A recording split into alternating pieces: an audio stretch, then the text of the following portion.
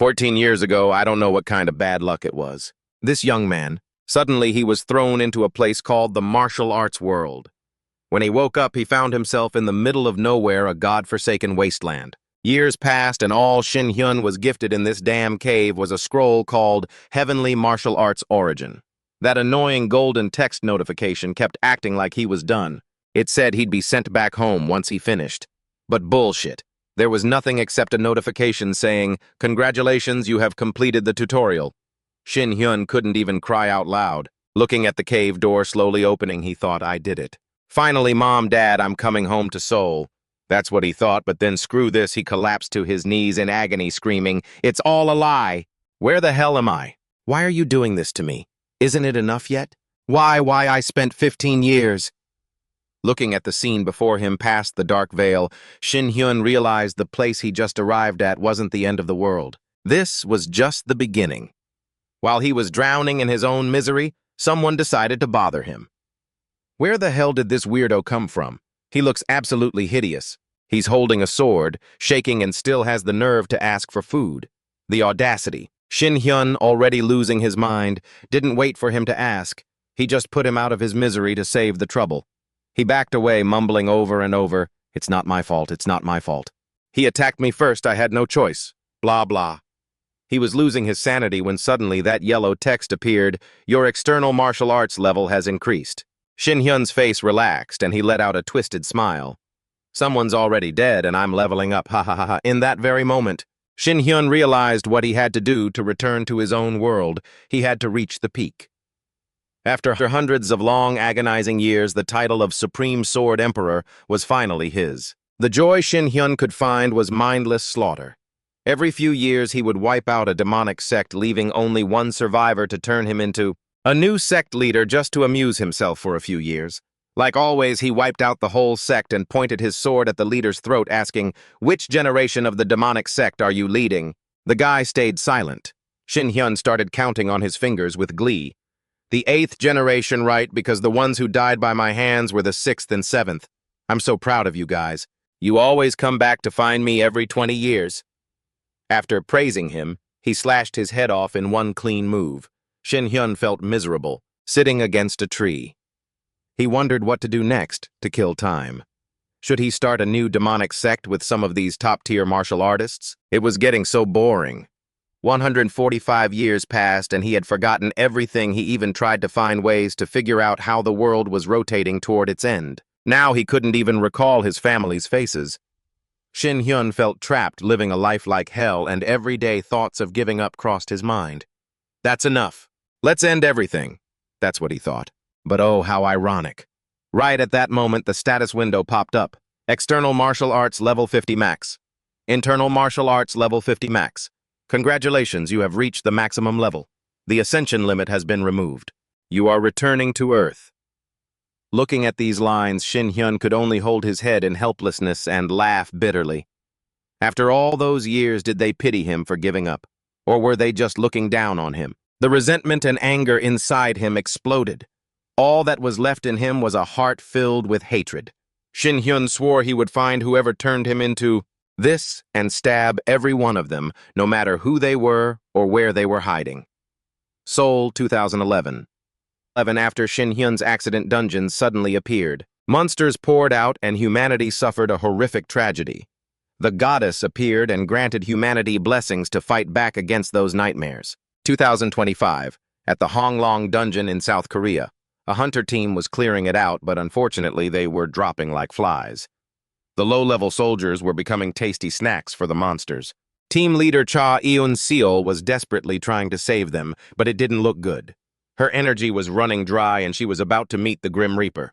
Even when completely exhausted, if she sees someone she hates, she's got to get up and fight. Cha Eun-seol has a fiery temper and she just ran into that bastard Seo Yuhan.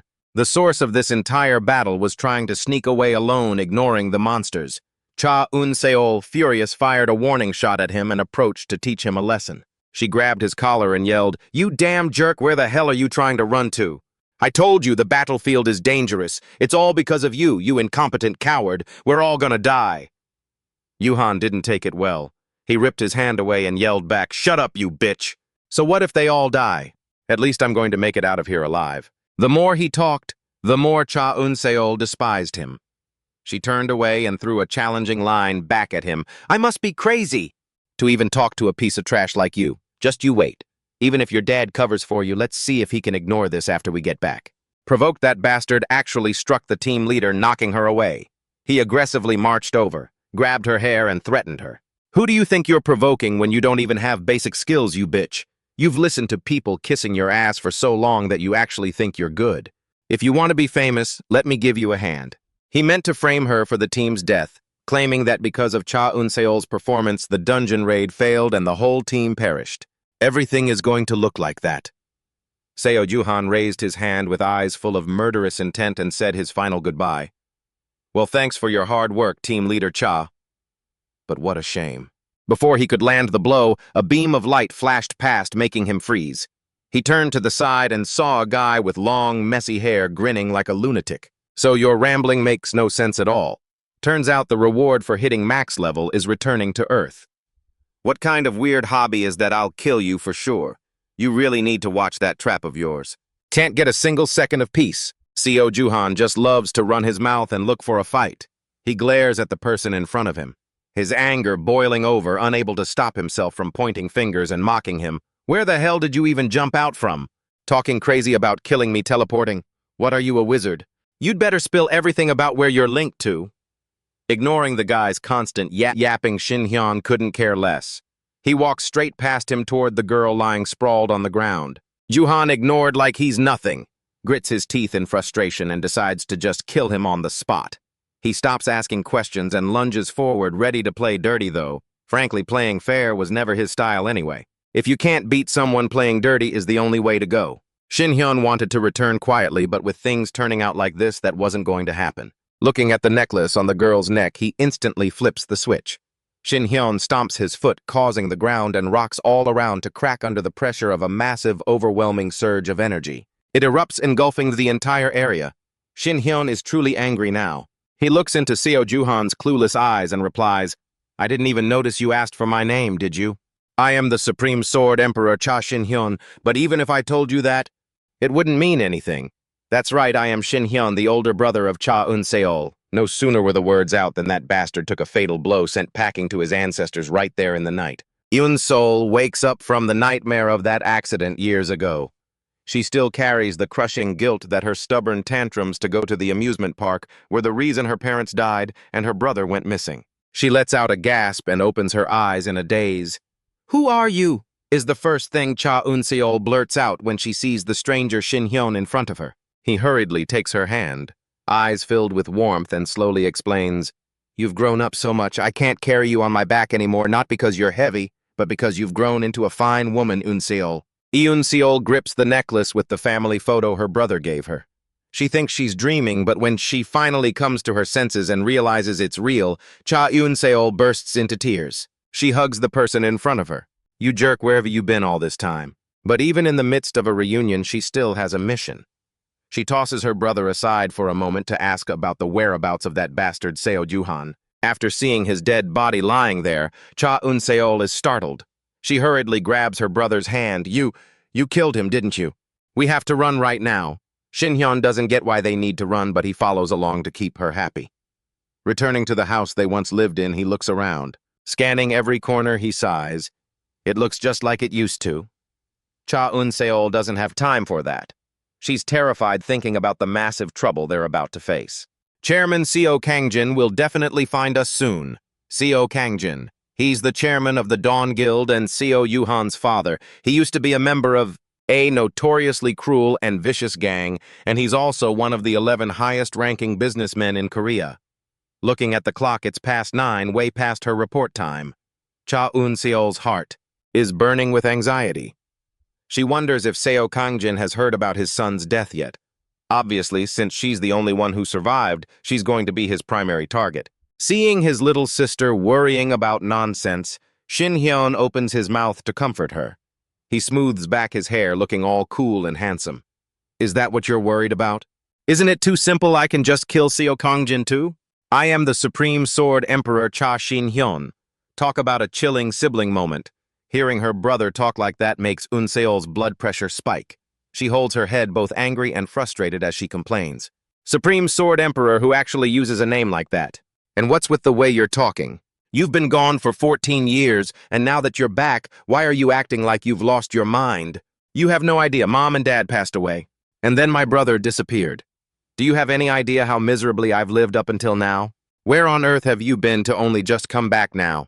Shin-hyun knows. He looks up at the family photo of the four of them, unable to express the pain he's felt because the last 14 years have worn him down so much. Shin-hyun only briefly explains that he's been in the martial world all that time. And the important thing now is that he needs to get updated on everything. He leans in close to his sister's face and asks rapidly, "What is a hunter? What is a guild? Does this world have a leveling concept too?" Yoon-seol listens until her head starts to ache. She doesn't have time to explain everything. Since she has other things to deal with, Cha Eun-seol leaves her confused brother behind and runs out of the house toward the Dawn Guild. I have to take care of urgent business first. Before leaving, she doesn't forget to tell Shin-hyun to stay put and forbids him from wandering around. I'll be right back. Well, it's been a long time since he's been home, so he guesses he'll have to listen. But that was a few seconds ago. Now he strokes his chin, lost in thought. First things first, Seo Kangjin. I guess I should go find him first. No need to waste his energy. He doesn't even know the roads well, and finding him would be a hassle. They show up right in front of him. With a loud crash, the front door is kicked in, and 3 big tough thugs storm in with fierce momentum. Without even greeting anyone, they go straight to the point. Where is Cha Eun-seol? Suddenly, the peaceful house is being torn apart. Shin-hyun is naturally getting pissed off. He points at them and clears his throat to give them a piece of his mind. You must be Kangjin, right? Did your parents teach you to smash down doors when visiting someone else's house? We really should knock more gently, you know. Despite being cursed at so viciously, Chairman Hung Dong stayed calm and asked his final question about where Cha Eun-seol was.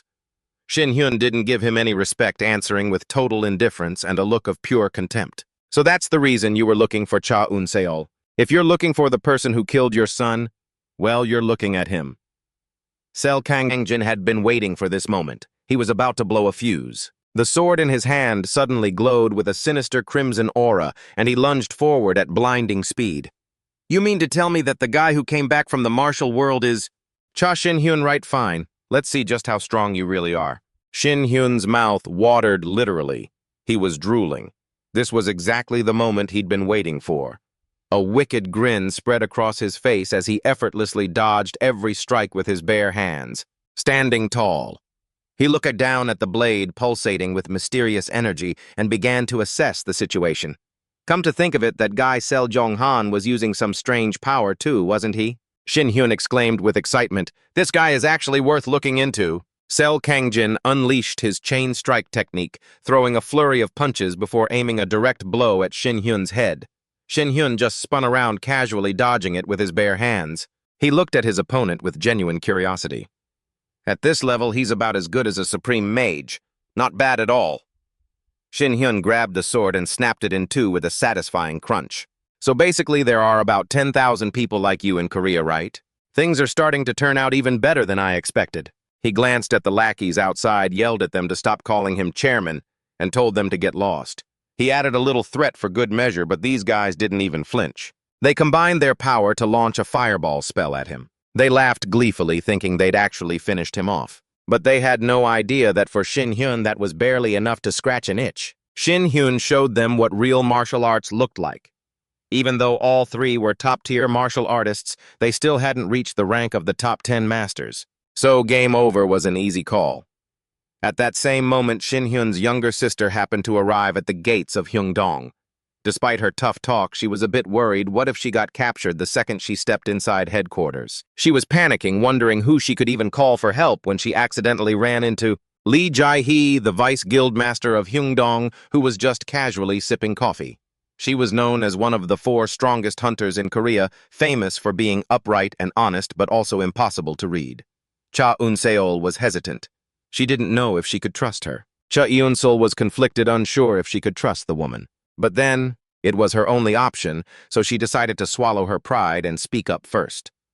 Cha Eun-seol gave a vague explanation to Lee Ji-hee about the situation, blah blah blah, blah blah blah. She expected to get slapped with handcuffs, but to her shock, the woman suddenly wanted to meet Shin Hyun, and even promised to cover up the mess Cha Eun-seol had made with that guy Chel Jong-han. It was a sweet deal. Even though she loved her brother, Cha Eun-seol had to sell him out to trade for some peace and quiet. Back to Shin Hyun, he was absolutely thrilled after blocking Chel Jong-han's attack with just his bare hands. He looked at his opponent and demanded, "You possess a power I've never seen or heard of in the martial world. That strange energy. Use it again." The lackeys who dared to charge in without permission were punched into oblivion. They screamed in terror, trying to run away, but they couldn't escape because Shin Hyun had created an invisible barrier to protect the house from the shockwaves. Chel Jong-han swung his massive blade, wincing and wondering what kind of monster he was dealing with. He clenched his fists, radiating terrifying, scorching energy as he prepared to strike. "You freak, I'm not going down alone!" Shin Hyun just stood there, completely unfazed. Now he felt more pity for the guy than anger. Who was the real monster here? That was obvious.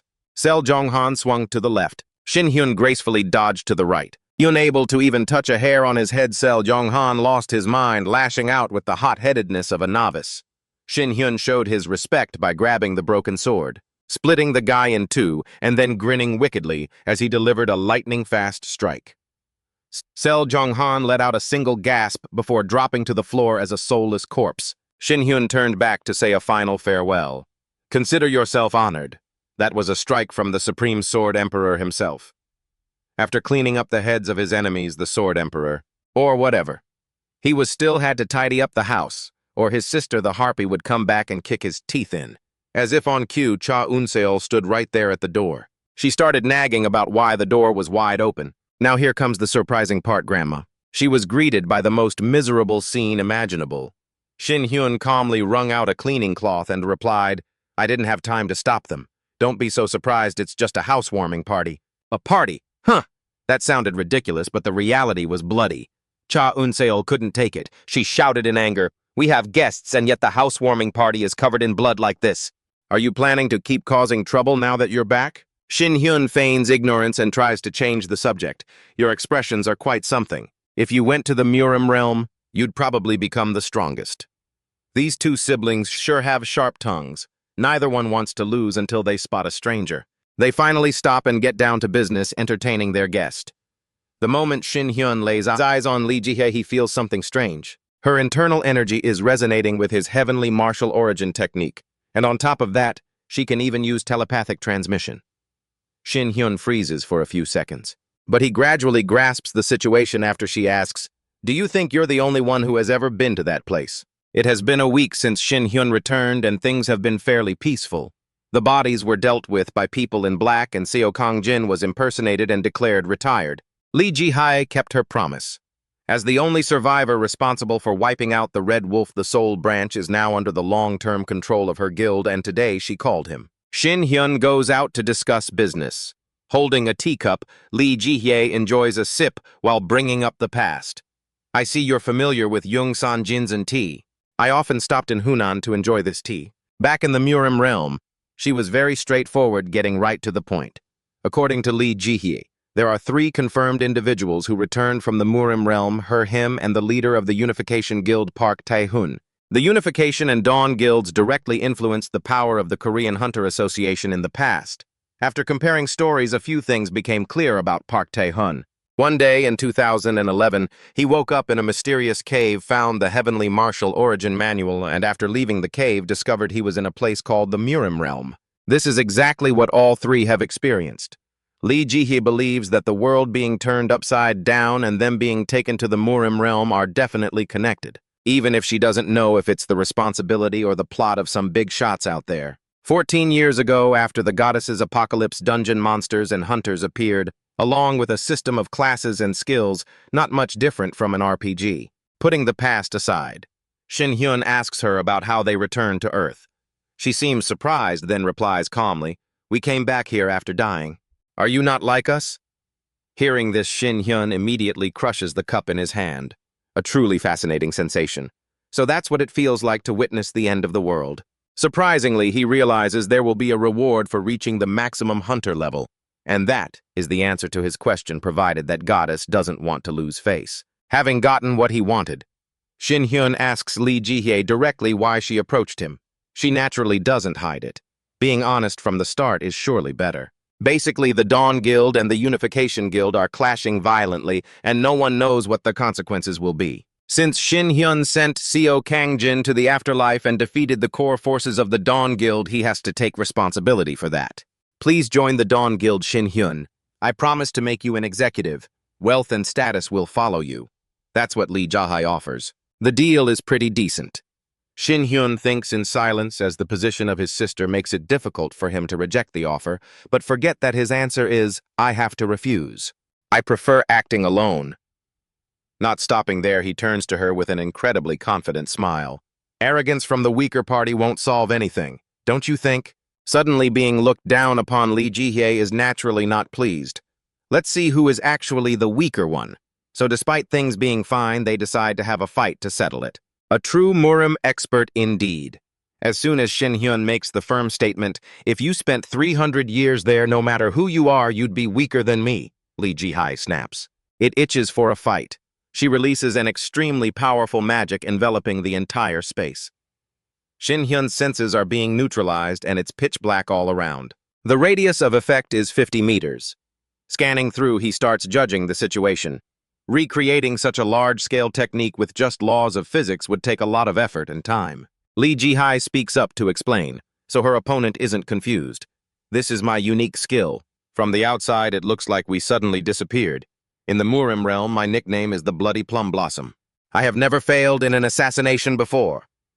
Lee Ji-hye holds her weapons, her entire body covered in killing intent, and approaches excitedly. Want to escape this place? It's simple, either defeat me or die right here. As the sentence ends, she appears right in front of him, and within a few short seconds, her sword is at Shin Hyun's throat. Not needing to know if it's Plum Blossom Rain Red or not Red Shin, Hyun handles it all. He tilts his head to back away, then uses his bare hands to dodge every one of his opponent's attacks, including a heavy kick from Lee Ji-hye. He ducks, maintains his balance, and judges with his eyes. Each hand holds a dagger, one held in reverse. A weird way to use daggers typical of the top assassin of the Murim realm, the Black King. Lee Ji-hye is quite surprised. She can't believe he could figure it all out just with those eyes. Shin Hyun continues to shake her mental state. I once fought someone who used that before. But because I was inexperienced back then, I accidentally killed him in a flash. Quite the freak, short but sweet. Fighting a woman, one must treat her as delicate as an egg, as delicate as a flower. So he gives her 3 moves. If she defeats him with one of them, he will agree to join Dawn. The first move, Shin Hyun dodges skillfully. The second move, he escapes again without losing a single hair. Lee Ji-hye uses all her strength before launching the final blow while letting out a few challenging words. So if I kill you, can I become the strongest in the Murim realm? A statement that leaves the opponent stunned. Shin Hyun is speechless. Silence means truth. She summons daggers from the ground, then from there creates streams of mana. Like the 9 tails of a fox, she launches them all at Shin Hyun. He still stands there. His sword intent is formed, breaking through all previous attacks. A massive rock blocks Lee Ji-hye's vision and is about to crash down on her. Lee Ji-hye can't move, as if she is being held by something. Just as she is about to be pinned under the rock, Shin Hyun rushes out and smashes it with just 1 punch. He turns to her and asks, "Third move over. Do you want to continue?" At this point, continuing would just mean getting beaten up. Lee Ji-hye isn't stupid. She stands there frozen like a statue, stammering her response, "No, I lost." At this point, keeping at it would just be asking for trouble, and Lee Ji-hye wasn't stupid. She stood frozen like a statue, stuttering, "No, I give up," clutching her wounded arm. Lee Ji-hye promised she wouldn't challenge him to another duel provided he told her what he did in that split second where she felt like she was fighting an entity she couldn't possibly oppose. Feeling that the fight was quite exhilarating, Shin Hyun agreed to her terms. The Dawn Guild would provide items and information, and he would use his power to support them. Shin Hyun raised a finger, setting his own condition. I'll act as an outsider not officially affiliated with the Dawn Guild. Let's call it an alliance. Beaten to such a pulp. Even if she didn't want to agree, she had to. Lee Ji-hye put on a show of thinking about it before nodding in agreement, though she still tried to push her luck by making him promise not to work with other guilds. No matter what happens, Shin Hyun didn't agree, but strangely enough, he swore on the honor of the Supreme Sword Emperor himself, which was quite a surprise. All terms of cooperation were basically settled. With nothing left to worry about, Shin Hyun, having just been served a beating instead of a meal, returned to see the state of the guild vice master. She couldn't help but worry, blurting out, "Are you okay?" Lee Ji-hye just brushed it off with a smile and praised Shin Hyun's talent, saying, "Just as I expected, he's truly extraordinary. My stamina is drained and I'm out of mana. Even though he didn't attack me once, I don't even know what he did to block my blade." Shin Hyun had just stepped into his house when his sister ran over and hugged him, starting to nag. Shin Hyun, oblivious, ruffled her hair and asked a perfectly calm question. "Eun-seol, why are you acting like this? Are you trying to kill me?" Eun-seol was fuming and told him straight to shut his mouth, stop going anywhere, and just stay home languishing like a decorative fish. Shin Hyun understood. His sister was terrified he'd disappear again, so he flashed a polite robotic smile and spouted some nonsense. When he mentioned thinking about becoming a hunter, Eun-seol looked like she was about to cry and laugh at the same time. Her expression was priceless as she retorted, "Are you actually trying to die?" After giving a vague explanation, Shin Hyun pulled out a mana crystal he'd gotten from Lee Ji-hye. She had said that with this, he could acquire a hunter's status window. Ignoring his sister, Shin Hyun immediately absorbed it. Whoa, it actually dissolved. There was no turning back now. Eun-seol told him to try summoning the status window. Shin Hyun opened it right away. On the left was his woolen status window that only he could see, and on the right was the hunter status window. Eun-seol was shocked and told him to check his class. As soon as she saw the notification floating in front of him, she beamed like a flower in spring. "Just as I thought. You can't be a hunter type, so just give it up, brother." Shin Hyun had no clue what she was talking about and asked why and what it was. Eun-seol, being in a good mood, was ready to explain. Hunters are divided into 6 classes: warrior, guardian, mage, cleric, archer, and assassin. If you're in the upper echelon, there are more, but those are the 6 basic hunter classes. Eun-seol is an example. My class is archer, but my advanced class is sharpshooter. But you started with a basic class, so you can't refuse or change it. Eun-seol emphasized with visible delight. But you don't have a class. This meant Shin Hyun didn't receive any class at all. He was just a regular human. There were a few rare exceptions where people without a class could become hunters, but the problem was the skills. Eun-seol started twisting the story to be negative, hoping to use this to make her brother give up. She looked mischievous and explained further, "Hunters need experience points to level up, and you can only fight monsters using the skills you get from spending experience points. Unlike the 6 hunter classes, you have to buy skills from the skill block. The cheapest is a common skill which costs 20 million won. Sword skills cost 25 million won. Hunters with classes automatically get skills by leveling up, but a hunter without a class just has to keep pouring money in. But brother, do you have the money?" When money was mentioned, Shin Hyun's face twitched. He was silent for a few seconds before suddenly shouting, "Lee Ji-hye, I have the god of wealth backing me." Lee Ji-hye knew her plan had gone down the drain. Eun-seol had no choice but to grumble and reluctantly accept it. She took her brother to the Dawn Guild's training ground at Tri-A prison to open his eyes and hopefully make him quit when he saw how hard it was. Eun-seol pulled back her bow, aimed straight at a rabbit, and fired. A small explosion occurred, and the rabbit was eliminated, turning into loot, a moonstone. Shin Hyun held the stone, studying it for a moment. Curious, he asked, "Moonstone, you said this helps me make money." Eun-seol excitedly explained that it was natural spiritual energy and contained a staggering amount of power. That's why nuclear plants are slowly disappearing, because of the appearance of monsters. She was still explaining, just about to tell him to be careful because anything could happen, when he already held up his hand like a gun, killing several monsters with a few simple finger flicks. The only thing was, when he used martial arts energy, he didn't receive any experience points. Studying his status window, Shin Hyun wondered if he should ask Lee Ji-hye for different skills.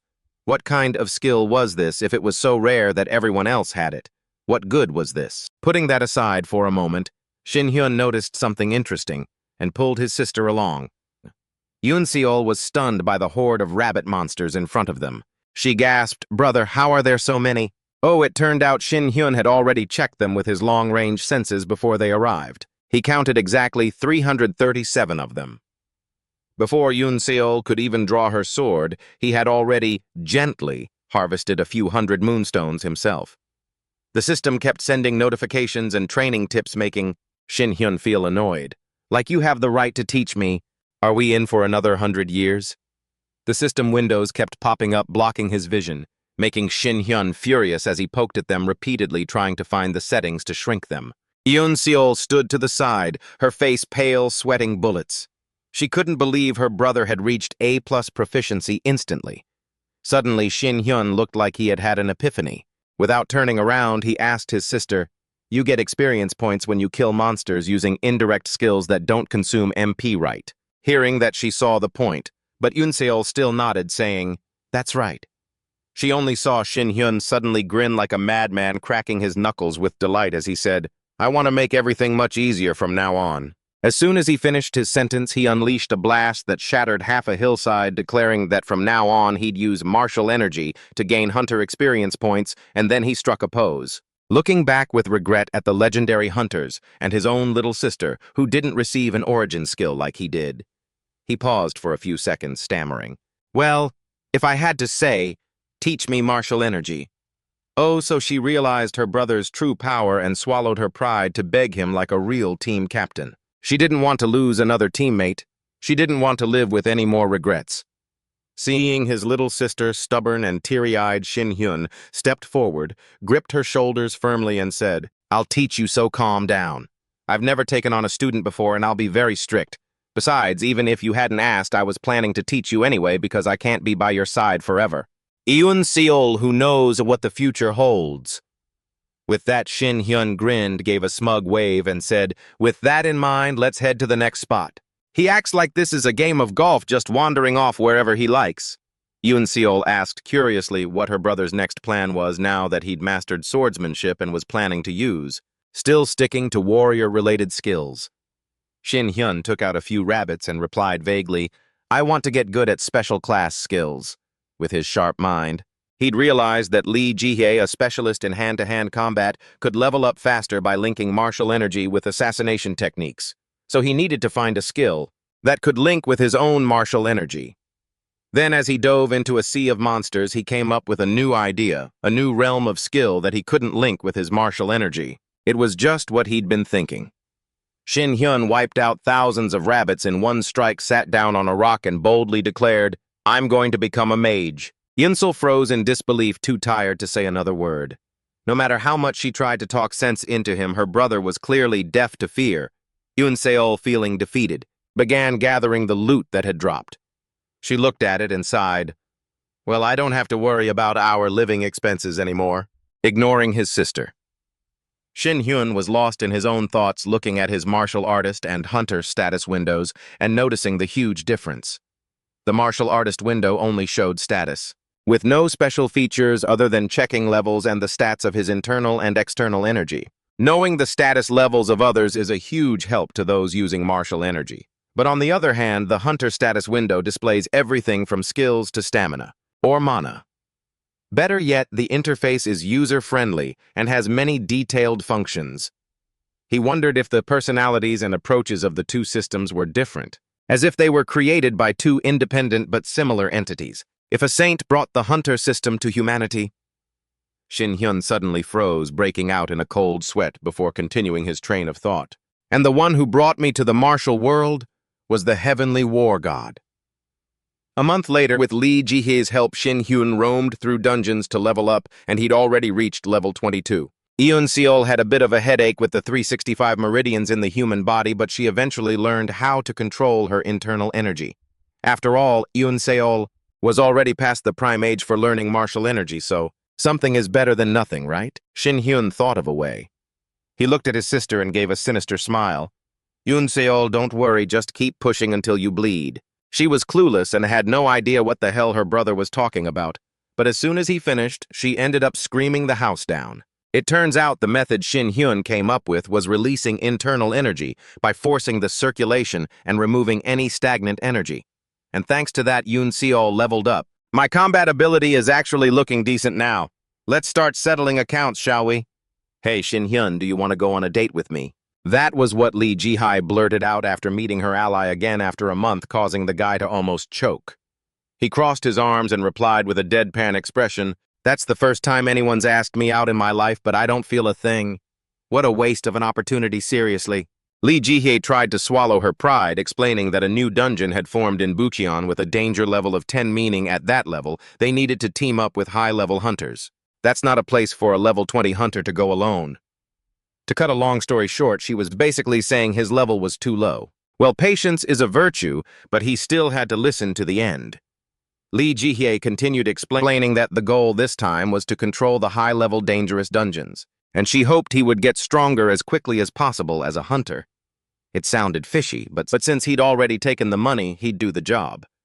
It wasn't often he got carried by a pretty girl, literally. So of course he agreed. He just had to give her a hard time first. Shin Hyun swirled his cup like an old man, then leaned in close and asked, "I see. No wonder you've been supporting me so much. So it was just for an alliance. You let me grow into a strong hunter, and then what are you planning?" She looked like she was being interrogated, but she did indeed have an agenda. Nobody gives you anything for free, so Lee Jihye didn't bother hiding it. She told him exactly what she wanted. It was for the Sun Festival, an annual event, organized by the 10,000 and Dawn Guilds. It was like a friendly festival for both sides to determine the best training ground in South Korea.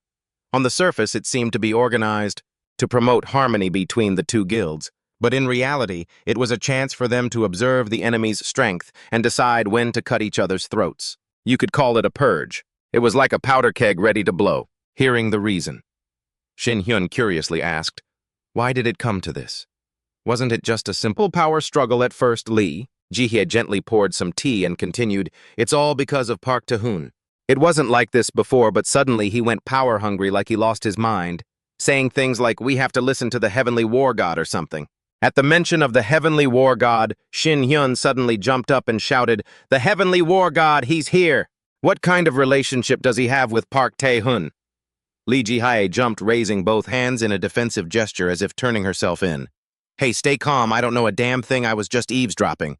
The thing is, he'd received a message from a martial artist's status window, but no one is ever supposed to see someone else's status window, so she had no idea what was true or what was going on. Sensing an opening, Lee Jihye pressed her advantage, continuing to whine about that guy. She poured out a sob story about their formerly harmonious past, blah blah blah, and finished with a lethal blow. Joined the Sun Festival as a member of the Dawn Guild. She could tell he wasn't planning on agreeing just yet. She relentlessly attacked Shin Hyun's conscience, bringing up the fact that Cell Chairman Kong Jin had already kicked the bucket just to make him feel guilty. Listening to all that was enough to give anyone a massive headache. Shin Hyun finally had to nod just to get her to stop. If he let her keep talking, he'd probably lose his mind. Seeing his agreement, Lee Jihye's face lit up. She pulled out the 6 skill orbs containing the mage skills he'd requested. Plus, I threw in some high-level mage and sorcerer skills as a bonus. Not bad, right? Shin Hyun stroked his chin, thinking, well, I do have to look a few notches above Park Tae-hoon, don't I? That felt like a win, but he didn't see victory yet. Only a mountain of paperwork slammed right into his face. Shin Hyun exploded in frustration. What the hell is all this, Lee? Ji-hee sat there calculating and explaining. You need to understand this is the legal paperwork proving our official alliance as a member of the Dawn Guild. It's not like you martial artists where you just talk big and think that's enough. You can't just cut your fingers to swear a blood oath as sworn brothers whenever you feel like it. Shin Hyun felt like his brain was about to explode from this world. Not only that he had to create a one-man guild just to establish this damn alliance, regardless of whether he actually understood what she was saying. Lee Jihye just picked up her bag and wore a grin that was innocent but clearly guilty of something. Take a guess at how much these skill orbs cost. I bet they're worth more than a house. Once you get it, just sign here. Cornered like this, Shin Hyun had nowhere left to run. Sign it, just sign it, he thought. What's there to be afraid of? A guild name is just a formality anyway. I can fill it in with whatever. And so with that mindset, the one-man guild Infinite was born. The paperwork was finally sorted, and before long, the two of them were a couple diving into a dungeon to farm monsters, staring at monsters they were already sick of seeing. Shin Hyun sighed dejectedly. I feel like all I do is go back and forth between home and the dungeon. We just got here and I'm already tired of it, Lee Jihye. She offered some consolation. You look like a model student who never misses a class, don't you? She didn't forget to remind him, be careful. This lot isn't strong, but there are infinite numbers of them. I didn't care if it was infinite or finite, whether 1,000 or 3,000 showed up. Shin Hyun handled them just fine. A strange, eerie smile suddenly spread across his face and a massive surge of magic erupted from his hand. He retorted with excitement, "To me, the more targets, the better." The monsters were skewered and fell like rain over Lee Ji-hai's head. She stared at them completely stunned. "You just learned that skill a few hours ago, didn't you?" It wasn't often he got asked that, so without missing a beat, he replied, "I'm the infinite mage Shin Hyun." He turned to her with a puzzled expression. "There's only one type of monster in a dungeon, right?" She hesitated, even though Lee Ji-hai had confirmed it since the dungeons first appeared 13 years ago, forming millions across the world. There was no case where two types of monsters appeared in the same dungeon, not even once. But he still felt like something was very wrong. Somewhere in Seoul at the villa of the Dawn Guild leader Park, Tae-hun, the guy was relaxing and feeding his fish while listening to his subordinate Kim Chun-ho. Chun-ho was reporting on the situation with the Dawn Guild and the guy who had been getting their support lately, Shin Hyun. When the report reached the part about Shin Hyun reappearing after 14 years, and that coincidentally Sel, Chairman Kang Jin had retired. Park Tae-hun raised a hand to stop his subordinate for a few seconds. He gently analyzed the situation for his subordinate, who wore glasses but was hardly dangerous. Sel Chairman Kang Jin, the one who discovered him and then immediately disappeared. That wasn't retirement. It seems he went to where Shin Hyun was, to avenge his son, but he died. Seeing that the subordinate still didn't believe him, he took off his hat, revealing a face with a cold 10 out of 10 no flaws charisma. Then he emphasized, "It was definitely Shin Hyun who killed him. That guy, did he come from the martial world?" Indeed, he was a perceptive guy to realize the crux of the matter without even meeting him. This topic kept coming up, and Shin Hyun, currently fighting monsters, felt his ears itching. He was so hyped about his new skill that even though an hour had passed, he was still overflowing with mana and wanted to keep fighting. Lee Ji-hae stood there terrified, not daring to get close, and cautiously asked him a few questions. "At this rate, the dungeon is going to be destroyed." Even though he was having a blast, Shin Hyun tried to stroke his chin and look like a professor to satisfy her curiosity. "Among the magic skills you gave me, there's one called Life Force Reversal, right? In the martial world, once you reach level 35 in both internal and external martial arts, you achieve an immortal body, blah blah and so on. In short, I have an infinite circulating flow of energy. If you have high-level martial arts, you can achieve anything, period." Still buzzing from the adrenaline, Shin Hyun decided to clear out some small fry before taking down the boss. Watching the way he fought, Lee Ji-hai got caught up in it too. She dropped her worried expression and replaced it with a look of pure excitement, grabbing her dagger and charging into the fray. "I should probably do something to earn my keep, right?" That's what she said before lightly stabbing a few of them in the head. The number of monsters grew larger and larger. Lee Ji-hae thought that when she got back, she'd have to raise the danger level even higher. The more this crowd flew, the harder they were to hit. She looked at the terrain, mapping out formation strategies in her head. And just as she was busy calculating, a roar suddenly echoed overhead, making her jump. She looked up and stood frozen, wondering what this giant monster was. How can there be two types of monsters in one dungeon? But it didn't matter what she thought. They couldn't hear her. They just saw prey and attacked. These creatures even knew how to use magic, catching Lee Ji-hae off guard. She could only turn tail and run. Just then, our hero no-wait Shin Hyun came rushing out. He pulled her into his arms, speaking with such excitement as if he'd been waiting ages for this moment to finally arrive. "Oh, so you actually knew," while scouting the dungeon. Shin Hyun had spotted an unusual monster, and when he spoke about it so nonchalantly, Lee Ji-hae snapped back in frustration. "So you're saying you just let that crowd roam around here, even though you knew about it?" "Well, yeah," Shin Hyun said, waiting for it. "Isn't it like a boss fight? You always save the best for last." He looked at her, trying to reassure her.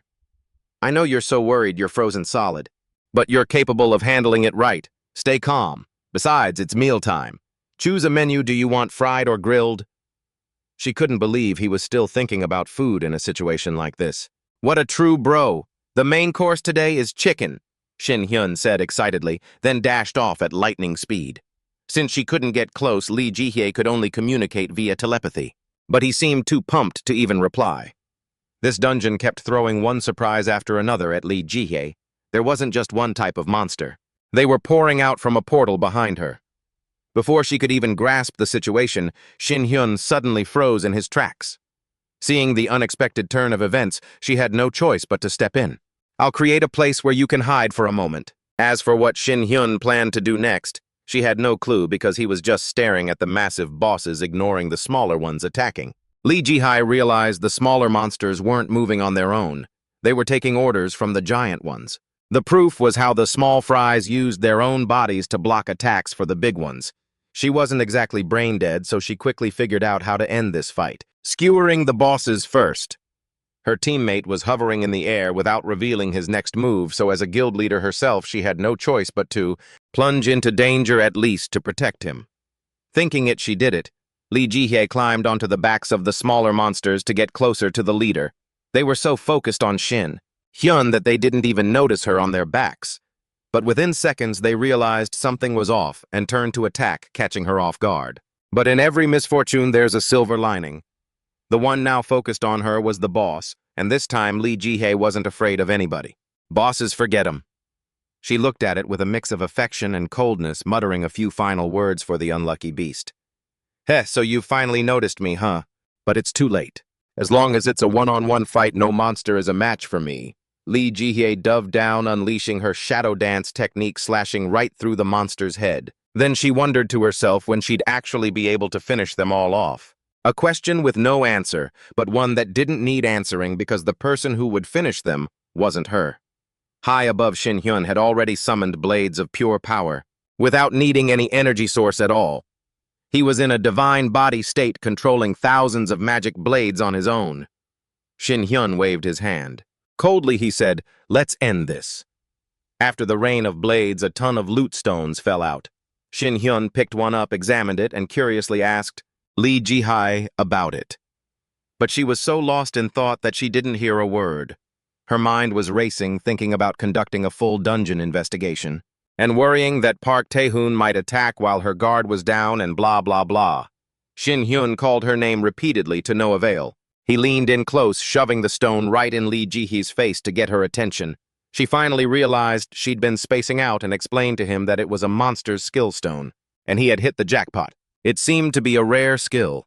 A month passed since they cleared the dungeon, and information about Shin Hyun started spreading online, making everyone who saw it stop and talk. The Jangkwon Guild crowd was getting a massive headache. The managers were furious, calling an emergency meeting and screaming at their subordinates for failing to find any trace of Shin Hyun for the last 14 years, or even his rank and class. The shouting was deafening. Park Tae-hoon calmly finished his wine, told them to sit down, and instructed, "We just need to remove the seed of conflict."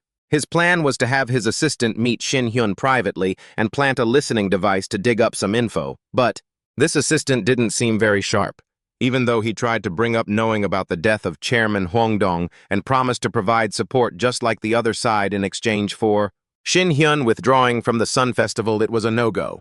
But Shin Hyun wasn't interested. He offered the guy some praise for his vision. It was hard to argue with the points the guy made, but he still had to stand up, reject the offer, and turn around to leave. I was too busy for this nonsense. Shin Hyun threw one final cold remark over his shoulder. "I owe Lee Ji-hae a debt, and I absolutely despise the idea of losing. You know that, right?" The guy in glasses tried to ignore it and begged him to stay, but the end result was being terrified by the Jangkwon Guild leader who had been lurking nearby. "Chun-ho, I thought I told you to drag the conversation out as long as possible. My eavesdropping turned out to be useless." He walked over, patted his subordinate on the shoulder, and growled. Even though the guy in glasses was scared out of his wits, Park Tae-hoon leaned in close and asked a question that left him completely frozen. Who on earth is he? Back on Lee Ji-hae's side after hearing about that pathetic meeting, she laughed in triumph. They had already guessed that Park Tae-hoon would be there, so it wasn't a surprise. Lee Ji-hae guessed that he must be very worried now that things hadn't gone as planned. Putting that aside, she moved on. She wanted to thank him for what happened in the dungeon last time. If it weren't for him, she'd be pushing up daisies by now. They were having a pretty nice chat until Shin Hyun suddenly changed his attitude and hung up abruptly, leaving Lee Ji-hae confused about what was going on. It turned out to be Eunseol. She'd been waiting for him there for quite a while. They were going to visit their parents' grave together. But unlike his younger sister, who was filled with grief, Shin Hyun remained completely indifferent, showing no emotion at all. He knew he was far too different from the person he used to be. Even standing right in front of their parents' ashes, he couldn't shed a single tear. A disappointed Yoon turned back and asked, "Don't you feel anything? You aren't sad or even the least bit moved?" Seeing he still had no reaction, she kept pushing. "Why won't you say anything?" Shin Hyun couldn't bring himself to face her at that moment. He could only apologize to hide the apathy on his face. Yoon, feeling wronged and angry, sobbed out loud because of this extreme change, covering her face as she wept. She blamed him, letting out words that felt like daggers to his heart. "I don't even know if you're still my brother anymore." "Well, it was because so much time had passed. I guess you can't be like you used to be, but that doesn't matter anymore. I've managed to live just fine on my own until now anyway." All Yoon wanted at that moment was for Shin Hyun to empathize with her, but he didn't understand that at all. Shin Hyun was silent for a long moment, then suddenly received a message from the system window which made him freeze. "How can you still be human? Cha Shin Hyun." These provocations made his blood boil. The person on the other end continued, "Don't resist in vain. If you need motivation, I can lend a hand." Now Shin Hyun had calmed down. He calmly replied to the person behind it all. "Who are you? Are you the heavenly martial god?" Shin Hyun asked with a defiant tone. Even though the guy said he would take everything away from him again, Shin Hyun didn't care. He wasn't afraid of anyone anymore. He loosened his tie and replied with a completely arrogant, "I don't give a damn" attitude. "I don't know who you are or why you're doing this to me, but go ahead and try. If you can, I'll find you and tear you into 100,000 pieces." A few days later, the Sun Festival finally arrived. Everyone was excited and waiting. The MC was a huge fan of hunters, so she was incredibly hyped, screaming at the top of her lungs, introducing them with all the energy she had, slamming the table as if she were about to jump onto the stage. "Hello, everyone. This day is finally here, especially for the heroes, who are about to go out and explore dungeons and hunt monsters. We have waited such a long time with burning passion, excitement, and anticipation for our hunters. Without further ado, we will begin right now." The major event in South Korea, the Sun Festival, was underway, followed by screams from the crowd, background music, and fireworks exploding in the sky. Looking at the scene outside, Shin Hyun couldn't help but marvel. It feels just like the Olympics or the World Cup. Lee Ji-hae, standing next to him, chimed in. "It's pretty much the same thing. In the public's eyes, the only things they care about are the hunters." Then she changed the subject, asking if he was fighting with Unseol, because the way the two of them acted when they arrived here wasn't right at all. Furthermore, she pointed out that the fault was definitely Shin Hyun's. Being hit where it hurt, he felt a bit stung, but instead of answering, he turned to her and told her to find him a house with a quiet, secluded yard. "I need to move out." Things were getting tense, just one fight, and he was already talking about moving out. It sounded like he was acting like a child, but that wasn't the case.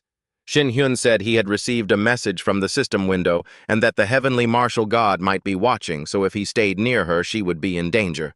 Lee Ji-hae felt a headache coming on. A message moving out. She couldn't process it yet, but she still tried to persuade him that it would be better to stay and protect the girl. But Shin Hyun wouldn't listen. He had 10 answers for every one of her words. Truly, it's a misfortune to have a teammate who bickers back at you constantly. Lee Ji-hae felt angry on Unseol's behalf, so she stood up and punched him after hearing Shin Hyun explain. "She said she didn't need me. I don't want to interfere in other people's family business. But if my brother said that to me, definitely punch him." "Shin Hyun, you don't understand your sister as well as I do, right? Captain Cha Unseol is..." Right as she was about to drop some wisdom, she was interrupted. Before she could finish, an assistant rushed in and yelled, "Vice Guildmaster, are you here? The event is about to start." It was a pretty ridiculous scene, 6 eyes staring at each other. Lee Ji-hae was embarrassed, but she didn't say anything, just slowly retracted her hand and pretended to be calm, scolding the staff member, "Don't you know any manners?" Then she turned back to Shin Hyun and told him not to go anywhere until she got back. On stage, the key members of the 2 guilds appeared one after another in a flashy display after the MC's introduction. She was so excited that she even emphasized Vice Guildmaster Lee Ji-hae and Guildmaster Park Tae-hun once worked in the same guild, as if she were afraid someone didn't know so they could gossip. Park Tae-hun flashed a professional smile and reached out to greet Lee Ji-hae politely while the public watched. Lee Ji-hae was annoyed, but she still had to bare her teeth and smile back in a friendly way. Outwardly, the two were laughing and chatting as if they were very close, but internally they were using telepathy, threatening to finish each other off at the first sign of weakness. Truly a living example of smiling on the outside while hating on the inside. Lee Jihye looked at her rival and mocked, "Vice Guildmaster, that little assassin kid who used to be my substitute has grown up quite a bit, hasn't he?" Park Tae-hun wasn't one to take that lying down. If someone touched his people, he had to bite back. He quickly retorted, "You've always been interested in the weakest ones, haven't you? I hear you're busy dressing up and fixing things for those rookies." The bickering was endless. Their standoff ended with a friendly, cordial handshake followed by the announcement that the Sun Festival had officially begun and the solo matches commenced in rapid succession, amidst the enthusiastic cheers and anticipation of the audience.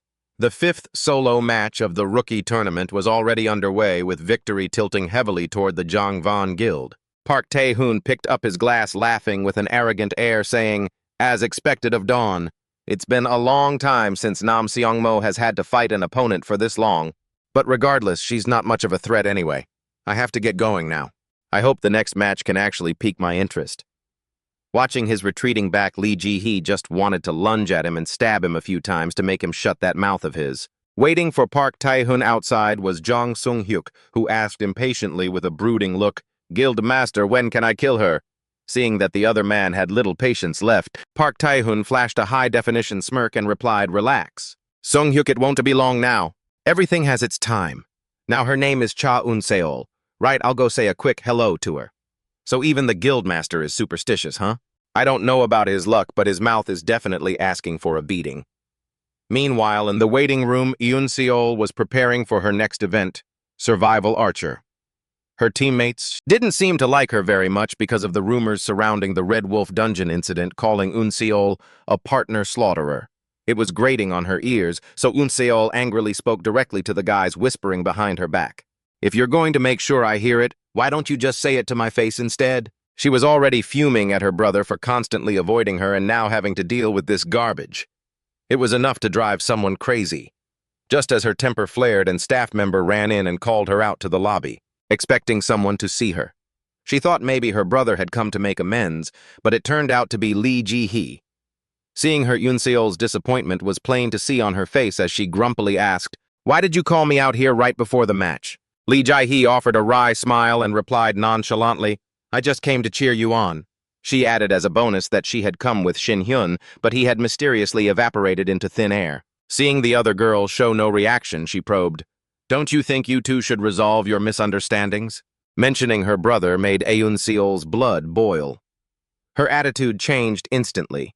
She didn't mince words. "Honestly, I don't like you at all, Vice Guildmaster. You seem to be using him to do whatever it is you want. Come to think of it, he decided to become a hunter right after he met you, even though he hadn't been back to a normal life for very long. He shouldn't have become a hunter. Why is he so determined to be a hunter and get stronger anyway? He's chasing after something he won't tell me about. It's like he's not the brother I knew anymore. He's so strange and distant." Suddenly being berated by a subordinate without any room to breathe. Lee Ji-hee didn't get angry. Instead, she was stunned to see the tears welling up in the girl's eyes. Just at that moment, an announcement that the competition was about to begin cut them off, bringing them back to reality. Lee Ji-hee still tried to use the remaining time to explain on Shin Hyun's behalf, "I know. He didn't want to change that much either. I felt that same suffocating pressure. Shin Hyun fell into a hell where he could have lost his life at any moment, and he was stuck there for a long time." Shin Hyun couldn't keep his sanity. Perhaps he didn't want to show that dark side of his personality to his little sister. As she spoke, Lee Ji-hee thought back to her own miserable, struggling past. But instead of sympathy, those words caused Yoon-seol to directly explode. She turned to leave, but shouted back with a tone of utter exhaustion, "How strange. Why should I have to hear about my brother from you, the Vice Guildmaster? He surely would have seen me as someone more trustworthy than you, a Vice Guildmaster who is supposed to be his equal." As soon as Yoon-seol left, Lee Ji-hee angrily called out to Shin Hyun, who had been hiding behind them, and gave him a piece of her mind. She suddenly grabbed his collar and shouted, "You're no different!" Then Park Tae-hun, "Why can't you just be honest for once? Captain Cha Yoon-seol isn't the little girl in your memories anymore. Do you really think hiding your intentions is what's best for your sister? Follow me. I'll show you a side of your sister you know nothing about." She's acting more like his mother than a colleague. What kind of ally is this scary? The survival archer round quickly got underway after the starting signal. only a little while longer now. The 6 teams from Dawn and Jongvan would clash. Yoon Seol kept receiving notifications from her teammates about enemies closing in, but it didn't seem to catch her attention. Instead, Yoon Seol was still furious about her stupid brother. She punched the wall with a loving tap, then grumpily cursed Shin Hyun for being an idiot brother who still thought of her as a helpless little kid ignoring her teammate. Next to her, who was warning of enemies within 300 meters and saying they needed to wait for reinforcements. Yoon Seol refused immediately and replied, "It doesn't matter. I'll take them out myself." Before the others could intervene, she drew her bow and aimed directly at the enemy, hitting him straight in the heart. The announcement that the 6th Jongvan soldier was out rang out immediately. Yoon Seol looked at him lying there and muttered to herself, "Don't look down on me, you stupid brother." For a split second, she remembered the past, the day her life as a happy child turned into that of an orphan looked down upon by everyone. At that time, Yoon Seol had always insisted that her brother was definitely still alive somewhere and would appear before her any day now. But the truth is often heartbreaking. No matter how much she prayed, it didn't come true. And it was on that very day that the goddess appeared and warned of the day the nightmares would descend and humanity would have to evolve. Yoon Seol didn't quite believe it, but no matter how stubborn she was, this ridiculous world had become just that. And then, upon growing up and receiving the archer class after an aptitude test, Yoon Seol joined the Hunter Academy, living a school life subsidized by the state where she was constantly bullied. Because she had no parents, she had to struggle and stand tall to fight back against that crowd. Then, with her innate talent, Yoon Seol joined the top-tier guild that everyone was dying to get into, the Dawn Guild, to survive the days without her older brother. To keep weak thoughts at bay, she kept pushing herself, but it still wasn't enough. Yoon Seol screamed in frustration, "But I can't forgive you for treating me like I'm still a little kid. I'm not that weak." After shouting, she felt a weight lift off her heart, but then Yoon Seol realized the surroundings felt strange. Everything was deathly quiet. She frantically tried to contact her teammates, but no one answered. As panic set in, a barrage of arrows suddenly flew at her. Yoon Seol spun and leaped into the air to dodge. Caught off guard, she accidentally took an arrow to the arm. The shooting stopped. "Target found," a voice called out from across the way, fitting the current situation. It made her realize something: the arrowheads were supposed to be blunt, but her arm had been pierced, and blood was flowing freely. "They're using real arrows," Yoon Seol realized. As Yoon Seol muttered that, the guy opposite her saw she was wounded and sneered, "Don't hold your breath for a rescue. We've done a little tampering to make sure the camera signal won't be able to broadcast this area." Oh, so this guy is looking for a death wish. Doesn't he know who's killing who? Yoon Seol wore a wicked smile, ripped the arrow out of her arm, looked at them and said, things that would send chills down anyone's spine. "Who knows? I've never truly relied on stuff like that in my entire life." With that, she drew her bow, 4 arrows already nocked. Her gaze was ice-cold and unwavering as she looked at them and fired. She boldly declared, "Today is the day you all meet your maker. Let's begin, you losers." She used her archer skill to gift each of them a loving arrow. "Kill her," they frantically ordered each other. Yoon Seol rolled and landed. 3 arrows hit their mark. She gritted her teeth, blaming herself for missing one. The opponents, on the other hand, were terrified. They couldn't believe that a sniper could cause such chaos in a close-quarters battle, especially with a competition bow. This time, things were really messed up. In this situation, the idea that a squad of elite guards could beat Yoon Seol was absolutely laughable. Just as she was about to deal with the rest of the pack, a guy tried to sneak attack her. She immediately ducked and drew her bow to return the favor with an arrow. "You arrogant bitch!" the guy yelled angrily. But before he could finish his insult, he was sent to meet his ancestors. Only the commander was left, and Yoon Seol was about to take them all out.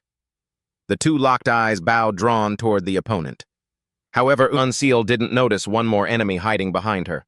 Before she could act, the guy launched a lethal strike. Yoon Seol was caught off guard and couldn't react in time. She could only stand there blinking. "Use your martial arts." Suddenly, she heard her brother's voice echoing in her ears. Yoon Seol snapped the bow in half with her bare hands and lunged forward to punch the guy right in the face without mercy. She landed gracefully and looked at the last guy with love. "All right then, what should I do with you? You're the last one left. Say your final words, because I'm going to beat you to a pulp." Facing such a heavyweight opponent, the guy turned yellow and trembled like a leaf. He stammered, trying to surrender, but it was too late. Yunseol's teammates had arrived and dealt with him for her. The results of the round were immediately updated. The Dawn team won completely only... It was a bit strange. Something unusual had happened in the dead zone.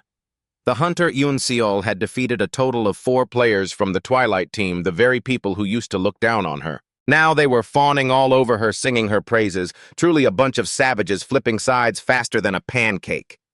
Yunseol looked up with a proud expression, whispering to herself, "If I can help it, I really don't want to accept any help. Well, thanks to you, I survived." As the perfect performance ended, Lee Ji-hee turned to ask Shin Hyun, sounding incredibly excited. "Did you see that?" The guy pretended to cough before answering cheekily. "Yeah, I saw it. She got out of that crisis thanks to the martial arts I taught her." Lee Hyun heard that and felt her chest burn with annoyance. She yelled, "That's not how it happened." Shin Hyun understood, of course, but he was intentionally pushing her buttons. He knew that just teasing a little bit. He now acknowledged that Yunseol had grown up and become much stronger. He promised himself he wouldn't treat her like a kid anymore. Shin Hyun stroked his chin proud. "That's my little sister for you." Goodness gracious. And here I thought he was the one who called her the weakest sister back then. On the side, Park Tae-hoon watched the battle, not missing a single move.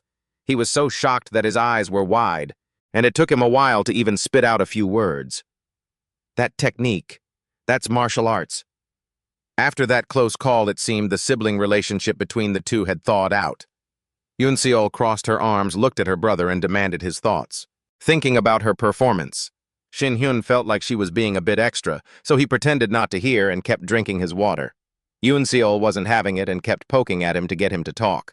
Well, since that was the case, Shin Hyun had to express his feelings. He put his teacup down and looked at Yunseol with love and affection. He apologized for keeping everything hidden. "Because I just wanted to be your older brother like I used to be." After blah blah blah, Shin Hyun told her why he wanted to become a hunter. Yunseol understood him a little better. She held out her hand to make him promise not to leave her or hide anything from her ever again. Shin Hyun gave a relieved smile. Pinky promised the little one and swore he would never do that again. All misunderstandings were resolved. He smiled brightly and said his nickname wasn't just anything. It was Supreme Sword Emperor. The announcement that the great battle was about to begin echoed. Shin Hyun quickly left to prepare for the next round. In the waiting room, the head of the Dawn Guild stopped by to boost the morale of the participants, especially to meet Shin Hyun. The old man shook his hand repeatedly and went on and on. Shin Hyun stood there helplessly listening, then used telepathy to ask Lee Ji-hee, "Is that the puppet boss you mentioned?" She replied, "Don't underestimate him. He might look like that, but he's already reached level 60. He delivered the final verdict. She effectively shut her up. But since he was weaker than her other hunters, stepped in to cozy up to him, leaving the young man completely exhausted right at that moment. Suddenly, an uninvited guest appeared, making the whole group jump in surprise. They turned and stuttered, calling out his name, Park Tae-hoon, as he put on his best friendly neighbor act. "Oh my, am I interrupting your rest? It's just a friendly sparring match, isn't it? I just dropped by to say hello. Is there a problem?" The group felt embarrassed for him, but seeing their reaction, he dropped the act and got straight to the point, stepping closer to Shin Hyun to shake hands while his real intent was to probe. I was trying to dig up info on him, but his heavenly martial arts technique didn't resonate with Shin Hyun's, leaving Park Tae-hoon puzzled. He couldn't wrap his head around it. If it wasn't from him, who could Shin Hyun have learned martial arts from, and who could reach this level of mastery without having gone through the martial arts world? Shin Hyun suddenly eyed him like a hawk. He stepped forward to retort, "I think I owe you for what happened between my sister and your hunters during the Archer survival event," disregarding the guy's nonsense as if it had nothing to do with him. Shin Hyun glared coldly, radiating intimidation. "I won't forget everything that happened. I will definitely get my revenge." Whether or not he was involved with the heavenly war god was just a side note. The main issue was that he dared to touch his sister. "Because I'm going to put on a show so great you won't be disappointed, Shin Hyo," he said, then turned on his heel. He walked out, leaving the honored guest standing there stunned. He was so furious he secretly thought, "I'm definitely going to wipe that smug guy off the face of the earth." On stage, the female MC excitedly announced, "This is the highlight of the Solar Festival, the main event. The grand battle between Dawn and Twilight finally begins. Serving as the vanguard for Dawn is the super rookie who is the hottest topic in the country, the man who shook hands directly with Vice Guildmaster Lee Ji-hae. Infinite Guildmaster the hunter Shin Hyun stepped out to the enthusiastic cheers of the crowd. His profession rank and achievements were all big question marks yet to be revealed, which made everyone extremely curious. On the other side, the vanguard of the opposing guild also stepped out, introduced as the genius mage of the Twilight Guild, a man with fiery charisma, the Fire Dragon King. Ryu Sungjin, just like the rumors say, you really do have an arrogant face. I'm going to roast you. He looked at Shin Hyun and spat out those condescending words. The starting signal rang out amid the audience's applause, both prepared to lunge at each other for a real showdown. Park Tae-hun used telepathy to warn his subordinate to drag the fight out. Expose all the power the opponent is hiding. But who would end up exposing whom remained to be seen. Right from the start, Shin Hyun shot up into the air, crushing the rumors that he was hiding his profession because flying was the primary skill of the warlock profession. Was this a provocative move to showcase his high-level class? The Dawn Guild Master looked toward Lee Ji-hae and asked, "Is this some kind of strategy too? Does he have a plan?" She scowled and replied, "I don't think so. He probably just wants to show off." And yet Lee Ji-hae was right. After calculating his opponent's level and comparing it with his own, Shin Hyun was still slightly ahead if he used martial arts. If he fought that way, the guy wouldn't even be worth his notice, but now he had to use his hunter powers, so it was a bit more of an even match. However, the thing that excited Shin Hyun was the name, Park Tae-hun, who was sitting over there. "You're really gunning for me, aren't you? How cute." Shin Hyun chuckled and continued, "Dying of curiosity, wondering if I'll use martial arts or something else, right? Keep staring until your eyes fall out. I'm never gonna let you see it, you bastard." The words had barely left his lips before Shin Hyun created a barrage of energy orbs, raining them down like Christmas presents. The opponent wasn't just standing there either. He countered with a flaming shield of divine mana. "Isn't that a basic skill for a warlock? Is it because our investigation hasn't started yet?" Ryu Sungjin wondered to himself. When attacked unexpectedly, he immediately blocked the strike and swung his hand, attacking with flames. Burning brightly, he deployed them like a cape. He assumed Shin Hyun was just a warlock, and he had already prepared a counter trick. There are 3 professions higher than a warlock. The battle-less profession, which focuses on skill sets and item crafting. The maker, capable of imbuing elemental properties into magic. And the sorcerer, known for shaping magic into phenomena and concepts. Whether teleporting or flying through the air, all 3 resemble supernatural entities, more than standard mages. In typical battles, they stand in the back, providing support very different from the vanguards. But occasionally, they can land lethal strikes and become a real nightmare. But hanging back and observing was not Ryu Sungjin's style. He excitedly lunged forward with all his might, screaming, "If you're still hiding any skills, you'd better show them right now. Otherwise, take this and get out of here." He unleashed a destructive fire strike, a stunning martial arts performance combined with honed fire magic, sharpened since he was very young. The audience watched the battle, sweating bullets, terrified that Shin Hyun would be finished off before he even got a chance to show his true power. But no, I had that main character aura, so this was nothing. Shin Hyun stood perfectly still without a single hair out of place. Only the ground beneath his feet was completely shattered. Ryu Sungjin, not satisfied and furious, unleashed his original skill, roaring at his opponent to show every single move if he didn't want to be blown to bits. Shin Hyun was still acting nonchalant like he was playing tag. He looked straight at him, gave a slight thumbs down, and taunted, "You've got a lot of surprises, huh? If you want to see my trump card, then..." Before Shin Hyun could even finish, his opponent's attack vanished in an uncanny way. The crowd began to murmur left in baffled silence, unable to comprehend what was happening. Some even say that it was gifted by some kind of god. Lee Ji-hae's face twisted in agony as she crushed it, cursing Shin Hyun under her breath. That bastard! It was truly worrying how high-level martial arts could barely be distinguished from magic. Even the Fire Dragon King's most powerful attack was nothing compared to Shin Hyun. Ryu Sungjin is just a blade of grass by the roadside. How could he ever touch the clouds? A mere gutter rat trying to compare himself to the ocean. He lunged forward in a fit of rage, but he's nothing more than a mosquito, no matter how many attacks he unleashes. No matter how fiercely he attacks, the outcome remains the same. Shin Hyun blocks every move with ease. It's pretty intense. Who would have thought a battle like this was between mages? Shinhyun teaches him a few basic moves, then closes in and answers his question about how he practices martial arts, saying he's been training for quite a long time. Like this kid, is that really all you've got? Is this the limit of your ability? Compared to your confidence, you're honestly pathetic. Ryu Sung-jin is truly triggered. He backs off, intending to go for a suicide attack. If he can't win, he'll burn it all down. A massive dragon appears right in front of Shin-hyun. The heat is intense enough to flatten an entire zone, sweeping through the arena like a storm swallowing him whole. Did he fall helplessly to this unbelievable attack? Oh, turns out he didn't. Even 10 fire dragons couldn't pierce his defense. Even though he has a body immune to heat and cold, he's not a roasted sweet potato, so that's enough games for now. A surge of mana pours out from Shin-hyun, crushing the opponent's fire dragon. He took down Ryu Sung-jin in an instant, a living testament to the saying, "Talk big, get hit hard." The crowd buzzes, calling him a god, seeing how he just shows off his power. Park Tae-hoon's face wrinkles like a monkey eating a chili pepper as he asks his subordinate who's up next. Upon hearing it's the knight Choi Ji-hyun, he relaxes a bit and tells him, "Use that, Choi Ji-hyun," known as the Spear of the Central Plains, protecting the guild's territory. He appears in cool-looking armor with a spear in his hand bearing a nickname, the Mage Butcher. Much like the implication in his name, he has never lost to any mage. Even though the warrior class has a high win rate against mages, that's not certain anymore.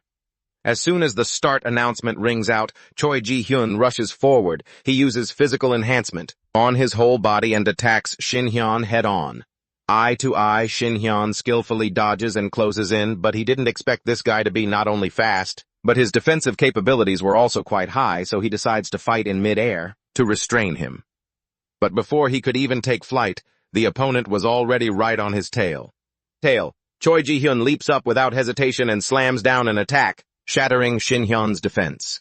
The repair crew for the arena floor must be fuming right now. Shin-hyun lies there, so surprised he can't even move, then gasps, "Wow, I can't remember the last time someone managed to knock me down. It's been hundreds of years, hasn't it?" He stumbles up, clutching his head, looking pained. "If I could use martial arts, I could take on 10 guys like this." Clearly amused, Shin-hyun flicks his finger, drawing a line through the air, tossing his opponent from one side to the other as if he were playing with a toy, unable to withstand the attack. Choi Ji-hyun's mask shatters, revealing a pale face. People are constantly asking each other what is happening in this moment. His mysterious power has overwhelmed the opponent, answering all the questions of the busybodies. "The power I possess isn't gravity, it's attraction and repulsion. It's an original skill I developed after deep reflection on the inversion of yin and yang. Explaining it in detail is complicated, but that's the gist of it. I can channel force to pull my opponent toward me." Before Shin-hyun can finish, the guy interrupts him, cutting him off. "You made a mistake. You shouldn't have closed the distance between us." Park Tae-hoon sees the tables have turned and exclaims excitedly, "Ha ha, Shin-hyun is going to die here!" Shin-hyun is still confused when suddenly he receives a bright red notification. Magic usage disabled for the next 10 seconds. This is literally a death sentence. Luckily, he was quick enough to dodge, otherwise he would have been toast. I thought that was the end of it. Just as the battle is reaching its climax, Choi Ji-hyun desperately counterattacks with an unknown skill. Lee Ji-hee up in the stands notices something wrong. She repeatedly uses telepathy to urge Shin-hyun to run away before things get worse. The match doesn't matter anymore. Give up and save your life. But running or giving up, those words have never appeared in Shin-hyun's dictionary. Regardless of whatever stupid trick the enemy is pulling, he stands still without blinking. Suddenly, he becomes a different person. His eyes turn cold. A sinister smile plays on his lips, and a terrifying surge of energy erupts, sending chills down the spines of everyone in the arena. The heavenly martial origin technique suddenly resonates with this terrifying energy. A massive shockwave more terrifying than anything Park Tae-hoon had ever felt. Choi Ji-hyun is bound in mid-air, cluelessly wondering, "Where am I? Who am I? Isn't my anti-magic still active?" Choi Ji-hyun is so confused. He has to blurt out, "What kind of skill is this?" Shin-hyun slowly descends from the air and gives a long explanation to the guy in front of him. "That's not a skill, that's martial arts. And if you're curious to know what martial arts are, then after this, get your ass over to Park Tae-hoon and ask him. And that energy currently chaining you, which only you can feel, that is the pinnacle of swordsmanship known as Mind Sword." It's a power that can be invoked once external martial arts reach level 40. It's called Mind Sword Manifestation, or in this world, human will. When someone reaches this level, they can kill or tear the heavens and split the earth just with their intent. Listening to Shin Hyun sounds like complete fantasy. Who knows if Choi Ji-hyun managed to catch a single word in this situation. He intended to end it cleanly, but this would be boring. He has to pay the guy back for everything he received. The world of martial arts is treacherous. A debt of blood must be paid in blood. Shin Hyun has to teach these loser students of the future a lesson to be righteous.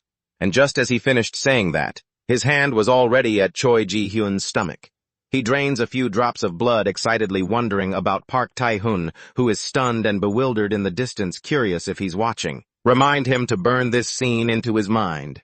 This is exactly what he was dying to see, isn't it? The ultimate martial arts.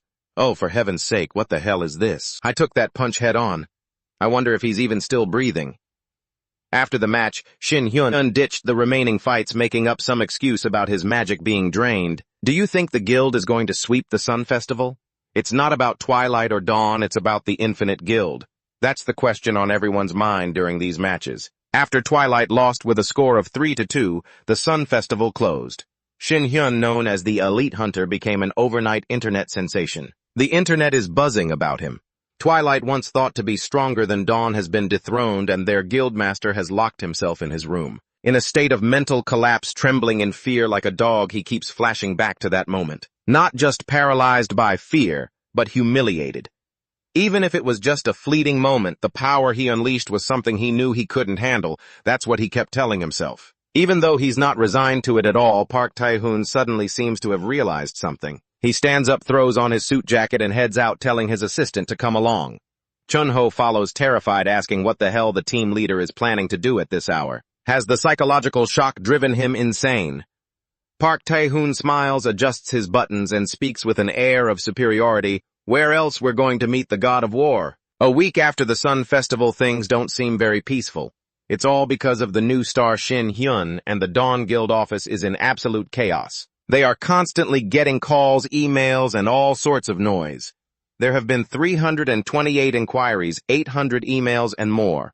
Most of them are from reporters and people hoping to join the Infinite Guild.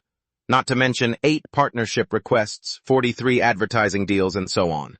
The assistant has turned down almost everything except for one. Just as he was about to report this special case, a staff member pounded on the door calling for the secretary, making him spin around like a top. Shin Hyun is tired of this whole situation. He hates this pointless noise, so he complains a bit to Lee Ji-hee. Even though it's late, he apologizes. Lee Ji-hee suddenly cuts the tension.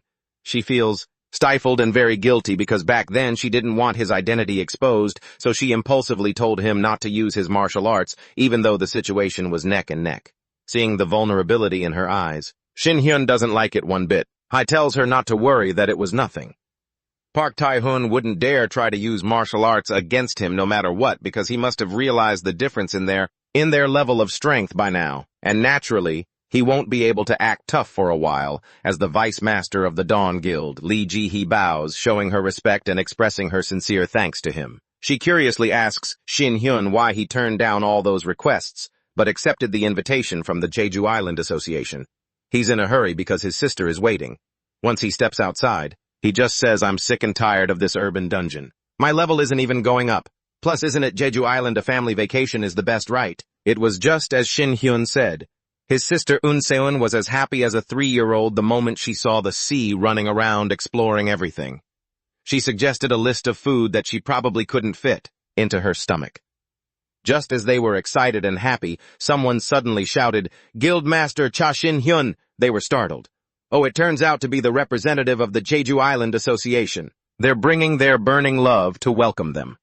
Seeing the attitude of these fanboys, Shin Hyun feels a bit of regret, wondering if it's too late to turn back. They rushed over to shake his hand repeatedly, then asked for an autograph, and even looked at him with sparkling, starry eyes, promising to buy his fan shirts. It's insane. Fortunately, this guy still paid attention to the younger sister standing nearby.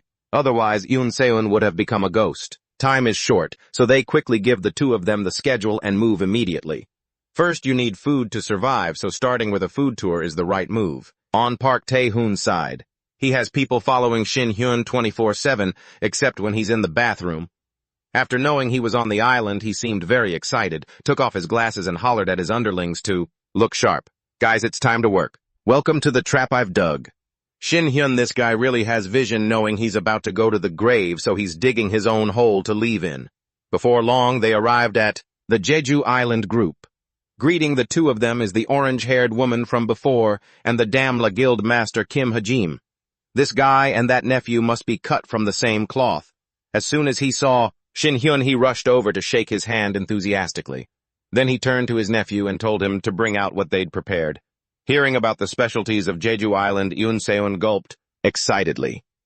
Waiting for black pork or grilled fish, the uncle and nephew brought out the plate with a shady look, adding, "You only need to taste it once and you'll never forget it as long as you live." That made Yoon Seon even more excited. She stared fixedly at the covered plate, waiting for the appearance of the fragrant meat. The only thing is what hit her in the face was a mandarin orange, making Yoon Seon want to draw her bow and eliminate these two right then and there. She had to stay calm, stay extremely calm. She had to chant it 10 times just to keep from skewering them. While peeling the mandarin, she grumpily sat there listening to these guys explain the job. But Yoon Seon still couldn't shake her anger. Kim Hajim got straight to the point. The situation on Jeju Island is very chaotic. They had previously built an autonomous hunter system, but after the uprising of the two major guilds, the Korean hunter community became divided. If by any chance they were dragged into the conflict between those two guilds, it would definitely be a disaster. Blood would spill on Jeju Island. Since then, the Damla Guild has always allied with each other as a unified front. That's why they were able to temporarily hold their ground until now, until the Supreme Danger Dungeon erupted. Originally, there was only one dungeon with a danger level of 2 or higher, but in the last year the number has increased significantly at this danger level. At the very least, it requires the coordination of a group of veteran hunters level 40 and above to resolve it. Kim Hajim sighed and continued, "That is a level that cannot be overcome with just the strength of our alliance." And after that, the high-level hunters leading the groups became desperate. All of them. Entering the Dawn or Dusk Guild, applying the motto, "Always listening but rarely understanding," Shin Hyun nods along as if he's grasped every single detail, but in reality he hasn't understood a thing and has to ask again. If a dungeon like that exists, shouldn't we just leave it alone? It's not like those monsters are crawling out of the dungeon to attack us. The two of them, grandfather and grandchild, felt like flipping the table upon hearing that. They shouted at their honored guest, arguing that if they did nothing, the dungeon ownership rights would fall into the hands of the major guilds. They're only trying to stop them from expanding their territory. My head finally stopped throbbing a bit, but I think I need to pop a couple more painkillers. Those two, grandfather and grandchild, are quite a duo. One sets it up and the other knocks it down, calling Shin Hyun a shining star that lights up the night, a precious gem, a savior, and so on, all to make him cave in and accept their help. Looking at them, Shin Hyun just wanted to curse. Have these people lost their minds? Since I'm already here, of course I'll agree to join. So let's strike while the iron is hot. Just as the whole group was about to leave, Yoon Seol, who was standing beside her brother, tugged at his sleeve and spoke up. "Wait a second. Big brother, I have a problem that needs to be solved first." Seeing that cold, sharp gaze, I thought it was something urgent. The brother was nearly scared out of his wits, but it turned out the girl was just shyly talking about her hungry stomach craving black pork and raw fish. With their stomachs filled with delicious food, the group finally had the energy to go and punish themselves by dragging the whole party to the CEO-san dungeon for a few laps to burn off those calories. A team of hunters had already gone in ahead of them. They were currently struggling miserably against a pack of poisonous fire monkeys. They tried to fight back, but it looked more like they were digging their own graves. This bunch of monsters actually spits out saliva that can pierce through shields, along with attacks using extremely high-temperature flames. These guys aren't stupid, so they immediately realized that the longer the fight dragged on, the more of a disadvantage they'd be at. But even so, they couldn't advance and they couldn't retreat. The only way out was to hold on as long as possible before becoming a nice, crispy barbecue. Back home, the grandfather and granddaughter were carrying the load, but luckily, just as they were about to run out of stamina, Shin Hyun and his homegrown team arrived just in time to save them. As a hardcore fan of Kim Ji-hyun, witnessing this scene, he couldn't help but open his mouth to praise his idol, even though he was currently being carried under Yoon Seol's arm, being dragged away from that poisonous pack. Not wanting to disappoint his idol, He immediately teamed up with two of his companions to perform a flashy instant teleportation maneuver, attacking several monsters at once. Seeing this guy, he seemed pretty interesting. Shin Hyun politely asked what level he was at. It's not often he gets asked, so Kim Ji-eun scratched his head and replied shyly, I just barely passed level 40. The others had also reached level 40. Hearing that Yoon Seol's face turned sour, that was even higher than her own level. She couldn't believe it. After saying that, he turned to Shin Hyun, stroked his chin, and asked excitedly with an expectant look, You saw that skill just a few times, so you've already mastered it, right? As expected of guild leader Cha, sometimes you just want to punch him in the mouth. Shin Hyun saw this and went with the flow, pretending to be cool as he raised his hand. The higher the expectations, the greater the disappointment. I'll only demonstrate this once. Don't be too surprised. He spoke and the guys standing next to him all froze. They couldn't believe he was that talented. But 1 second passed, then 2, then 3, and still nothing happened. Nothing was teleporting whatsoever. Kim Ji-hyun had to chime in, Guild leader Cha, you still haven't used instant teleportation, right? Just pretend you didn't know. There are still many truths in this world that I don't know, so I usually tend to be that kind of person. Shin Hyun was embarrassed, but he didn't say it. He slowly put his hand down, muttered a spell in his head to stay calm, and then spoke in a very composed manner. Kim Ji, how do you use this instant teleportation? As requested, he enthusiastically showed off his skills. His hands were moving while his mouth wouldn't stop, to the point where the listener wanted to burst their eardrums. When I go solo, I usually attack the monsters by dropping them from up high. I use instant teleportation to collect the monsters too. I'm still limited to a maximum height of 150 centimeters, but for monsters without wings, falling from that height is enough to kill them. I kept bragging, and Kim Ji-hyun continued explaining for a long while before finally stopping, and it wasn't because he wanted to stop, it was because Shin Hyun had managed to use the skill himself. That's why he finally shut up. It's just that he hadn't quite mastered it yet, so he teleported, damn it, right onto a tree branch. After fighting the monsters for a while, it was finally lunchtime. Even though monkeys were still hovering around looking for a chance to attack, the team still partied hard. Whatever happens, they couldn't stand being hungry. They grabbed a few bites for good luck. I've never seen anyone act so nonchalant while facing death like a madman. Seol had to speak up to provoke him. You seem pretty carefree, huh? With a bunch of monkeys around like this, you can still eat. But Kim Ji-eun didn't care. He thanked them for their help, and handed her a piece of kimbap to boost her energy. Yoon Seol was furious.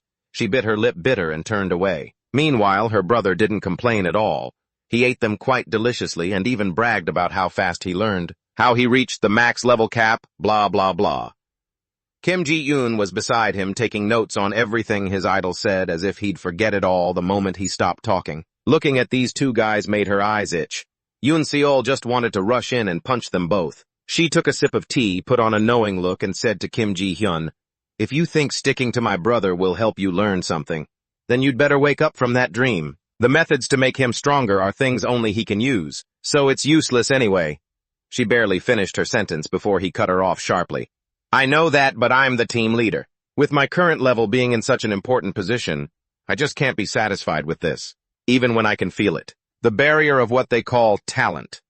I still wonder if I can actually learn something from Guildmaster Cha, she thought, hearing those words. Yoon Seon suddenly remembered the previous dungeon raid, realizing a few things. She stopped acting so grumpy toward him and instead reached out to pop a piece of gimbap into his mouth, even complimenting how tasty it was. Hearing her home-cooked food praised, Kim Ji-hyun's eyes lit up like car headlights. He lunged forward, grabbed Yoon Seon's hand, and insisted on gifting her an entire truckload of gimbap, completely ignoring the fact that the two were still bickering. Shin Hyun opened his system window to do a quick check. It seemed he had figured out a way. Before this, Shin Hyun had collected the Majesty Skill Stone inside the dungeon. It had the ability to overwhelm monsters with pure aura and control their minds. Out of curiosity, he combined it with Mind Sword, the manifestation of his willpower. And to his surprise, he had completely controlled the targets with specific commands. Shin Hyun had used it a few times for entertainment, but since controlling monsters felt meaningless, he had pushed it to the back of his mind. Now pressed against a wall, he jogged his memory. Shin Hyun combined it with Omniscient Mind, scanned for all the monsters, and ordered them to appear before him immediately. Once that was done, he turned to the current team leader, Kim Ji-hyun, and asked, Do you still have enough energy to use mass teleportation? Somehow. I think I'm about to run into some trouble. Just hearing that sounded like bad news, but Kim Ji-hyun still replied, "I can do it." No sooner had Shin Hyun spoken than monsters swarmed in like an earthquake. The whole team quickly realized something was very wrong. Looking into the void, it was nothing but monsters surrounding them. Shin Hyun signaled for Kim Ji-hyun to get the team out of there. He would stay behind to fight these things himself. Yoon Se-on didn't agree with that at all. But before she could even raise an objection, she was already teleported away to who knows where. "Good. Now I can fight a little more comfortably, huh?" Shin Hyun said excitedly to the red-bottomed monkeys, even though he had no idea if they understood human language or not. Looking toward her brother, who was desperately trying to protect everyone, Yoon Se-on couldn't help but feel anxious. She bit her nails nervously while waiting. Kim Ji-hyun was ecstatic, jumping for joy as she watched her idol show off his power. But when she looked toward Shin Hyun's sister, she realized that no matter how strong he was still the only family she had. So she stepped forward, took her hand, and reassured her, "Guildmaster Cha is an incredibly strong man, so you don't need to worry so much. You know your brother better than anyone after all, so wouldn't it be okay to trust Guildmaster Cha a little more?" "It's true that I know him better than anyone," Yoon Se-on replied, giving Kim Ji-hyun a weird look. "What on earth are you barking about? Right now my brother is hogging all that experience for himself like a selfish jerk. Why on earth would I be worried about him? Right now the thing that's really getting under people's skin isn't the noise from just now. Seriously, you just can't reason with these two siblings." At the same time, in Seoul, Lee Ji-hee froze for a split second, having suddenly heard the laughter of some lunatic. She knew who that lunatic was without even being told. Her assistant, who was reporting the situation, noticed and stopped asking if she was okay. Then he continued with the work. He gave a brief overview of the passive situation of the Van Guild and how the disputed dungeons were being handed over so easily. For now, they wouldn't need to worry about the Van Guild's movements for a while. Instead, an even more urgent and terrifying problem had arisen. The assistant pulled out a stack of papers and handed them hurriedly to Lee Ji-hee. She looked at them and was terrified, breaking into a cold sweat in the middle of the 40-degree summer heat. It was a high-risk dungeon discovered at Taebaek Mountain Danger Level 13. Only Level 60 hunters could survive that desert climate. Lee Ji-hee looked at them and gasped. This means a dungeon with a terrifying level of difficulty had been born. Risk Level 13 hunters must be at least Level 60, and the Taebaek dungeon's terrain was a scorching desert. Giant worm monsters about as tall as a 10-story building were buried under the sand. Even though there weren't many, each one was as strong as a high-level hunter. The information came directly from Guildmaster John Jun-ho, which made Ji-hee's spine chill. Ji-hee sighed exhaustedly, feeling that it seemed the Guildmaster, the director, and herself would have to form a separate team to deal with them. In moments like this, Ji-hee secretly wished how great it would be if Shin Hyun were here. Lost in thought, Ji-hee accidentally knocked over the teacup on her desk, shattering it with a loud crash, spilling tea all over the floor. Am I losing my mind? But when will he ever be able to return? Ji-hee grimaced, blaming herself. It had been half a month since Shin Hyun's group entered the Jeju dungeon. Shin Hyun had also gotten used to using the mind command, a combination of two skills, majesty and omniscient mind. While wandering around the Jeju dungeon, he was luring the monsters out. It seemed Shin Hyun was carrying the Jeju Island Alliance Guild team alongside Yoon Se-on. Yoon Se-on seems pretty fired up, eager not just to take down monsters, but to casually beat up Kim Ji-hyun too, since hunter leveling is all about those experience points. XP gets split based on contribution, which depends on the damage each hunter deals to the monster. This means if I don't join the fights, it'll be much more efficient. But Shin Hyun is lost in thought, hearing the frantic calls of a warrior running for his life because a monster is right on his tail. At times like this, Shin Hyun has no choice but to intervene with the massive teleportation energy. He blasted out, making the monster freak out and roll its eyes back. That knight was so scared he nearly peed his pants. Shin Hyun is now stuck with the responsibility of carrying another team. How impressive! Kim Ji-hyun down below is cheering, looking at Shin Hyun with admiring eyes. While hanging around in the dungeon, Shin Hyun learned the teleportation skill from Kim Ji-hyun, and he's already gotten used to it to a degree that's incredibly impressive, even if his proficiency hasn't hit the standard yet. That evening, the whole group sat by the beach watching the sunset and grabbing a drink, sipping away at a few bottles. Cha Ocean kept downing glass after glass, exclaiming how wonderful this island is. Yukion and Ji-eun leveled up quite a bit during the dungeon trip. Our trip to Jeju Island this time was supposed to be like a family vacation, so I was a little worried the kid would be disappointed that we spent all our time training like this. Thankfully, it seems like she's still very satisfied with the trip. I guess a dungeon tour trip is a memorable experience too, Shin Hyun thinks happily. Ji-eun takes out a notice and reads aloud the next dungeon raid is a request from the Sandado Guild. It's a level 11 hazard.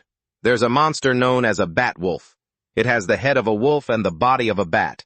Rumor has it that it's incredibly fast and has razor-sharp teeth that can easily tear through human flesh. Shin Hyun is a bit unsettled when he hears about the dungeon's terrain. It's a cave. Ji-eun reads on they only requested Shin Hyun to join them because that cave is very dark. The vision is very restricted, making Yuseon's fighting style and Ji-eun's teleportation skill ineffective. Yuseon feels quite uneasy, but Shin Hyun urges her to take this opportunity to get some rest and he'll be back soon. Mentioning the cave reminds Shin Hyun of things he doesn't really want to remember. The next day, Kim Jung, the guild leader of the Sandapo Guild, who is also the guide for this raid, appears and greets Shin Hyun cheerfully.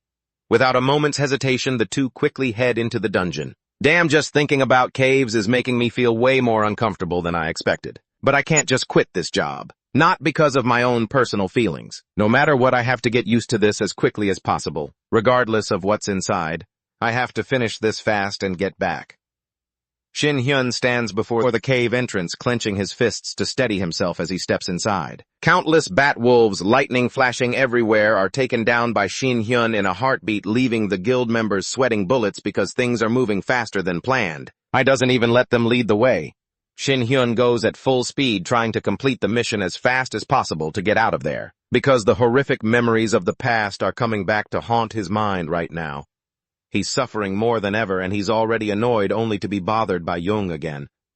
Shin Hyun immediately loses his temper, making the guy absolutely terrified. I have to get out of here quickly, otherwise I might end up taking my frustration out on them. Shin Hyun clenches his fists and tells himself. The path ahead is a bit complicated, so Jung is leading the way.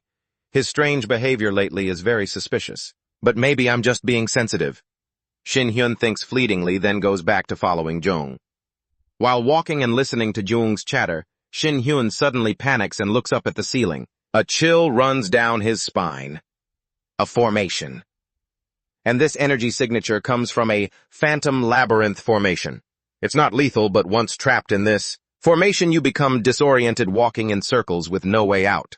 However, looking at the flow of life force, this formation is actually guiding us somewhere. Why is a formation I saw in the martial arts world appearing in a dungeon? Is this a variation of the wandering martial arts formation? The formation already existed in this world. Shin Hyun is confused and trembling. His mind is slipping out of control. He doesn't want to face anything related to the martial arts world in this cave, especially in this difficult situation. Shin Hyun calms himself down. It's all just the past. Come on, you can do this, come on. That's right, Shin Hyun has regained his composure and decided to go all in, go inside and deal with him. At that moment, at the Silver Corpse Mountain in the Sand Desert Dungeon, the elite defensive team is busy fighting a beast. Just when they think they've succeeded, the beast suddenly launches a surprise attack, leaving everyone scrambling. The guild leader braces himself to withstand the beast's fire, waiting for the right moment to signal Ji-hye to cooperate in the attack. After her finishing sword strike, the monster is reunited with its ancestors. They've only dealt with 3, but the whole team is already exhausted. Ji-hye quickly tells the troops to find some shade to rest. Hearing the vice captain mention Shin Hyun, Ji-hye is embarrassed. She punches the vice captain in the chest, making him want to pass out.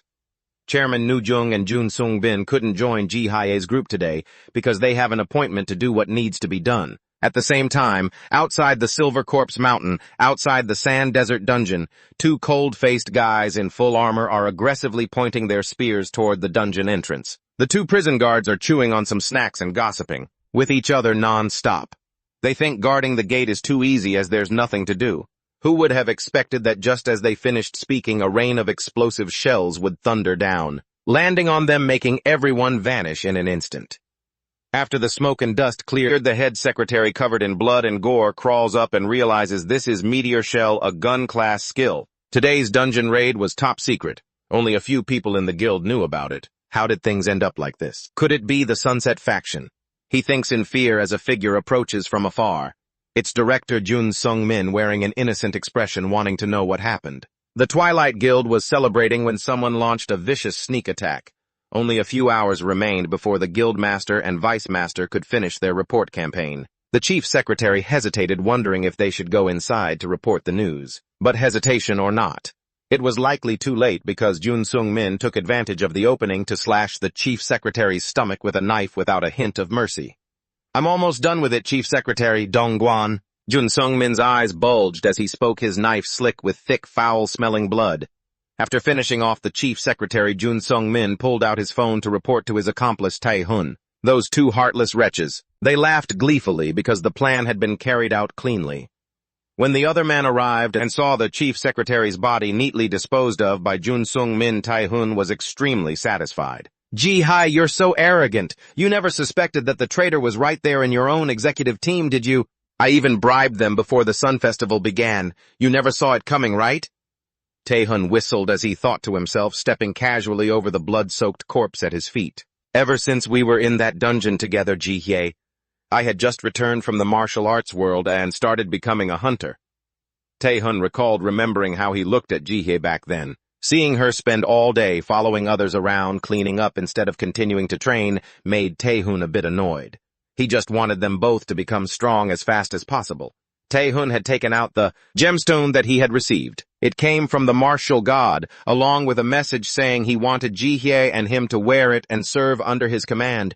That way they could become much stronger than they were now. But unexpectedly, Ji-hye flatly refused, leaving Tae-hun feeling deeply let down. Ji-hye felt happy in the present and had no desire to be stronger than others. Her refusal made Tae-hun feel incredibly wounded. He had thought she was the only one who understood him because they had both gone through similar pain, but Tae-hun realized he was being left behind all because of those foolish people. Just like that, in a sudden burst of rage, Tae-hun lost control and wiped out the group of friends around Ji-hye. "Park Tae-hun, you're always like this, aren't you? The only reason you're looked down upon by others is that Lee Ji-hye is too weak. She has forgotten how pathetic she was in the martial arts world, and it was all because of those bastards. Destroy and erase everything that makes Lee Ji-hye soft. If you do that, she will understand you." With a fanatical belief, Tae-hun swore he would help Ji-hye gain freedom, starting with the people around her. Seeing Tae-hun stop at the cave entrance without saying a word, Seol-hyuk immediately ordered the rest of the group to secure the area well. "If anyone tries to run out of the dungeon, wipe them all out, leave no one alive." "How is the situation at Jeju Island going?" Tae-hun asked in a cold voice. "Don't worry, Galen has already acted. You've always known that no one escapes the trap that guy sets right. Although time is a bit tight, he reported that preparations for the operation are already mostly done." Seol-hyuk replied. Once they entered the dungeon, Seol-hyuk asked to be the one to deal with Ji-hye first, just as Tae-hun had promised. A flicker of malice flashed in Tae-hun's eyes, but it instantly faded as he happily agreed. The auspicious hour had struck. Tae-hun's 500 men quickly dragged themselves into the cave. At that moment, Shin-hyun was lost in a desolate, empty spot with the gang. Shin-hyun instantly pivoted 180 degrees and aggressively marched toward the gang. He crushed the man's jaw with his hand, glared at him, and spoke, "Speak properly, let me hear it. What exactly is the conspiracy here? You lot want to die here, don't you?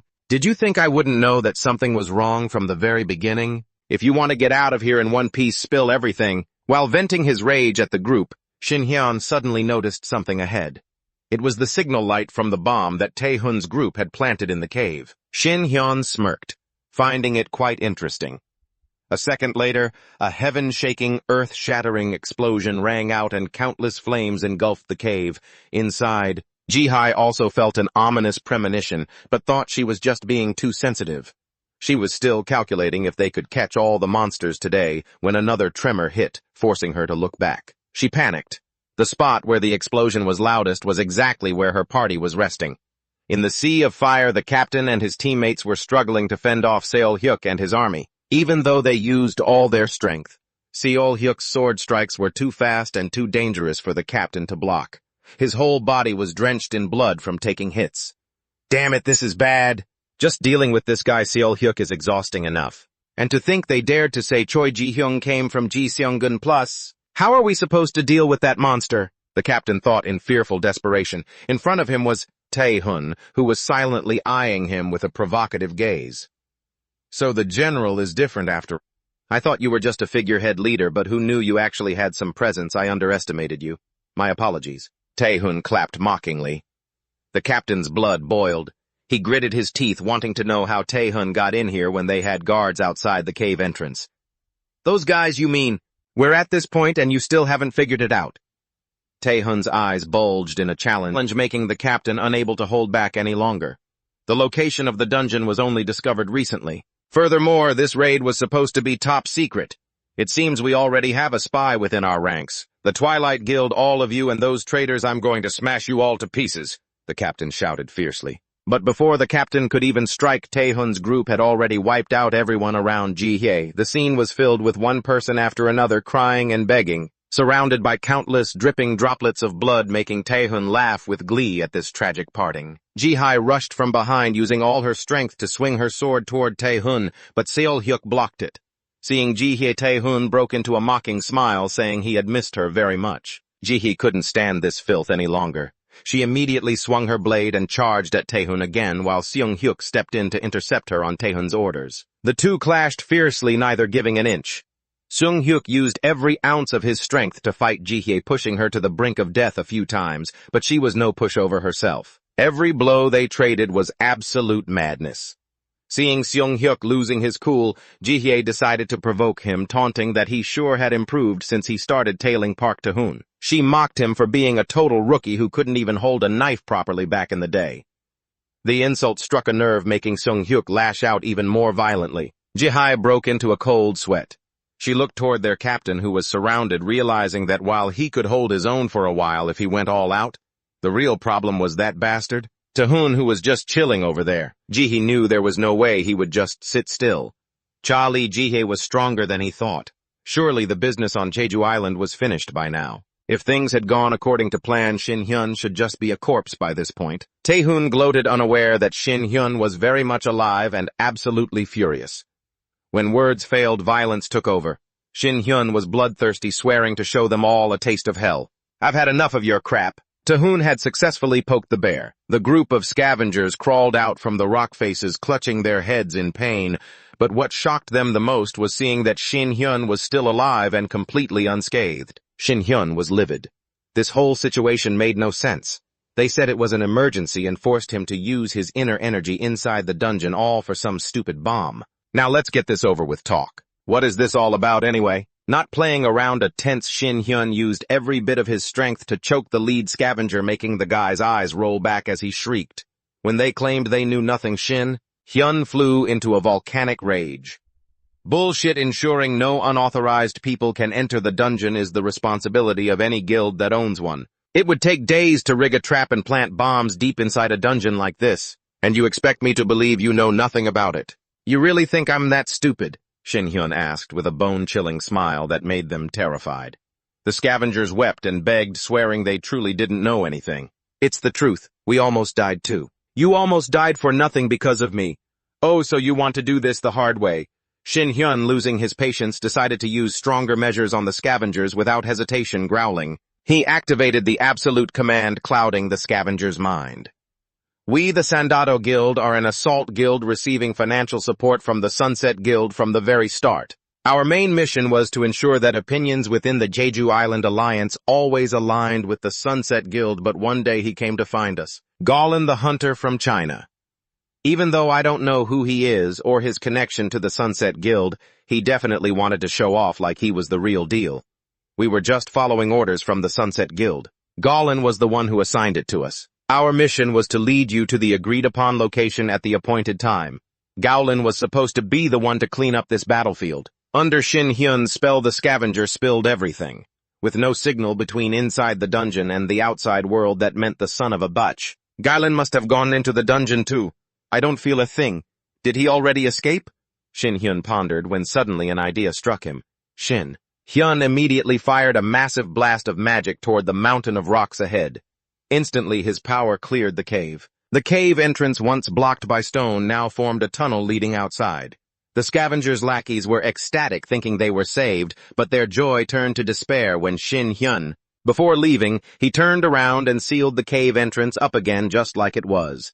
Ignoring their frantic screaming and pleas for help, Shin-hyun walked away, leaving them to their fate. So this was all the work of the Sunset Guild, huh? Thanks for giving me a reason to wipe you all out. Should I start by paying my friend Gowlin a visit?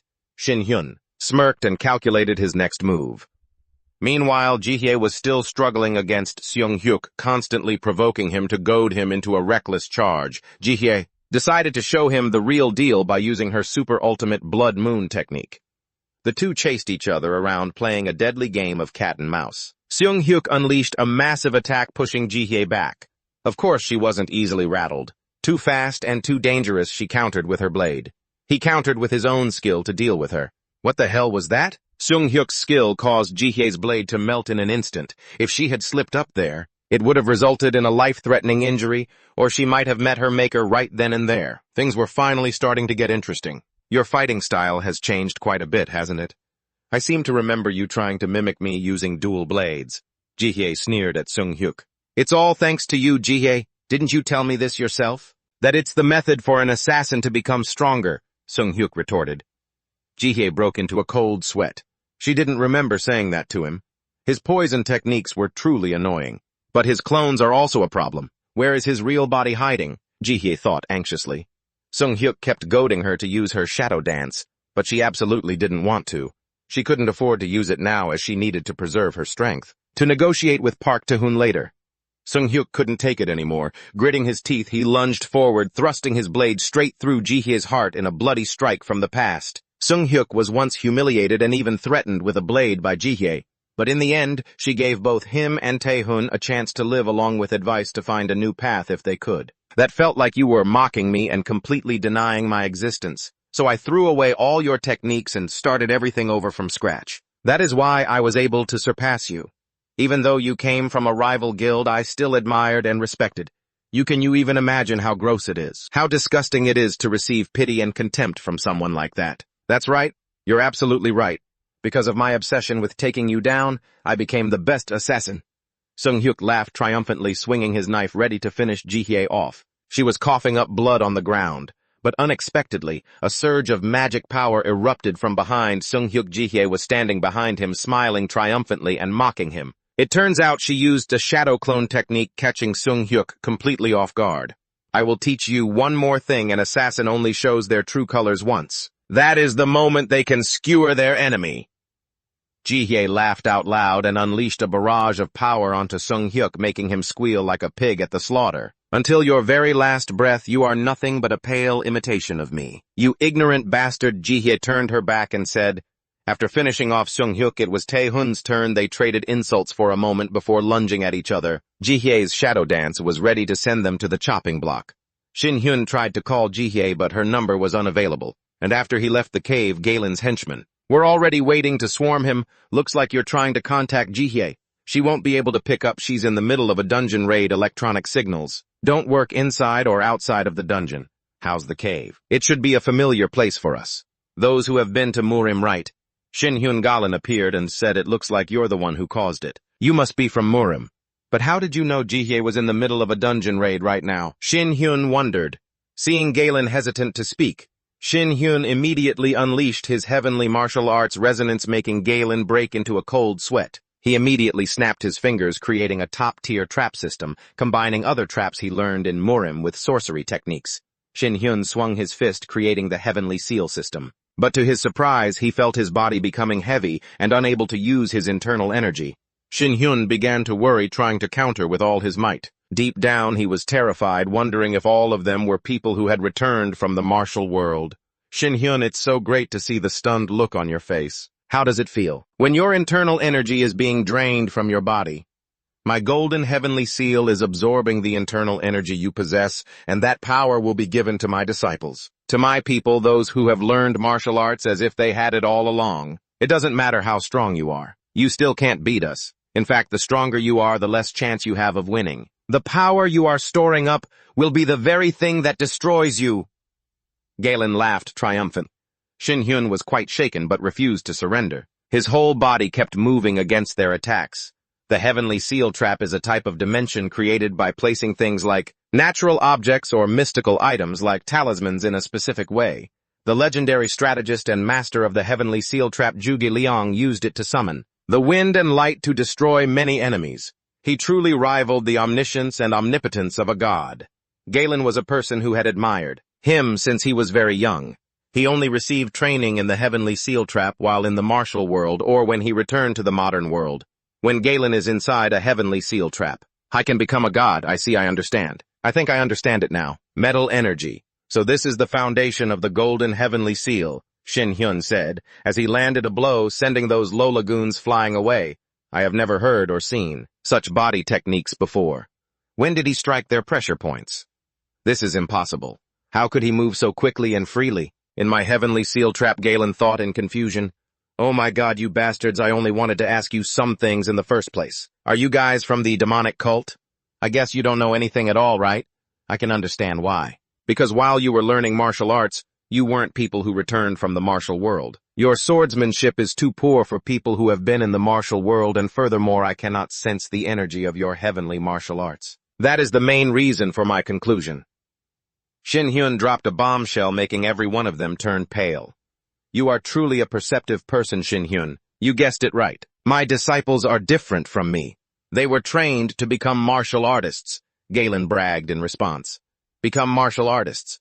If you are at my level, you can approach someone else's meridians and transmit internal energy, but that cannot happen for people of your caliber. You guys must be using some kind of sorcery, right? If not, then there is no way you could. You guys are definitely using some kind of magic, aren't you? Otherwise, there's no way you could do that. Something like that can be achieved. Anyway, regardless of what it is, you've already used it. But it won't make much of a difference whether it's magic or the sorcery used by the demonic cult. Shin Hyun boasts, questioning Gaolin, who in turn praises Shin Hyun's profound knowledge. That's right. I use the wanderers on the street even though they have to live such worthless lives. But they are actually very valuable. I've profited quite a bit.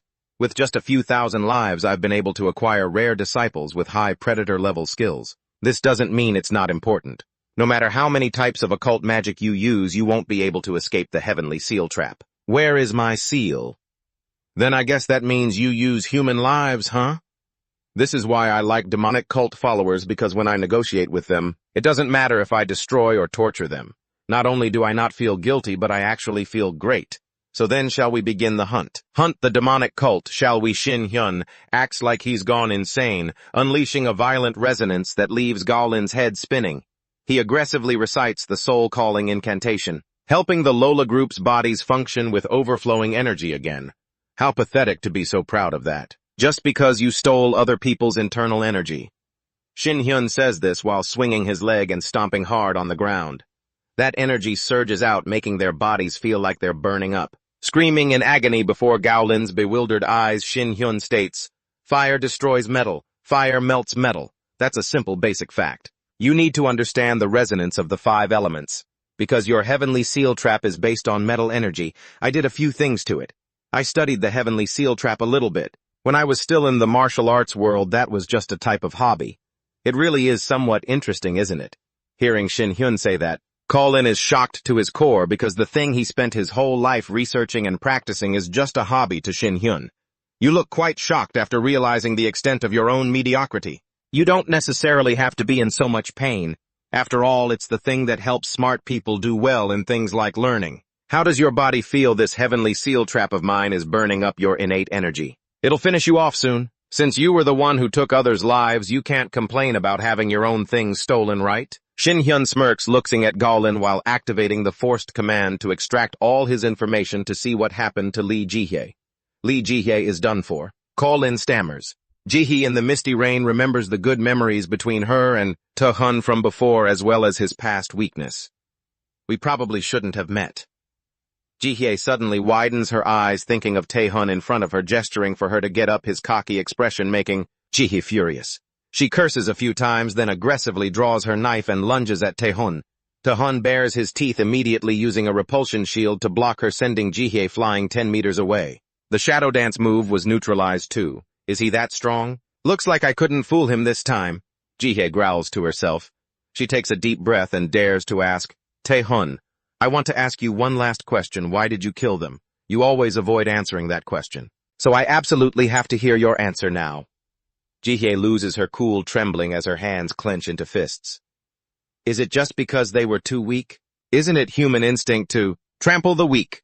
Tahun replies with an infuriating line that makes Jihye boil with rage. Heh, I must have lost my mind to think I could talk to you. That's enough. Let's end this. I'm going to mince you. Jihye is so angry she's on the verge of tears, laughing crazily as she swings her blade and charges at Tahun. Two sources of power collide again. Combining together, they make heaven and earth seem to go chaotic and spiral. Countless explosions roar, echoing back to Shin Hyun, who is sitting on the beach.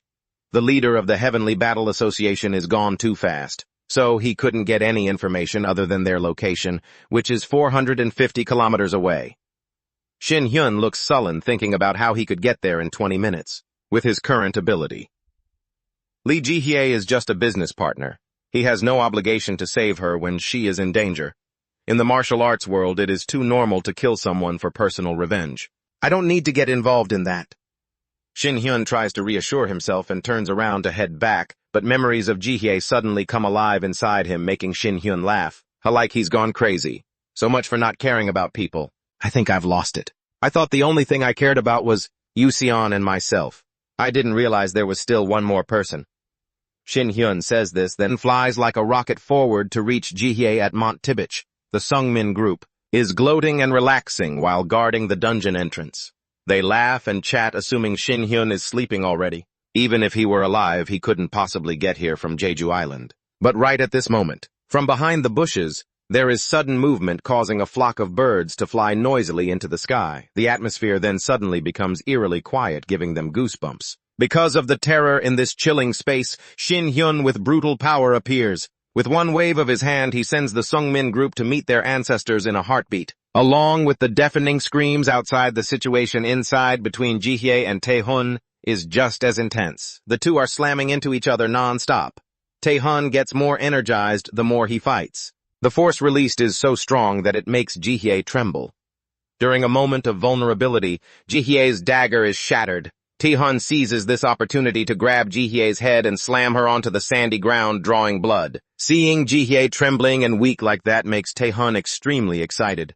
Following the heavenly battle god is the truth. It's not too late. I'm giving you a chance to join us. Come on, join me. We'll become so powerful that no one. Screw this. I'm leaving better than following that guy. Who cares who's stronger, the heaven war god or whoever? Seriously, he's not a kid anymore.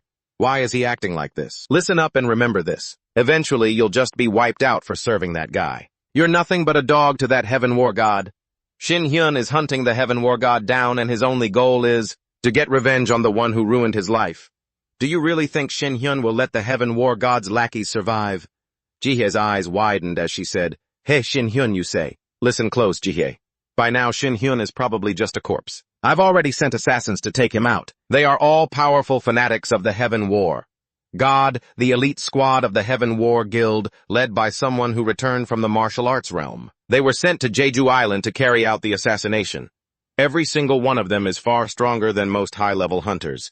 Even if Shin Hyun has made incredible progress, he has no chance of surviving. Taehun kept rambling on, completely unaware that Shin Hyun had been standing behind him, listening to him bark this whole time.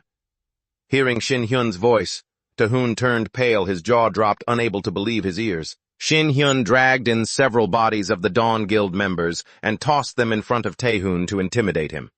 Jihye was overjoyed to see Shin Hyun, but looking at her body, covered in wounds, Shin Hyun fell silent, his rage boiling over. He immediately unleashed his full power, aiming straight for Taehun, swearing he would make today Taehun's funeral. Shin Hyun and Taehun lunged at each other from opposite sides, the air thick with tension. They couldn't wait to tear each other apart. The collision of their powers exploded, shattering the sky and filling the air with fire and smoke, as if everything was about to burst.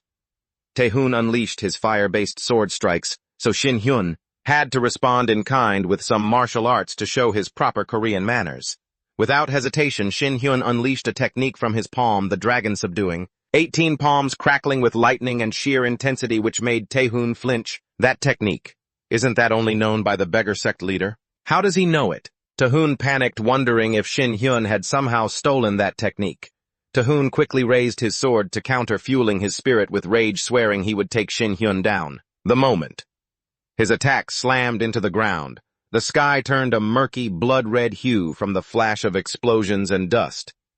Jihye blinked, her eyes dazed, scanning her surroundings, but Shin was nowhere to be seen. "Hyun Tae-hoon," she muttered just as the student council president's voice reached Jihye's ears. Seeing that she was still alive, he sounded incredibly relieved. Jihye rushed over to help him up, taking the chance to ask about the others. "They're all dead. We fought the enemy to the bitter end, and I'm the only one who made it out," the president replied. As for Tae-hoon, after that last strike from Shin Hyun, both his meridians and his energy were completely shattered. Two of his lackeys came sprinting over from a distance, reporting that the entire area had been leveled. Just then, Shin Hyun suddenly reappeared, causing Tae-hoon to jump out of his skin. What kind of monster is he? Doesn't he ever get tired? This is bad. My internal energy hasn't fully recovered. I need to buy some time, Tae-hoon thought to himself. He immediately ordered Ju Sung-jeon and the Ji-hung team to attack Shin Hyun at once. He acted so desperate and frantic that even his own lackeys were freaked out. Okay, sheesh, no need to flip out like that. Following orders, they channeled their power and charged at Shin Hyun to stall for time so Tae-hoon could heal. But before they could even make a move, a horrific scene unfolded right before Tae-hoon's eyes. Jihye and the president were still circling above, desperately searching for any sign of Shin Hyun. Suddenly, Jihye slammed on the brakes. Before her eyes, Shin Hyun stood there wearing a triumphant smirk over two blood-soaked corpses. Shin Hyun had taken them both out in an instant. Next up was Tae-hoon. He was so terrified he nearly pissed himself he hadn't recovered yet, and even if he had, he knew he couldn't beat Shin Hyun. "Don't you dare back down. You can still fight. You're strong enough. You haven't given it your all yet. Keep struggling. Use your true power," a voice suddenly echoed. The demon inside Tae-hoon whispered, egging him on. Instantly, a surge of dark energy flooded through him, making him feel incredibly refreshed, revitalized, and confident that he could actually defeat Shin Hyun. "Oh, is that so? In that case, Shin Hyun, I'll have to make him squirm a little longer to make it worth my time." Somewhere hidden in the shadows, a mysterious long-haired figure was secretly channeling power to assist Tae-hoon in taking down Shin Hyun. It looked like Tae-hoon was just a pawn for someone else's agenda against Shin Hyun. Right then, the aura radiating from Tae-hoon erupted like a storm, forcing even Shin Hyun to offer a compliment. It seemed he wasn't hiding his skills, that power. That power is actually coming from that necklace around his neck. Seeing Tae-hoon excitedly unleashing that energy made Shin Hyun smirk. "Since that's borrowed power, I'll just use it however I like. You should be grateful. Be grateful that I, the first Sword Emperor, have drawn my blade. This is a special occasion, you know," Shin Hyun chuckled as he pulled out his spirit blade. Tae-hoon's original technique flared up again, and like a madman he went head-to-head with Shin Hyun's blade. After watching Tae-hoon whiff and attack Shin Hyun finally bared his teeth, pouring all his strength into a counter-slash that put a massive hole straight through Tae-hoon's sword. "Look at that. You didn't hold on tight enough, and now look what happened. I never expected someone like you to drop your weapon. You're truly a subpar martial artist. It looks like your power boost has faded away too. Is this really all you've got?" With a cold, ruthless gaze, Shin Hyun swung his blade in a clean arc across Tae-hoon's face, sending him spitting out a mouthful of blood. Shin Hyun grabbed him by the throat, pinning him down. He had plenty of questions for him, especially those regarding the Heavenly Spear War God. Those very questions are the only reason you're still clinging to your pathetic life right now. Try to look on the bright side. Otherwise, you'd have been dead the second you laid a hand on Isun. Now, are you ready to give me some answers? Shin Hyun pressed his blade against Tae-hoon's neck, casting a compulsory command spell directly into his eyes. "Which monster is this Heavenly Spear War God you're serving? Under the influence of the magic." Tae-hoon spilled the truth. The Heavenly Spear War. God was the one who brought them all to the martial world, and he was currently inhabiting their bodies. The moment the truth left Tae-hoon's lips, countless iron chains erupted from within the system, wrapping tight around Shin Hyun's body. When he opened his eyes, he gasped in shock. "I was bound fast inside a cave in the martial world." Shin Hyun screamed in terror at being dragged back to this place. "Doesn't this place feel familiar? This is a world created by my mind, birthed from my very sword. How is it? Does it bring back memories of the past? You're the first person to ever come here. It's a pleasure to finally meet you, Shin Hyun. Our first face-to-face, isn't it?" A strange, unfamiliar voice echoed from within Tae-hoon's body. Shin Hyun, struggling furiously to break free in a blind rage, realized immediately who or what this was. "Tae-hoon, you're not Park Tae-hoon, are you? The way you use the sword of the mind so easily. You must be the Heavenly Spear War God, right?" Shin Hyun sneered. Looks like you've got plenty of questions. It's rare we get a chance like this. So ask whatever you want. I'll answer with all my heart. The heavenly spear war god replied arrogantly. Not having fun, I was trapped in a hellish world where I didn't even know when I'd finally get to die. I was all alone there for 145 years with no idea if my family was even alive. I know you watched every second of those 145 years of suffering, yet you call that fun, you piece of trash. Shin Hyun roared until he was on the verge of tears. He received a baffling response from the heavenly spear war god. I felt exhausted. I felt weary of it all. I felt like I was dying bit by bit, but I waited patiently just to see you reach a certain level. But look what's happened to you now. You're still human, right? Maybe it's because you still have such a lingering attachment to this world. Shin Hyun erupted into hysterical laughter, finding the whole idea ridiculous. Attachment, you say? Of course I do. There's only one thing I want to tear the person who made my life a living hell to pieces. I'm going to kill you, heavenly spear war god, Shin Hyun shrieked. He snapped the chains and drove a fist straight into the heavenly spear war god's gut, forcing him to vomit blood. Shin Hyun vowed to wipe out the bastard's entire bloodline, raining blows down on Taehun's body, until the heavenly spear war god just vanished into thin air. Remember what I said. Open the door on that path and run away. Otherwise, you'll lose everything. The voice echoed in the void. Shin Hyun stood there, panting, eyes bloodshot, staring at Taehun's battered corpse. Jae-hee and the captain came running from the distance. They arrived to a scene of carnage, completely clueless about what had just transpired. The following day, news of Park Taehun's death spread. The stubborn holdouts in his hunter guild were wiped out, and the survivors decided it was best to keep their mouths shut. The factor that had been accelerating the merger between the Dawn and Sunset guilds was Isun Hwan. He had faked his death after the attack on the Dawn office, secretly healing his wounds. With that settled, the integration of the two guilds moved forward. Shin Hyun arrived at Ji-hee's office early that morning, taking in every detail of the chaotic scene ahead of the press conference. Scene of chaos before the press conference. On the surface, the takeover and merger of the two guilds seemed to be going smoothly. This is the official announcement, but there are still some hurdles, Ji-hee said with a heavy heart. She still couldn't wrap her head around how someone as struggling as Park Taehun could just be gone so easily. If I had tried to open the door to that mountain, my state of mind was too unstable back then. I could have lost everything if I didn't end it the way I did. You're nothing but a coward. How dare you even try to threaten me? I won't let you off next time. Shin Hyun cursed Taehun under his breath while loudly slurping his tea in annoyance. Once Ji-hee called him back to reality, she showed him a secret safe in the guildmaster's room. It was magically sealed so it couldn't be opened or broken into. It's not like I want to mess with someone else's stuff, but if you lose something that valuable, you have to take responsibility, Shin Hyun said, waving his hand dismissively. In a flash, the safe burst open. So powerful, huh? I expected more. All that was inside was a single piece of paper. Ji-hee snatched it up immediately, reading as she pieced it together. It was a secret agreement between the Chonjo Guild and Taehun confirming their collusion with the Sunset Guild. All that was inside the safe was a single piece of paper. Ji-hee snatched it up immediately, reading through it, and guessing that this must be a secret agreement between the Chonjo Guild and Taehun. They were in league with the Sunset, with plans to hand over the North Korean dungeon rights to Chunjo Ki-hyun. The team leader suddenly called Shin Hyun to let him know that those who attacked him in the dark dungeon had been captured. The inside of the dungeon was a total mess, and with a bomb going off it was completely surreal. Union was cursing Shin Hyun, constantly making Ki-hyun break into a sweat. Shin Hyun, get over there fast. Shin Hyun hung up, sighing, tired of dealing with these noisy people. Ji-hee then reported that this paper contained information about Chunjo's guild. Besides Gowlin, whom Shin Hyun had already faced, there were 4 others who had returned from the martial arts realm, along with specific personal files on players at levels, starting at level 50. So you mean to say these guys are all fanatics who deserve to be skewered? Shin Hyun asked, switching to high alert with a smirk. It felt like his next target had just been confirmed. Shin Hyun was determined to make the Chunjo Guild collapse at any cost. Meanwhile, on Eye Doctor's side, they were still searching for information on Gowlin. It had been 39 hours since they lost contact with him. Taehun's secret being exposed was one thing, but the fact that Gowlin had disappeared was completely shocking to me.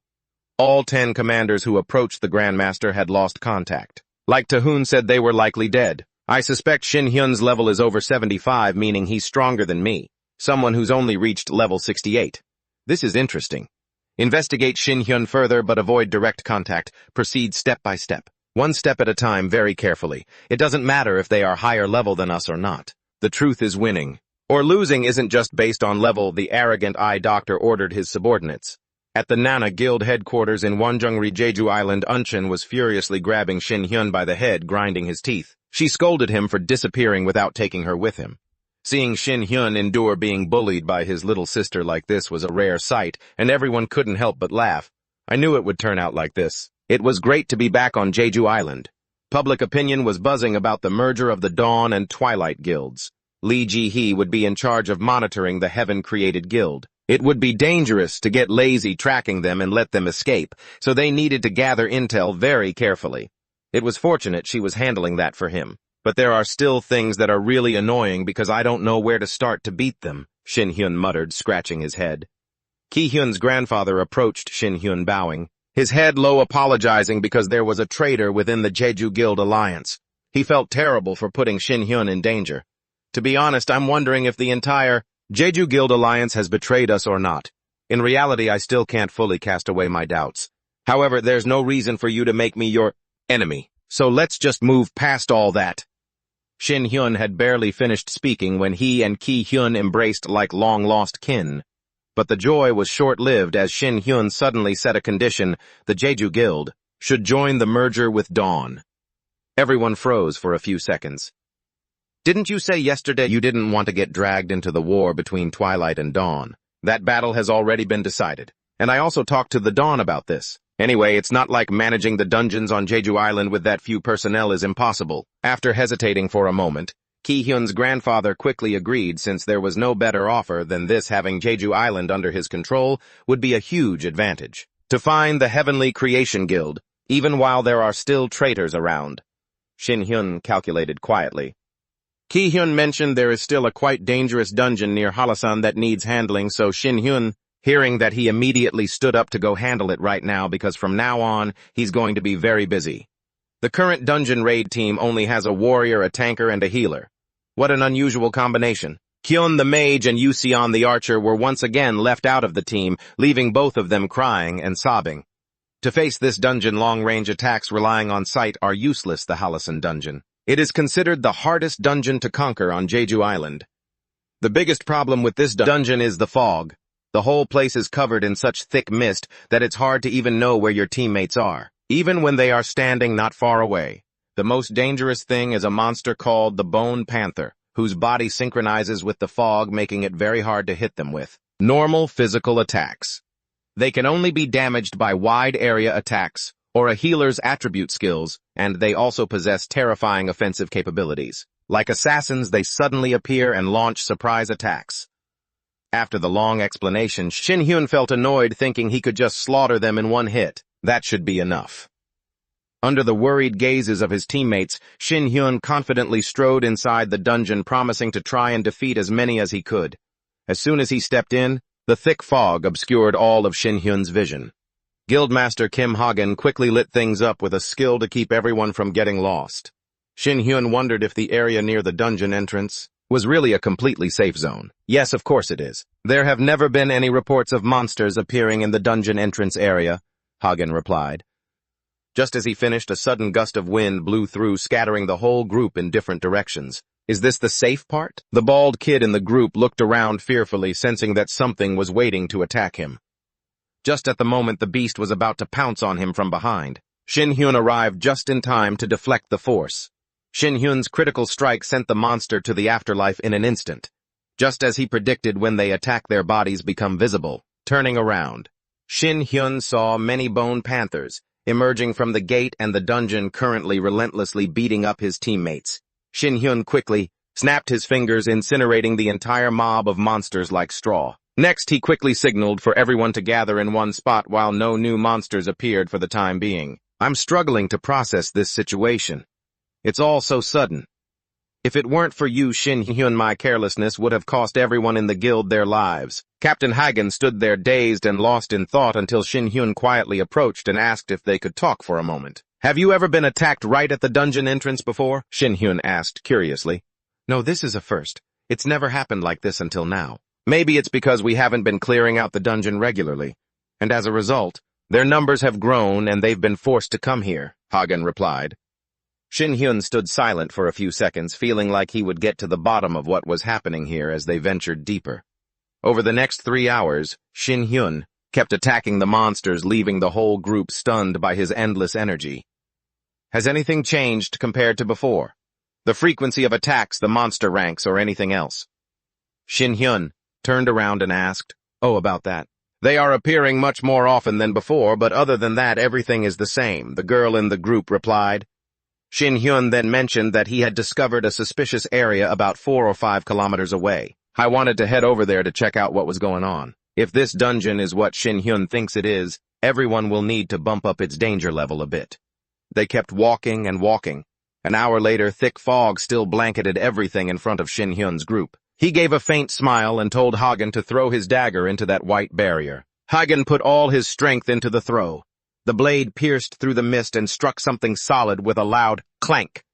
Everyone was panicked and terrified, having no clue what it was, but Shin Hyun just smiled, because everything was unfolding exactly as he had predicted. It was here. A giant, colossal bone reaper. It shrieked, tore through the fog, and charged straight at the group. Shin Hyun, under the guild leader's command, watched as the group worked together in perfect harmony, attacking the monster relentlessly until it couldn't even lift its head. Shin Hyun was incredibly satisfied with their teamwork. I didn't bother them while they fought the monster and went straight inside to see if there was anything else. I had my suspicions about this a while ago. This dungeon still has another giant, and there's more than one type of monster here. This is the second time since the Bujon dungeon. So this is the gate that summons those giant monsters, huh? Shin Hyun mused. A monster hidden behind the fog lunged from behind, aiming to bite him. But no way in hell was that happening. I blocked it like a piece of cake, knocking it out instantly.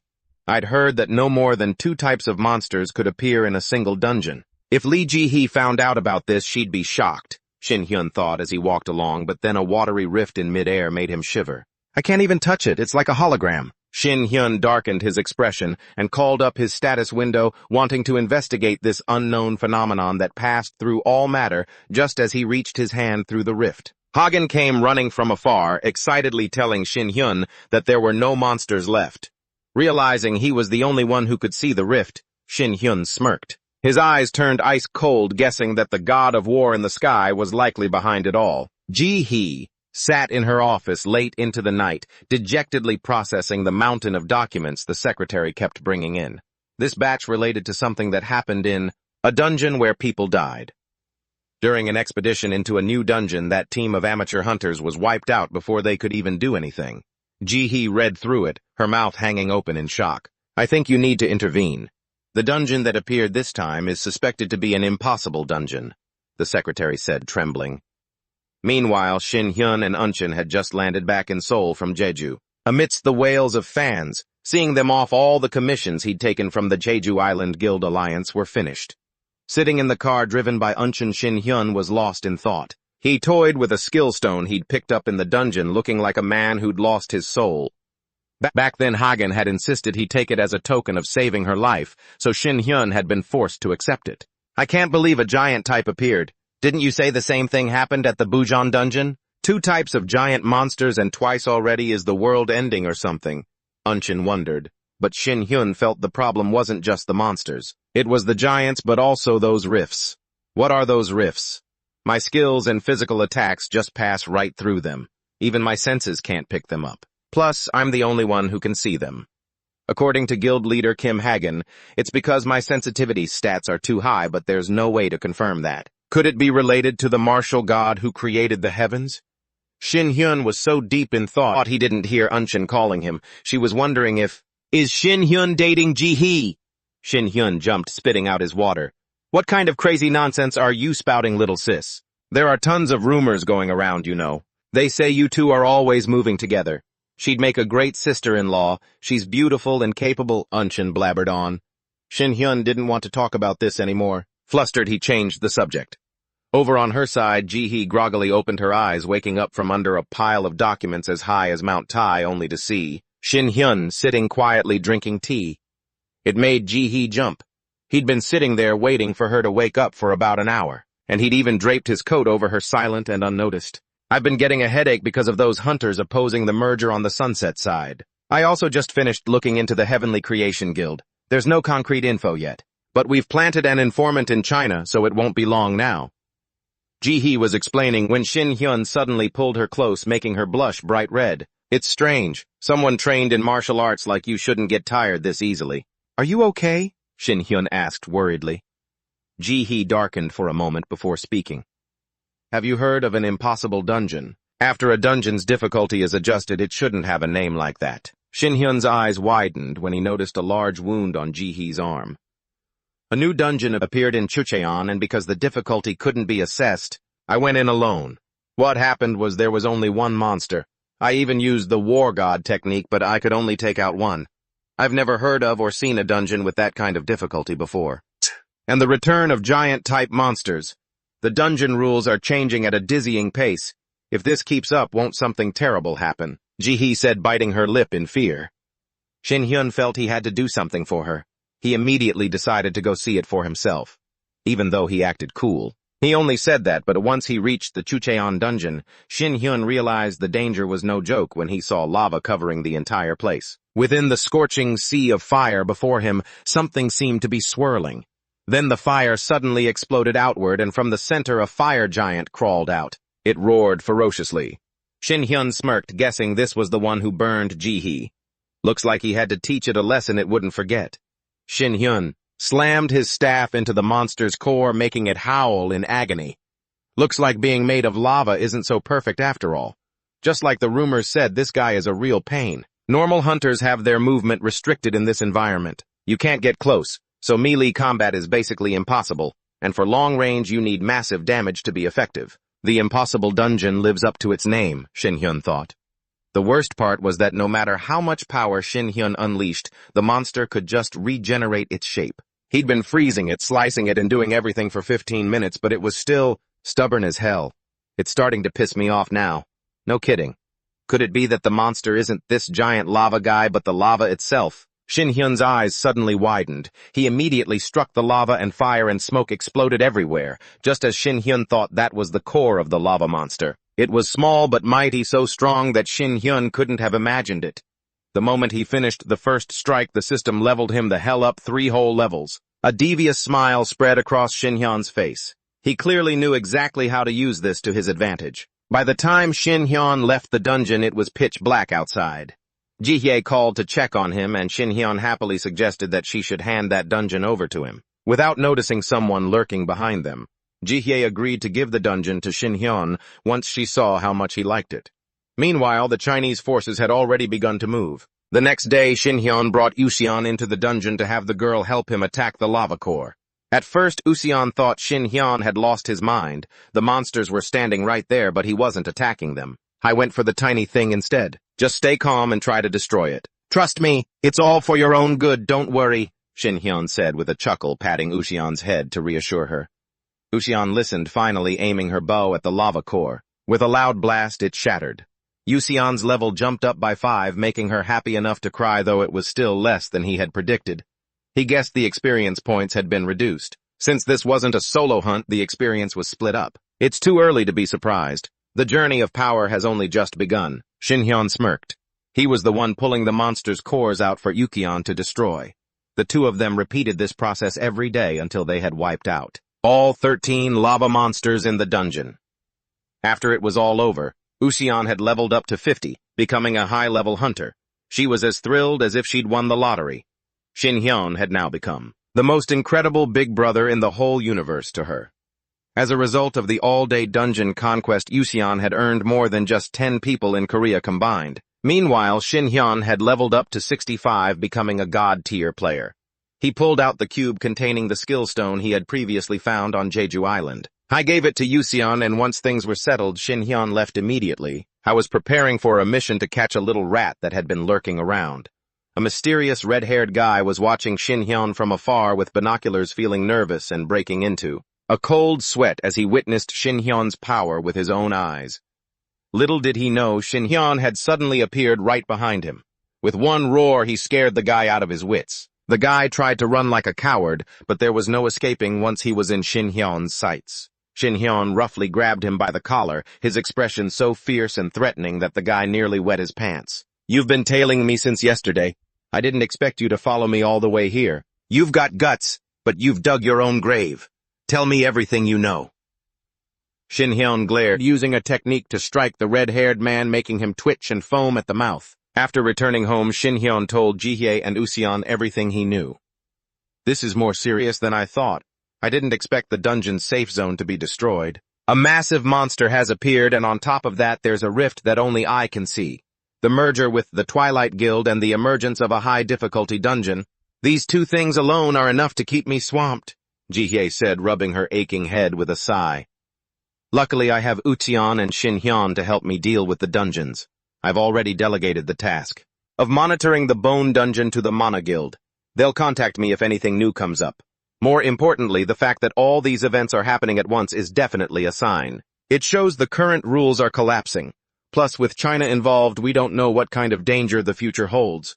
That's why starting today I'm going to make Useon even stronger. We'll continue training for a while so that Useon can overcome unexpected dangers on her own, protect herself, and ensure no one can target us," Shin Hyun said in a cold voice, and Useon, sitting nearby, nodded in agreement.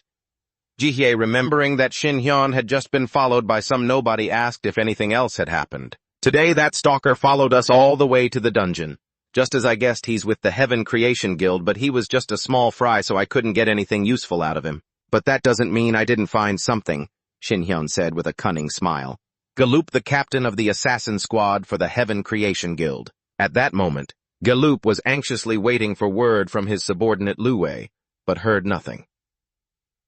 Outside the door, a persistent knocking started, and Galoop assumed it was a delivery person. He shouted for them to just leave it at the door, but the knocking didn't stop. It only grew more urgent. Moments later, Shin Hyun kicked the door off its hinges, making Galoop's blood boil with rage. He tried to pull a knife and rush at Shin Hyun, but he was thrown 10 meters away by Shin Hyun's sheer force. Shin Hyun walked in arrogantly and greeted Galoop. "Hello, old hag." Galoop turned pale, guessing that Lu Wei must have been defeated by Shin Hyun. Desperate, Galoop quickly hit the alarm button to call his teammates to surround him. Shin Hyun was suddenly swarmed from behind with swords pointed right at him, leaving him with no way out.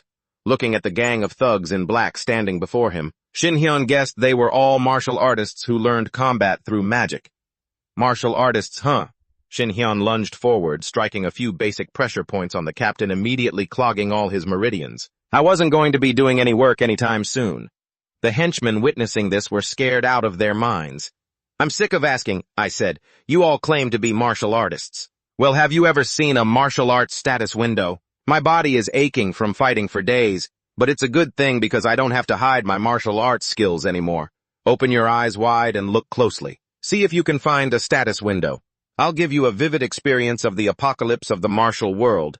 Shin Hyun cracked his knuckles and teeth, grinning excitedly, realizing they couldn't see any status window. Shin Hyun had a field day beating the entire lot of them until he was exhausted with blood splattered all over his clothes like rain. Wave 2, the boss of Galoop's group, finally arrived. Seeing the empty room, he was extremely surprised and intended to call out to Galoop. But it was too late, buddy. Shin Hyun ambushed him from behind and landed a direct punch on him. Wave 2 screamed in agony, looking around at a room painted with the blood of his own subordinates. Wave 2 finally understood what was happening.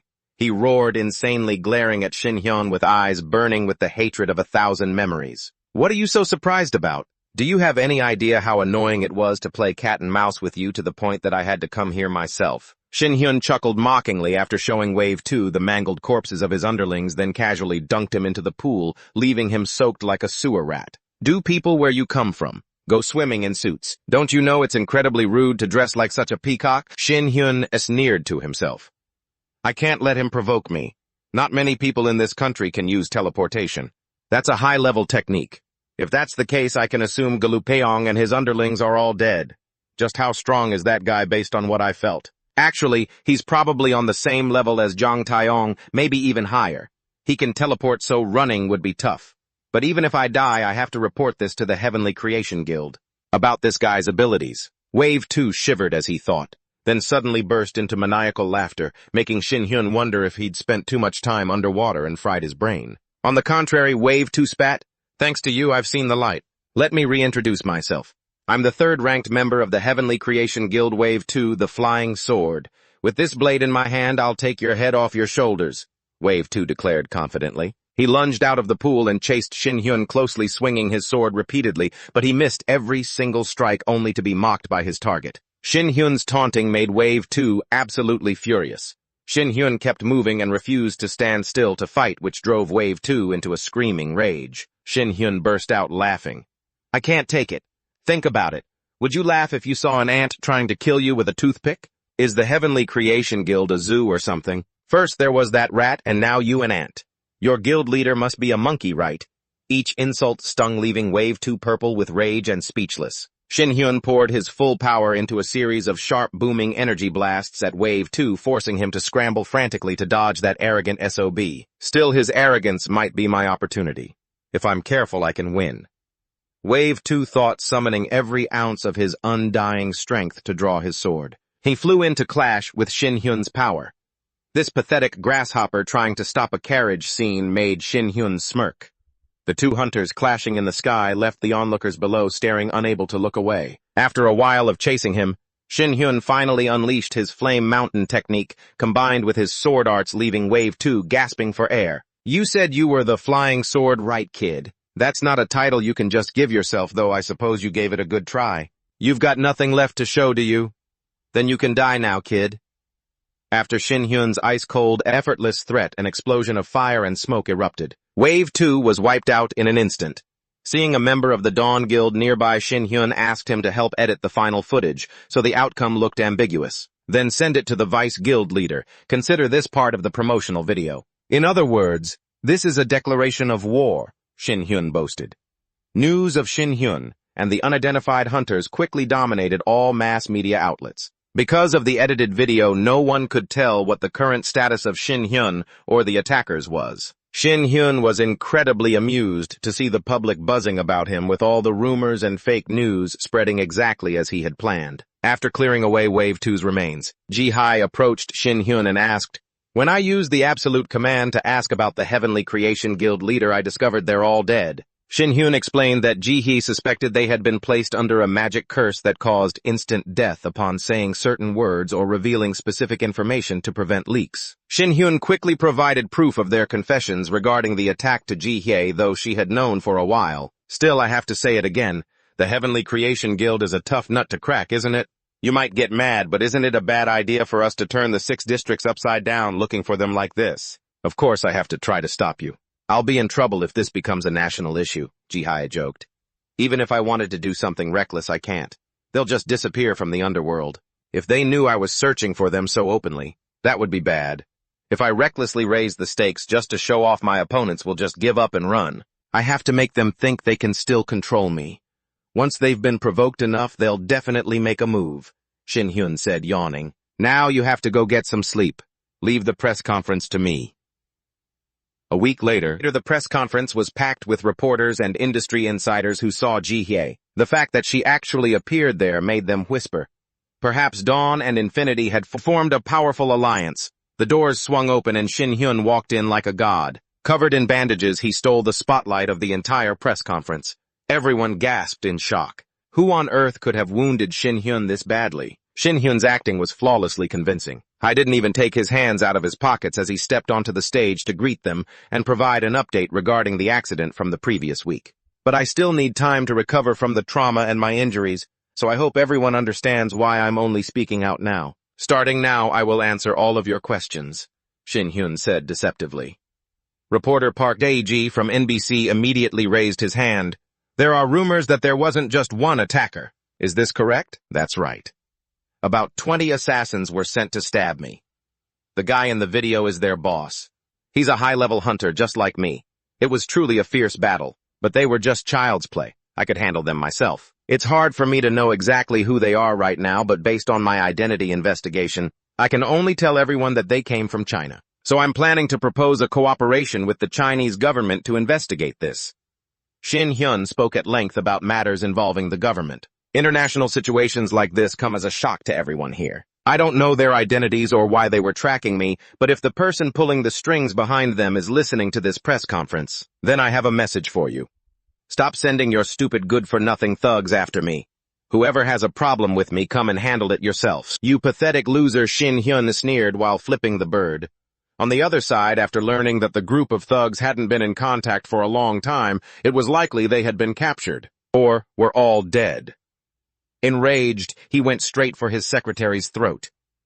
Are you telling me that the third-rank Heavenly Creation Guild and the specialized assassination squad I sent have all been defeated? Not only defeated, but captured too. I was going to prepare more, but I've changed my mind. Just do as he says. I'm going there to rip his head off myself! The doc covered in blood screamed maniacally. Shin Hyun was at home when the doorbell rang incessantly. As soon as he opened the door, a whole group of men in black were standing there demanding that Shin Hyun go with them. They were brazen enough to come straight to his house like that. Turns out these guys have more guts than I thought. Shin Hyun chuckled to himself. The next day, Shin Hyun was present early at the meeting, deeply curious to see what the people from the Heavenly Creation Guild were like.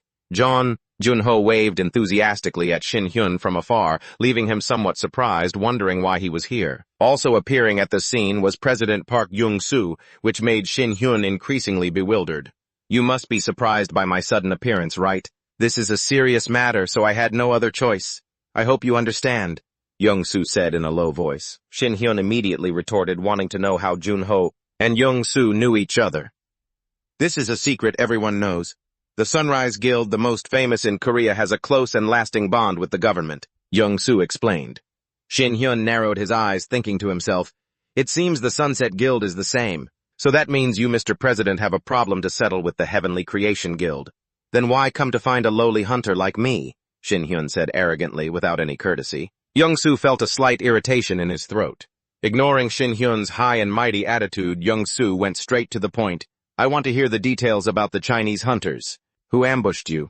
I know very well, contrary to what you said, that you were actually the one who attacked them first.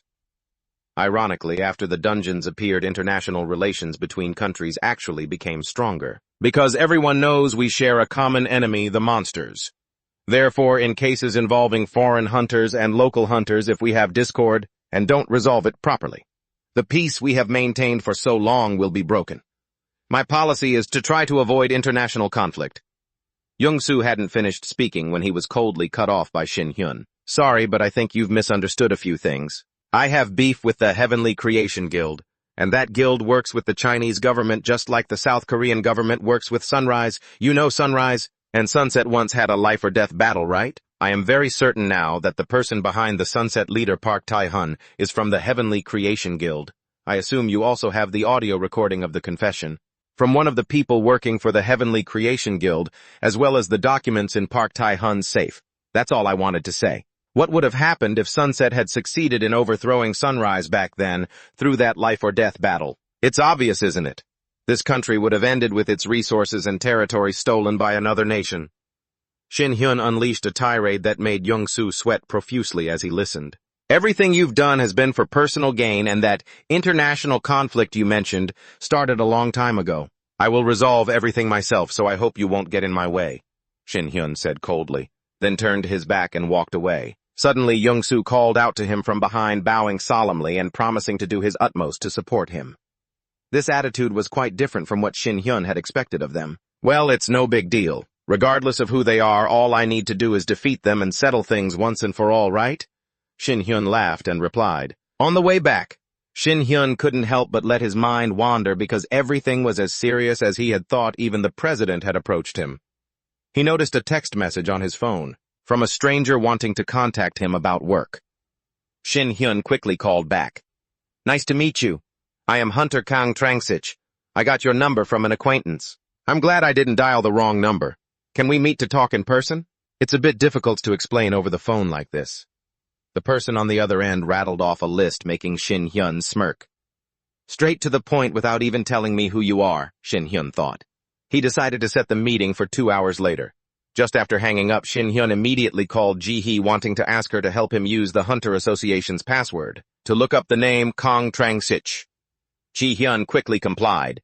She looked it up and found 4 people with that name. They were all freelance hunters aged around 20, 30, or 40.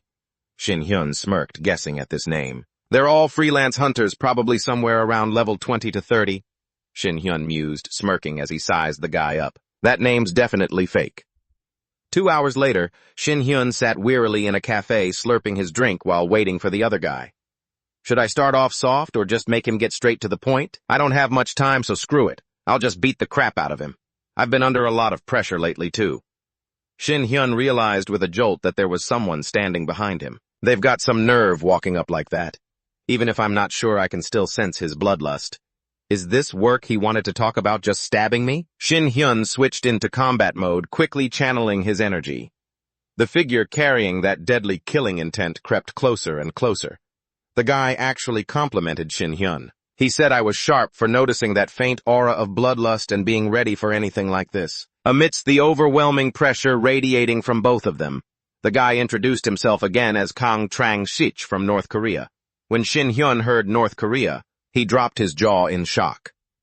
Did you say North Korea? Seriously, should I report you to the National Intelligence Service? Do you even know how the hunter system works up there? Shin Hyun asked curiously. There are no hunters in the North. The Supreme People's Assembly banned training them.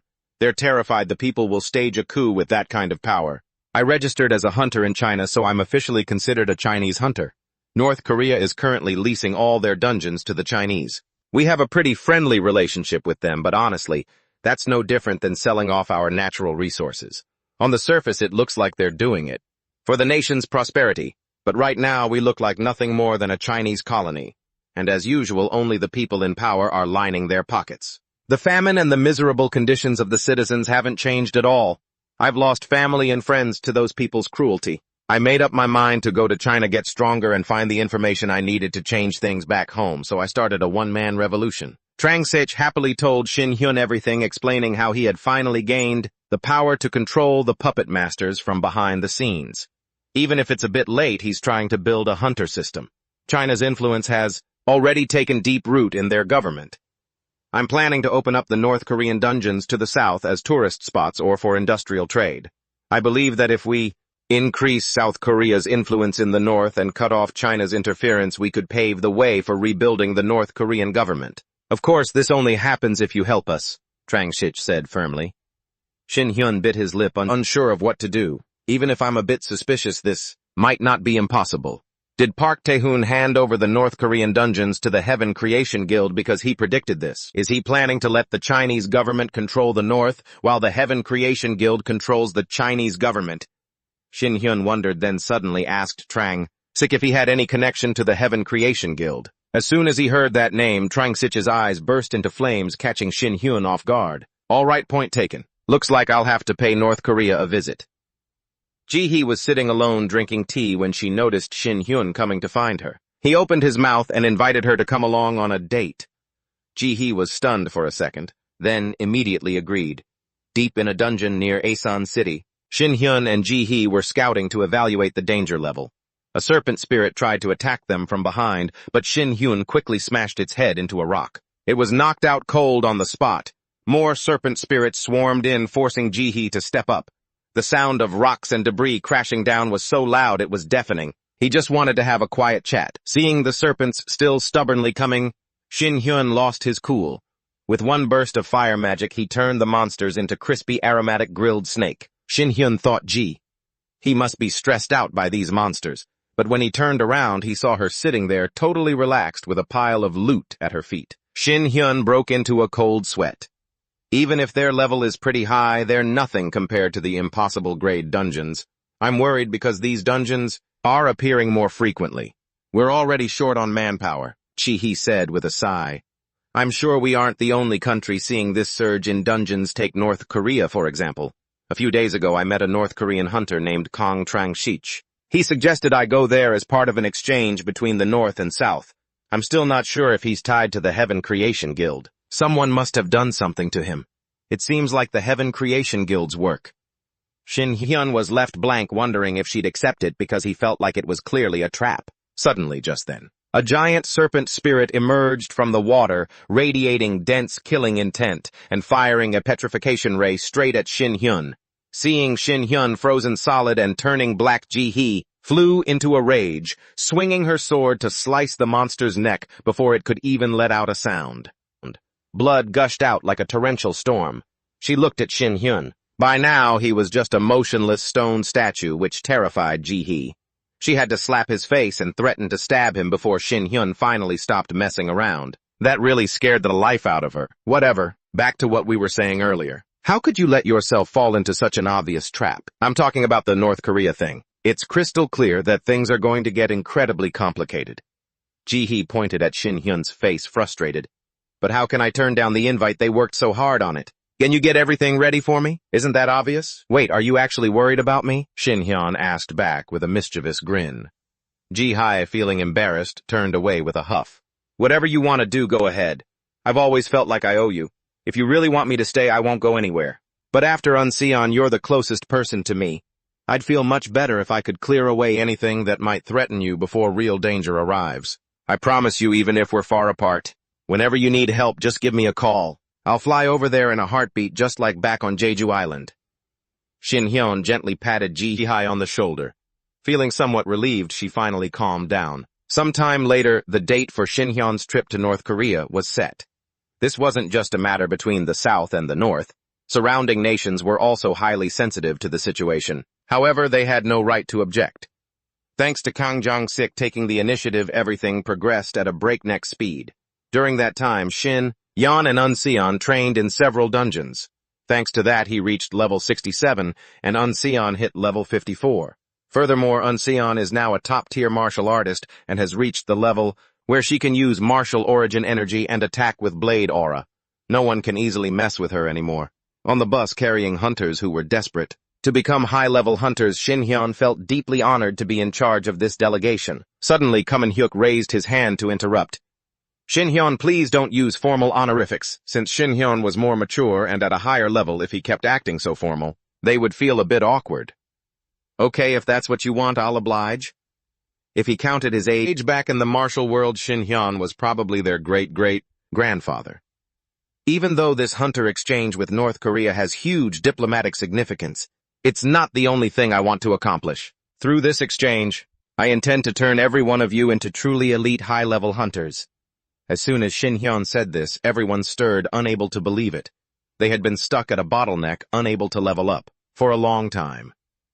When Shin Hyun introduced Unseon as the team leader for these North Korean dungeon raids, the crowd started protesting noisily, because usually the team leader should be the one with the highest level or the most experience. That is exactly why she will be the leader. Among all of you, she has the most experience leading teams. She is currently serving as a captain and, lately she has been fighting alongside me in high-risk dungeons and even in impossible-rated dungeons. But above all, her level is much higher than everyone else's. Unseon has gained over 20 levels in just a few months. Having gone through so many life-threatening situations, she has received the rewards she deserves. She will be the commander and I will be the overseer. When we return to South Korea, you will no longer be potential high-level hunters, but true high-level hunters. Do you trust me and want to follow my lead? After hearing Shin Hyun's persuasive speech, the crowd was instantly excited. They unanimously agreed to follow him.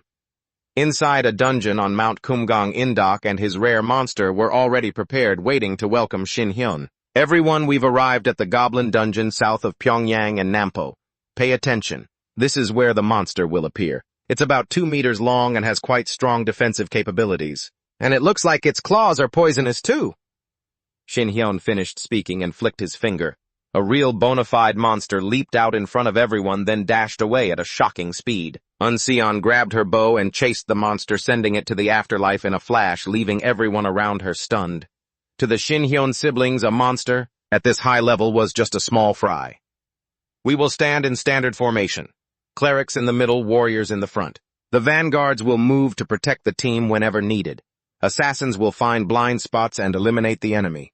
As for me, I'll move around the perimeter and pick them all off. As Unseon laid out the formation, Shin Hyun stood by with a faint smile, remembering his meeting with Jong-sik a few days prior.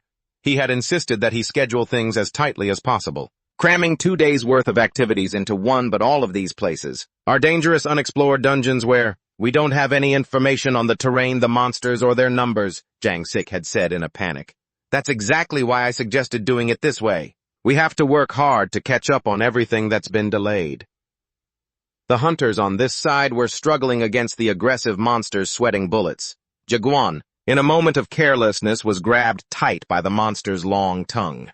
Luckily, he managed to use his staff to push it away, or he would have been a goner. It didn't end there. Monsters kept appearing thicker and faster than ever. Unseon appeared just in time, firing arrows to rescue them in the nick of time. Hunter Song, heal, Hunter go. I'll stand guard. Hunter go and Hunter Ju regroup. Unseon commanded. Hunter Song while using internal energy to heal Hunter. Gu glanced at Unseon. I felt she was truly amazing, protecting the team all day and doing all the scouting, defensive and sentry duties. Moreover, Unseon fired 200 shots without missing a single one. Every shot took down a monster. A few minutes later, Unseon ordered everyone to rest. That's enough. Let's keep moving. Jaegon, hearing that, suddenly erupted in anger. Don't be so bossy. We've been fighting all day without a single break. The monsters just keep coming and everyone's health and mana are at the bottom. Are you only going to be happy once we're all dead? Even doing something has its limits, you know. It's time to put an end to this clearing mission. We've reached our limit. He kept screaming frantically in Ocheon's face until Shin Hyun suddenly appeared like a god. You've reached your limit, huh? I think I've heard that phrase at least a dozen times now. You guys are so weak. It's clear you've all been pampered too much. You probably think this is enough, even though you still have energy left, don't you? Do you think I don't notice that you're making more mistakes? Do you know why? Why is Yucheon so strong even though her level is almost the same as yours? She has never once complained about hitting a limit or anything like that.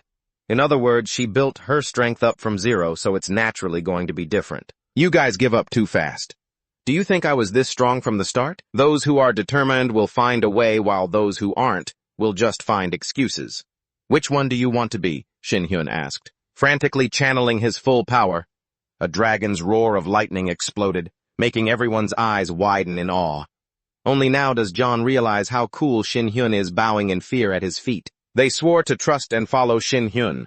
Shin Hyun has gained the absolute trust of these high-potential hunters. The North Korean dungeon tour went exactly as planned. A month has passed, and the day they approached the final impossible dungeon has finally arrived. This dungeon is massive and intense. It was so intimidating that the whole group felt a chill just looking at it from the outside. Shin Hyun, on the other hand, was incredibly eager to charge in right away. 3 days ago, Shin Hyun reviewed the group's leveling progress. Each of them has leveled up at least 2 to 3 times already. Even though Shin Hyun thought this schedule seemed very grueling thanks to their trust in him and Yuchen, they didn't complain once. That's how they reached levels they never could have achieved, even if they had trained for an entire year, all in just under a month. If the situation had been more normal, it would have been better, but everything went too smoothly. I intended to choose a dungeon to purge, one with high risks where both money and experience are abundant, but China hasn't responded at all. Not to mention the heavenly martial god. Did I judge the situation wrong? Shin Hyun wondered to himself.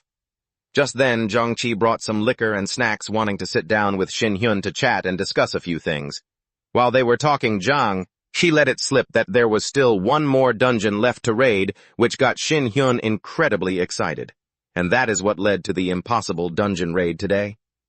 As soon as they stepped inside, the cold of the blizzard slammed into them, making everyone chatter their teeth. Even Yucheon, who possesses the highest level martial arts, struggled with the cold. It's truly a headache. Seeing Zhang Qi worried and asking to turn back, Shin Hyun immediately reassured him. I truly appreciate you worrying about us, but let's keep going. Because this is the last remaining dungeon, I am certain that this place will yield a great harvest. The group reluctantly wrapped themselves up and pushed through the cold. Shin Hyun silently felt that the cold seemed to intensify with every passing minute. Perhaps they would be defeated by the cold before they even got to fight any monsters. And then they encountered the culprit, the one causing the dungeon's difficulty to spike tremendously, even more than the harsh weather itself. A monster was radiating an eerie green energy. It beat its wings once, and countless ice shards erupted, pouring out with a deafening roar. Shin Hyun quickly waved his hand, using his firepower to block them. Each of these broken ice shards could instantly impale an average hunter. If they shattered, it would trigger an explosion of low-temperature fire that is very difficult to stop or extinguish. Because we have no way to get close to it, it's very hard to force it to fly lower. It will keep using ice to attack and then proceed to carpet bomb us. As a melee hunter like me, I have no way to deal with that, Shang-Chi said. Under Shin Hyun's request, Yucheon gritted her teeth and tried to fire her bow, but the arrow shattered into pieces the moment it touched the ice surface. Ha ha! This really makes one feel like it's impossible. Shin Hyun smirked and immediately cast a barrier surrounding everyone, protecting them from the monster's ice attack. Even though I have many ways to deal with this thing, I have many others around me, Shin Hyun thought to himself. Changchi's jaw dropped. He never expected that Shin Hyun could actually infuse fire elements into a barrier like that. Now the group followed Shin Hyun and continued moving to another area. As they walked and walked, they spotted silhouettes flickering on the cliffside. Just then, an avalanche thundered down. Yahello and his 500 brothers appeared proudly, their killing intent blazing and erupting, while everyone else was scrambling to run away with their tails between their legs. Only Shin Hyun stood still, his lips curling into a mocking smirk. Ling Mei, a fourth-tier member of the Heavenly Celestial Group, watched Yahello's retreating back, and thought, "Master, the leader of the Heavenly Celestial Group and the true ruler of China, you stirred up so much chaos just for one person. I never would have thought this was how you would balance the situation after those recent purges. You are surely trying to tell them not to have any delusions whatsoever. Just live like low-life insects."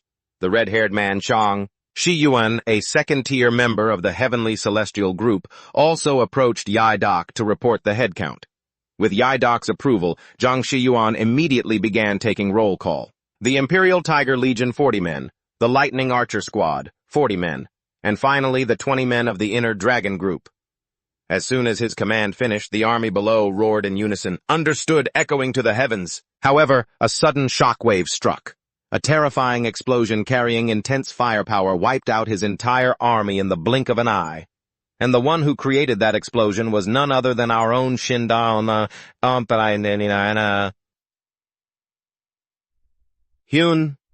Amidst the horrified look on Zhang Shiyuan's face, Yahello smirked cunningly and ordered his men to rush at Shin Hyun and Yahello. Under the terrified gaze of Truong Thuk Nguyen, Yahello gave a cunning, crooked smirk and ordered his men to rush in and take down Shin Hyun and Yahello. With eyes locked in a fiery, infinite gaze, Trang Sich's group was absolutely freaking out, terrified as they saw Yahello dragging an army of 500 lackeys along to jump them. "Our group, who are these guys? What's going on all of a sudden?" While Trang Sich was panicking and losing her mind, Shin Hyun moved like lightning amidst the avalanche, hitting the pressure points of everyone in the group to paralyze them. At the same time, he used his bare hands to hold back the avalanche, leaving Trang Sich looking on in pure terror. Trang Sich aggressively brandished her black sword at Yahello, which just ticked him off, so he snapped his fingers with a loud pop. Trang Sich's head instantly felt like it was going to explode with stabbing pain. "You lowly scum, who do you think you are, acting so arrogant? Never forget one thing, your lives are always in my hands," Yahello said coldly. "So you even know how to manipulate minds and erase memories. Looks like you've got a few tricks up your sleeve. But did you guys all go to the same Korean language school? You guys talk exactly the same. It's hilarious." Shin Hyun laughed and clapped his hands, paying Yahello a sarcastic compliment. Yahello retorted, "I am the leader of the Heavenly Light Legion, acting under the orders of the Heavenly Light Martial God." Shin Hyun was getting more and more interested in the guy leading that Heavenly Light clown show. The two of them boasted and postured for a while, their killing intent radiating heat. "But this time you've gone too far. Your arrogance won't just destroy you, it will harm everyone around you too. Do you know why the Diamond Mountain Dungeon is known as impossible? The monsters that rule that place are literal natural disasters. I'll let you see why." Yahello threatened him, launching an attack as he summoned a horde of ferocious monsters to surround Shin Hyun. "Seriously, don't tell me you lured me all the way here just to show me a few chickens in the snow, right? But since you went through all the trouble, I'll happily play along. Although this is no way to treat a guest," Shin Hyun said, then immediately unleashed a move that cut through the wind and waves. He tore through the mass of monsters surrounding him. Unexpectedly, the monsters, which should have been shredded to bits, slowly merged back together into pieces just like before. "Did you think the monsters here were that easy to chew on? As long as they are still here, they will absorb limitless energy and become immortal," Yahello shouted triumphantly. "Immortal, my foot!" Shin Hyun quickly grabbed a training sword in front of everyone and declared proudly, "I am the first Sword Emperor. No matter what, I am a swordsman through and through. I will show you the true power of a Sword Emperor. Even the laws of nature cannot stop me." Shin Hyun drew his sword, breaking the current situation in a heartbeat, leaving Yahello's men both terrified and infuriated. "How's that for birds and grass?" Shin Hyun danced through a few moves, sending them off to meet their ancestors. The sword technique he was using felt like a cloud drifting lazily or a stone dropping silently onto a calm pond. By the time his opponents could even regain their senses, Shin Hyun was already standing right in front of them. With a crazed mindset, he poured all his strength and muscles into the attack, gritting his teeth as he lunged forward. 2/3 of Edok's force had already been wiped out. Edok had lost it by now, completely unaware of the reality of the situation. He frantically combined magic and sorcery skills, firing blast after blast at Shin Hyun. Remaining members of the Flying Squad Iron Wall Suppression Unit form up Dragon Wrath Legion charge, Edok ordered. His few remaining troops obeyed, and rushed toward Shin Hyun with clubs and swords. Edok secretly signaled to Trong Thuk Nguyen to stab Unseon once Shin Hyun was distracted. Shin Hyun was in the middle of a fairly intense and exciting fight with Edok's army. He didn't stop stabbing. Every strike was incredibly powerful, blending in firepower with the first form of the infinite sword technique. Shin Hyun slashed away the first wave of troops. Okay, thank you, next. The Iron Wall Suppression Unit was ready, waiting for Shin Hyun to finish the rest before the signal to fire. Countless fire arrows rained down toward Shin Hyun like a storm. It looked somewhat impressive, but to Shin Hyun it was just like a mosquito bite. He leisurely dodged and enjoyed the situation. Man, this is chilling. Even the attacks from high-level hunters who had been trained in martial arts couldn't even scratch him. We have to turn the tide with his previous attack and take the upper hand with this one. The girl Lin Moy thought optimistically while swinging her sword frantically. But as she got close to Shin Hyun, she immediately trembled and collapsed, knowing she couldn't beat him. Edok cursed furiously and ordered Truong Thuk Nguyen to target Unseon. Shin Hyun was slightly surprised to see that Edok knew about his infinite physique. Perhaps he had reached that realm before, too. This is the first time I've seen another regressor who is also at this realm. I'll give you credit for that. However, even if I follow the etiquette a martial artist should have, I can't believe you're trying to pull this despicable hostage-taking stunt.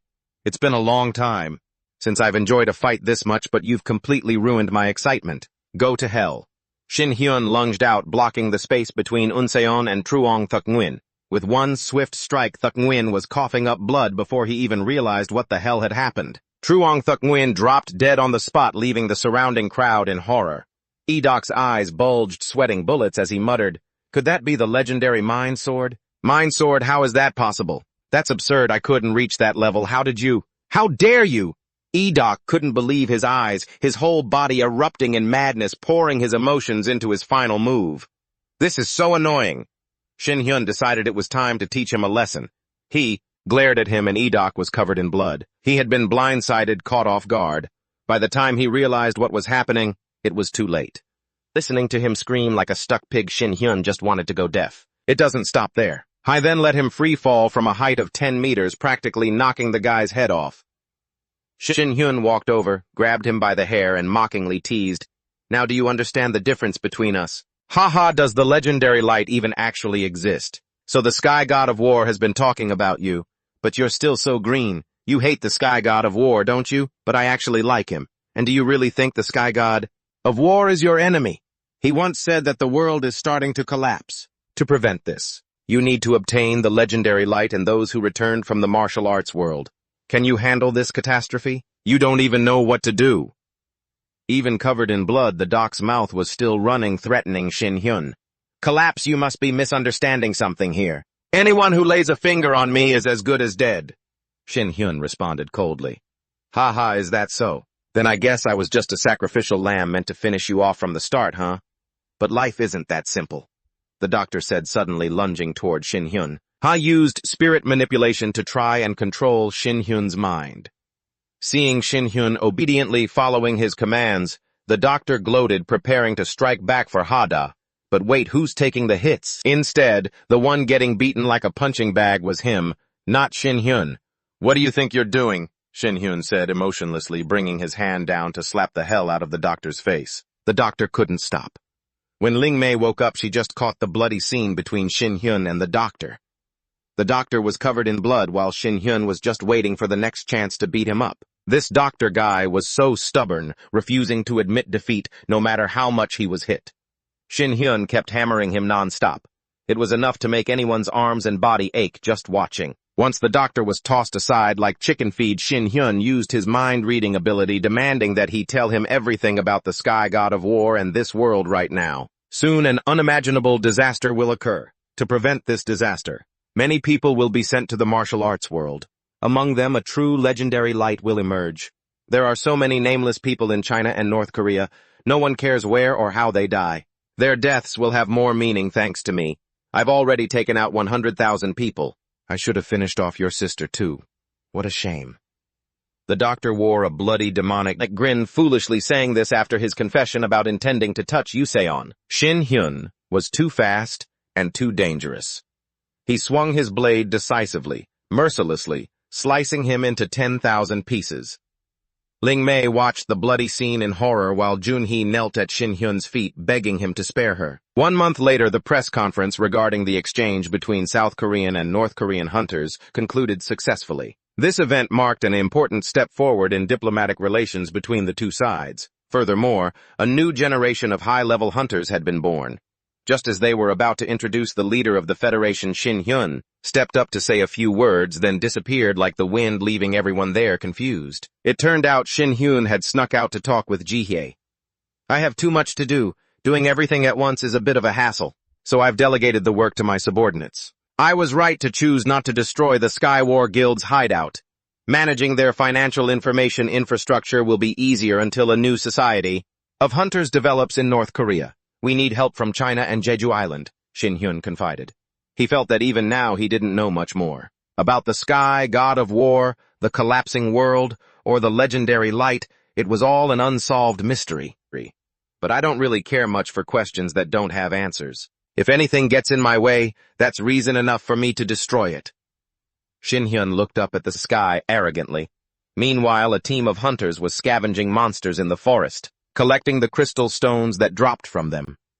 Everyone was exhausted and aching, but there was no other choice. Without grinding like this, there were no skills or magic that could collect all those crystal stones at once. While the team was busy chatting, a monster suddenly appeared from behind. Captain Kong quickly took a defensive stance, ready to give it a proper beating, but before he could strike, he realized it wasn't a normal monster. It was a corpse monster. A while later, the team headed back with the crystals. That corpse monster kept Captain Kang thinking, because when they attacked or destroyed it, it didn't drop even a single crystal. Suddenly, Captain Kong received an urgent report from the Chiak Mountain dungeon. These corpse monsters were now appearing everywhere.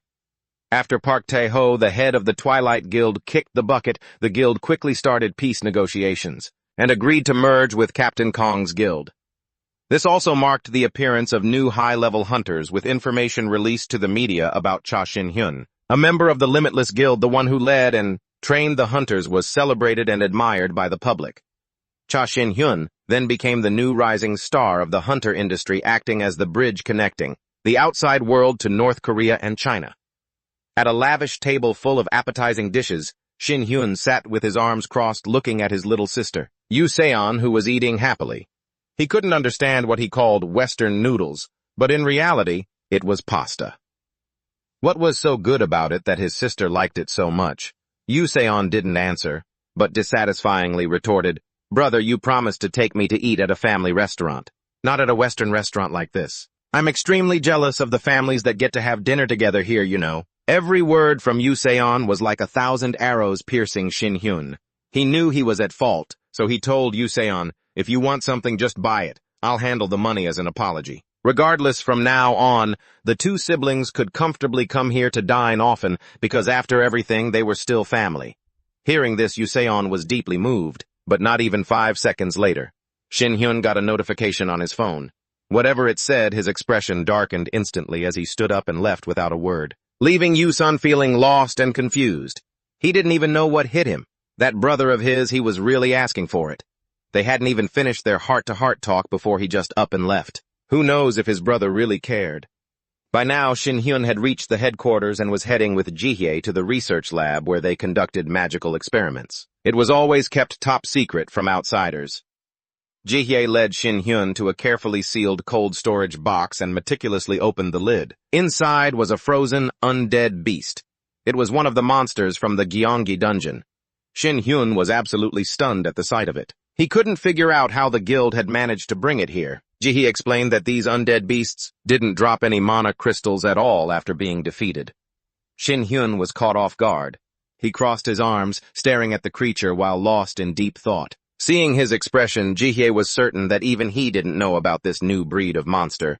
But contrary to Jihye's anxiety, Shin Hyun seemed genuinely excited by this discovery. He smiled faintly and told Jihye to provide the exact coordinates of the Gyeonggi dungeon while also ordering that everyone be banned from entering it for the time being. Shin Hyun looked at Jihye with a look full of confidence. I think I'll understand everything if I see a living undead beast in person. Don't worry, just wait until I collect a few corpses and get back. In New York, Christopher Stayer was listening to his assistant brief him on the current situation. The number of undead beasts was rising. If this kept up, the number of skill crystals would dwindle, causing a serious economic blow. The situation in North Asia wasn't much better. Recently, however, the guilds had started working together, and they were waiting to see if any useful solutions would emerge. But Christopher Stayer believed that instead of waiting, we should go see for ourselves. China is a vast place, and there are many talents that the guild will need. Back on the other side, Shin Hyun had arrived at the dungeon. He stood on a cliff silently observing for a while before deciding to run a quick test by taking out a few monsters first. Shin Hyun dove down decisively. With just a few clean swipes, he sent a whole horde of monsters to the afterlife. But if he wanted an undead beast to appear, he had no idea how many regular monsters he'd have to slaughter. At this rate, his back was about to break from the pile of mana crystals strapped to it. Just as he was grumbling, an abnormal crack suddenly appeared in space. It looked just like the phenomenon Shin Hyun had seen back in the fog dungeon, but the color and the vibe were slightly different. Suddenly, Shin Hyun recalled the words of the guys that he had defeated earlier. The world is collapsing. If you do not become a god, you will lose everything.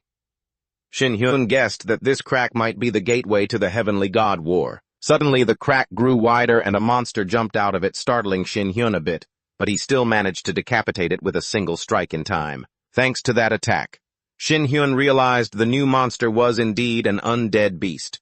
Perhaps their origin was this strange crack. Shin Hyun looked up at it, wondering what was on the other side. Could it be the heavenly god war he had been craving for so long? At that moment, a mysterious black-haired figure tied to a cross appeared wearing a sinister smile. We'll meet soon, Shin Hyun. Shin Hyun carefully stepped closer to the crack. Now he knew where these undead beasts were coming from. Shin Hyun touched the crack. It was exactly like the one he had seen in the fog dungeon. If that was the case, then these undead beasts were special monsters that could travel between dimensions through such cracks. But one thing kept Shin Hyun scratching his head. Did that mean all the regular monsters were just falling from the sky? A thought suddenly clicked. What if all the dungeons had always been controlled and orchestrated by something? If that were really true, it could trigger a massive crisis for the general public. Everything was still just a theory, so Shin Hyun needed time to gather more solid evidence. And the first thing he had to do was go to Jeju Island, where the first crack had been found. As soon as Shin Hyun set foot on Jeju, a team of hunters came sprinting toward him. Their leader, Kim Hagen, was flustered, panting as he asked how Shin Hyun was doing. It seemed the recent events had been too much for him. The guy looked absolutely drained. Before he could even finish his greetings, Kim Hagen suddenly dropped to his knees and grabbed Shin Hyun's leg, begging for help. It turned out that when Shin Hyun had been to Jeju before, there were already 6 high-level dungeons that had the guys there sweating bullets. But for some reason, after Shin Hyun left, another dungeon appeared. As of now, Jeju Island had 7 high-level dungeons. Shin Hyun fell into deep thought. He had also just received intel that recently, in many parts of China, strange dungeon phenomena were appearing.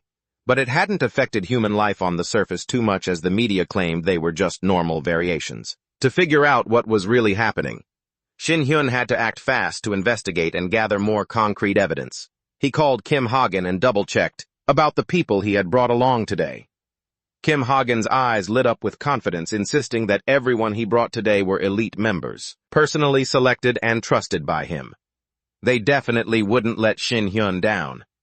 Hearing that, Shin Hyun decided to trust him for now and started blazing a path for the team to carry out their next mission. From now on, he would take out every single monster he encountered until an undead beast showed up. No sooner said than done. As soon as they stepped inside, Shin Hyun unleashed a barrage of attacks, wiping out the small fry monsters in seconds. The speed and combat skill of Shin Hyun left Kim Hagen and the others completely stunned. It was even more insane than last time. Shin Hyun remained calm, signaling the team to move quickly to the next area. He didn't forget to remind them to collect all the mana crystals they had just gathered. By this time, the crack in space was growing larger, leaving Shin Hyun a bit surprised and confused. He didn't expect it to get this big. Kim Hagen and the other team members were so terrified upon seeing this strange phenomenon for the first time that their faces went pale.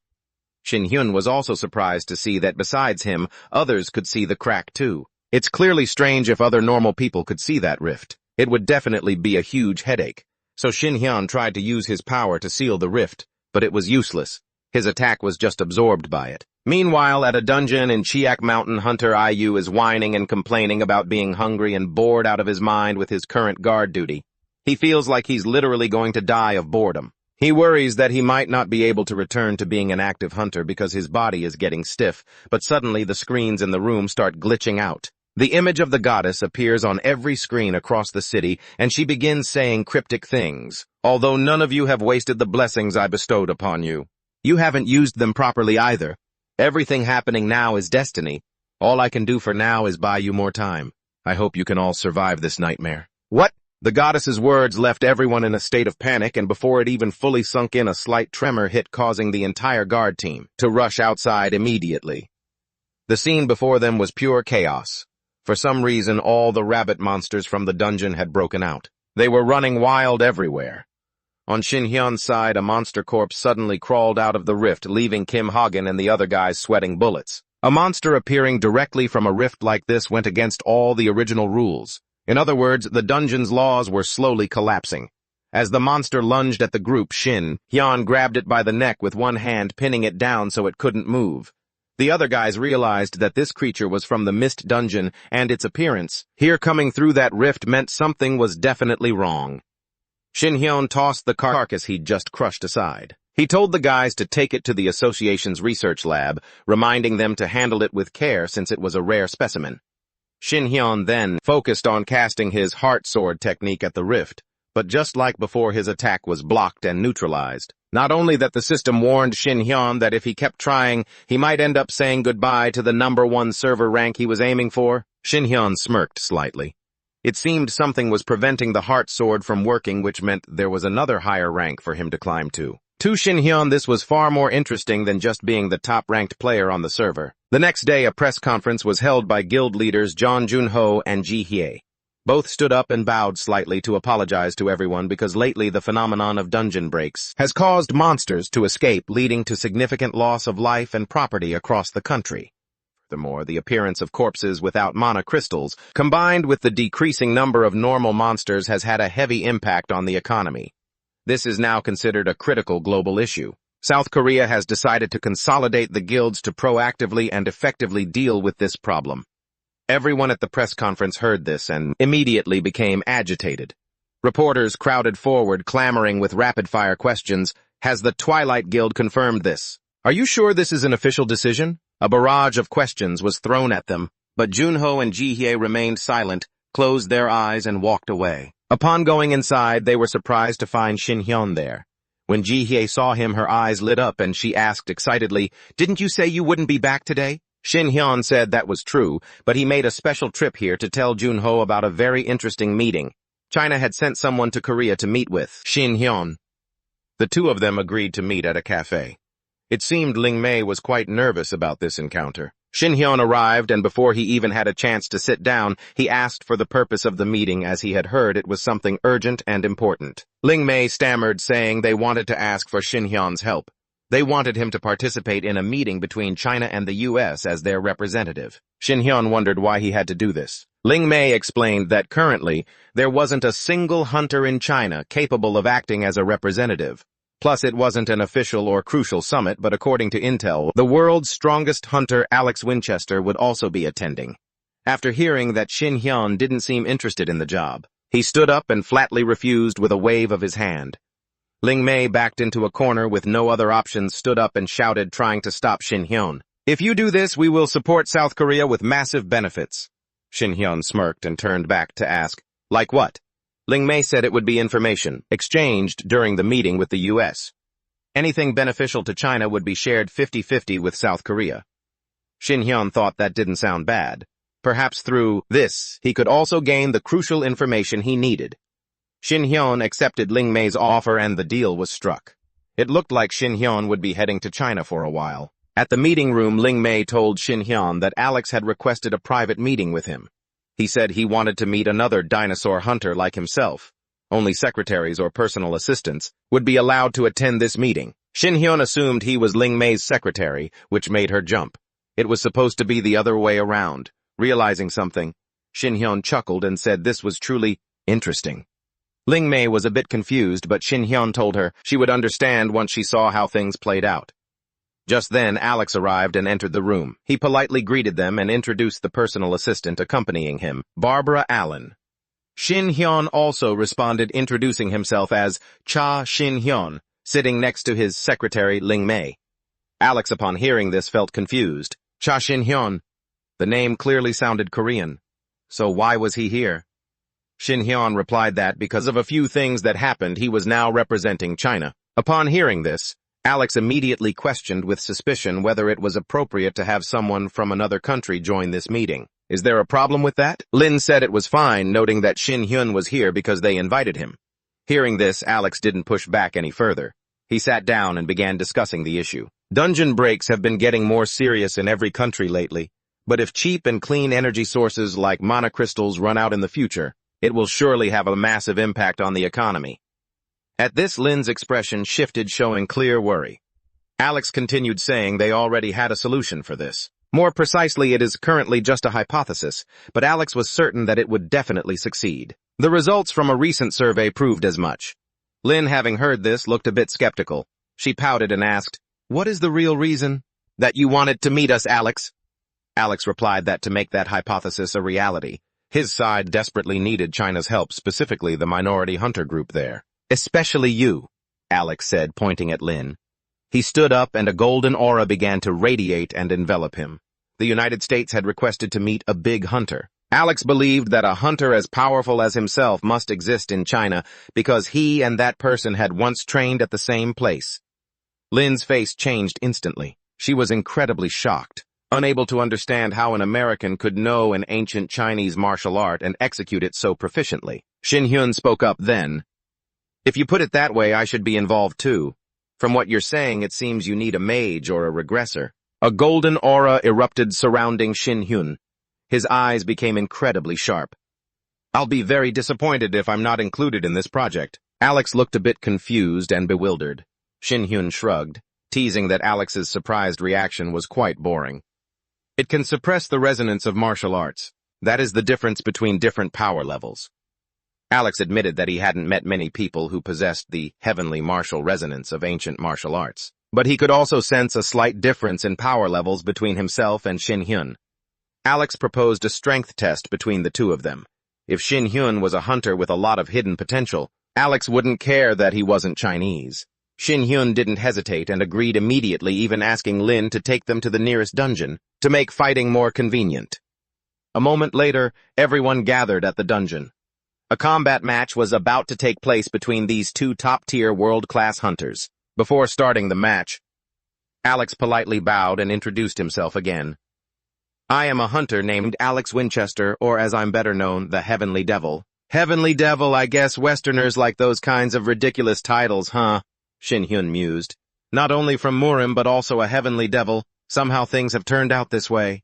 That place is the only one without prejudice against foreigners or racism based on skin color," Alex said as he slowly approached Shin Hyun. His face suddenly became dangerously menacing. To reach the status he held today, Alex had not hesitated to ruthlessly kill his own teammates. "Murim is also where the demonic cult exists." Shin Hyun shrugged with a smirk, saying that members of the demonic cult are all the type to ignore everything, even their own lives, to take me down. So if I can defeat them, that would be truly interesting. Shin Hyun waved his hand, provoking Alex. "Hurry up and attack. I'll let you make the first 3 moves." Alex gritted his teeth in annoyance. If that was how Shin Hyun wanted to play, he would oblige. Alex lunged quickly toward Shin Hyun, raising his fist to start the match with a strike to the face, but Hyon blocked it and shoved him, nearly making him fall. Alex continued his attack, pivoting to unleash a kick at Shin Hyun, but it was blocked by Hyun's punch. When fair play didn't work, he played dirty. Alex swept his hand across Shin Hyun's face and slipped behind his neck, intending to use a pressure point strike to paralyze him. But Shin Hyun saw it all coming. He swung his hand, shoving hard, and Alex was instantly blown away 100 meters. That last strike left Alex a bit dizzy. Now he understood why. Shin Hyun was so confident in himself. Alex feigned a smile, admitting he was very satisfied with the results of this test match. But if it ends simply here, it would be quite disappointing. His face gradually grew menacing again. A scorching red killing intent radiated around him, making everyone feel a chill. Have you ever heard of a level in martial arts called Heart Sword Control? A flash of dark light grazed Shin Hyun's face, instantly catching him slightly off guard. Alex, with a smug look, said he did that on purpose so Shin Hyun could see just how serious he was. Shin Hyun sighed in frustration. He was thinking about how Alex didn't know his own place. A surge of power erupted from Shin Hyun. Alex, it's best you don't let anyone know how you use that heart sword technique. Because the thing that Shin Hyun is demonstrating here is the true heart sword. Alex, you've already lost. He failed, kneeling at Shin Hyun's feet, confusedly begging to be taken as a disciple. Shin Hyun laughed gleefully, saying this was the difference between their skill levels. Shin Hyun kindly reached out to help Alex up. He agreed to take him on as a disciple, then asked about the solution to the current mana crystal shortage. Alex said they had built a project based on a hypothesis that mana crystals were the core essence inside every monster. Shin Hyun was incredibly surprised, asking, "Is that essence the magical energy that monsters have accumulated over many years?" Alex pulled out a mana crystal and continued, "In Murim terms, that is absolutely correct. Although their structure and nature differ, they all contain the monster's energy. Explaining it precisely and thoroughly would be long and time-consuming, so Shin Hyun wanted to know the final conclusion right away." Alex said with a dangerous tone, "We plan to create essence from the remains of mutated bodies." Shin Hyun heard this and found it unconvincing and hardly persuasive. "It's like extracting energy from a dead monster, huh?" Alex figured it wasn't much different from a type of dark magic called blood-soul protection, which is used to siphon energy from corpses. That's the essence of its absorption technique. It's top tier in the world of demonic arts, and the method in this theory works just like it. No wonder it drove the demons in the realm crazy, though. Alex defended his point, adding that not all demons in the realm are like that. No, wait, not every single one of them is that evil or lawless. But regardless, the test here is finally finished. The two of them need to head back and get on with the negotiations they left hanging. Returning to the negotiation office, Shin Hyun decided to work with the United States to the best of his ability, while simultaneously continuing to provide the best possible support to China. Consequently, profits would be split 55-10. Furthermore, Shin Hyun would be the exclusive hunter for both Japan and China. Lin Mui was so shocked she could only gape. This meant that if Shin Hyun wanted to, he could cut ties with China at any time. This thrilled Shin Hyun, while Lin Mui looked as deflated as a wet noodle. Alex, seeing this, could only watch in helpless silence. He sighed and continued reading the contract. "I swear on my honor that I will strictly fulfill the terms of this contract, but remember this. The terms only apply if you succeed. Count on it."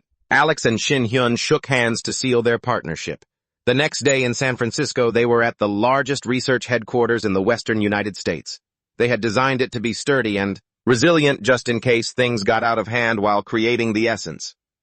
Alex introduced Shin Hyun to the top-tier monster essence stone creator machine they had there, but in Shin Hyun's eyes it looked totally average. Alex began testing the machine's capabilities by placing his hand on the surface and channeling a bit of energy. Through his own magic, an artificial essence stone was formed from his energy.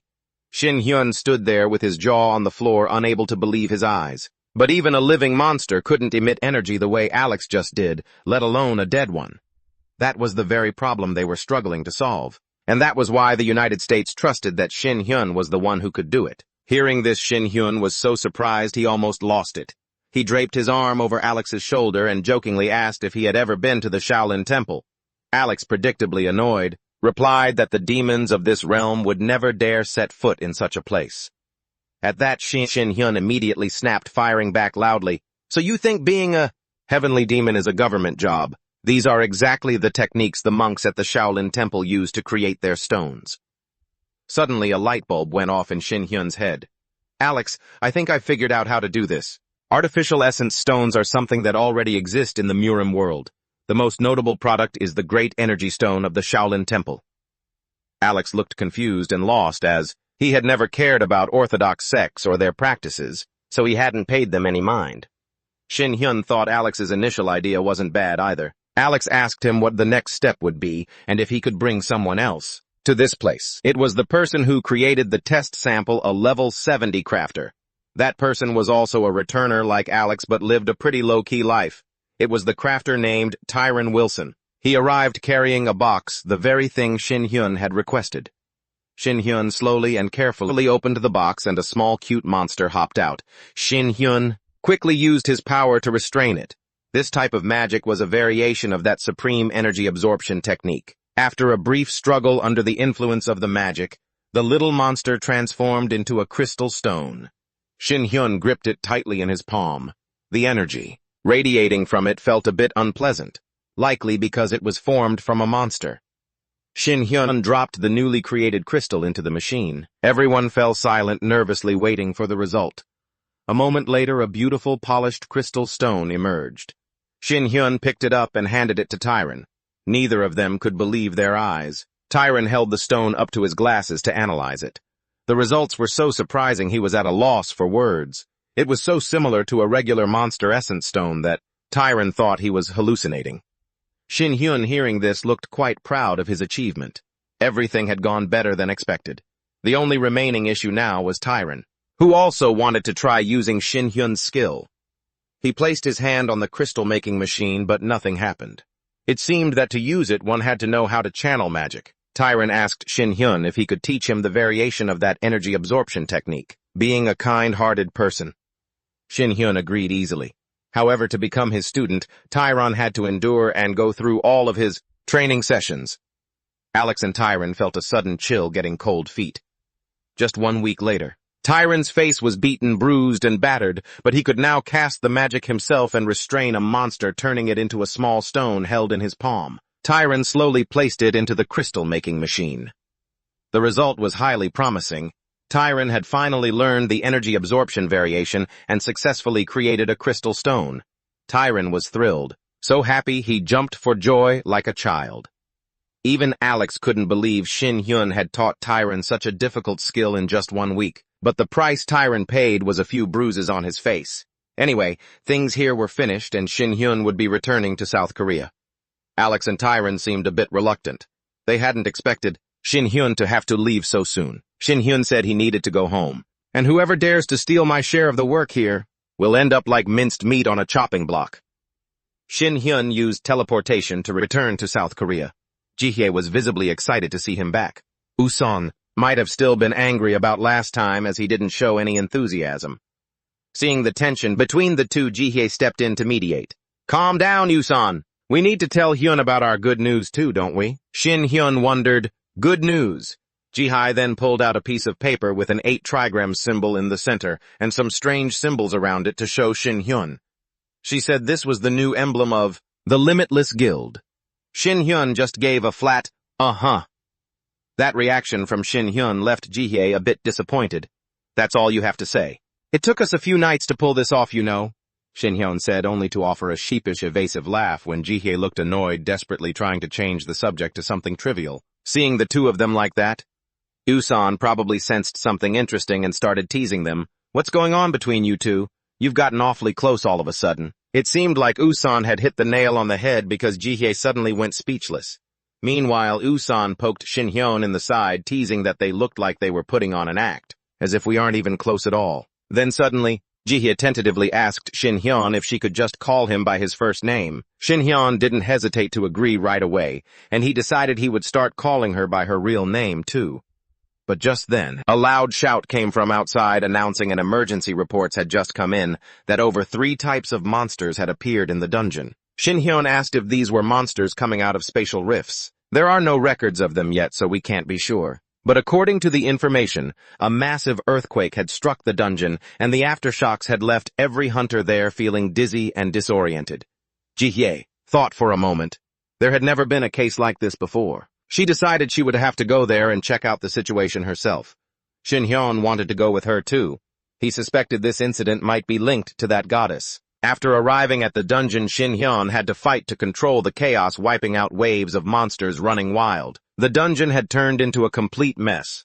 There were monsters everywhere, all kinds of them, and dealing with them was starting to become a real struggle even for Shin Hyun. He stepped toward the rift. First it was the dungeon break, and now monsters were popping up all over the place. Shin Hyun wondered if that goddess was behind it all, or perhaps this was a dark omen of tragedies to come. Suddenly something caught Shin Hyun's eye. The silhouettes of a few people appeared in the distance. It looked like they were heading toward him. As it turned out, they were members of the Jeju Island Special Protection Squad. They were quite surprised to see Shin Hyun there. Shin Hyun's expression darkened. Jeju Island. Shin Hyun realized this wasn't just a simple mix-up of monsters.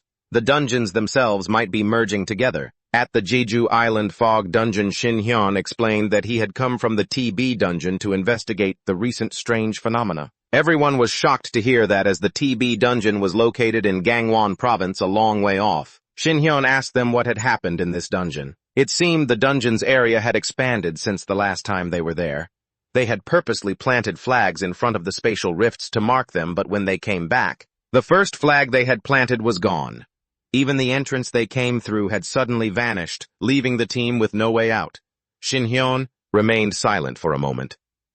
Each dungeon should only have one portal, he said, suggesting that the dungeons were currently merging. The portal I used to get here is still intact, so you can use that to get out. Everyone's eyes lit up with joy and relief at his words. Finally, they could escape this hellhole. As for Shin Hyun, he decided to stay behind to investigate those strange rifts. I was certain that the merging of the dungeons wasn't the only thing going on. Shin Hyun walked in front of the rift where the monsters had first appeared. It must be connected to somewhere else. Suddenly, a lizard-like monster wearing clothes stepped out of the rift, threatening Shin Hyun to move aside if he wanted to survive. Facing this scene, Shin Hyun couldn't help but let out a helpless sigh. Meanwhile, Alex was in Hawaii after receiving the news that the dungeons were merging. Alex rubbed his aching head and looked up at the sky, lamenting that he couldn't believe something like this was happening.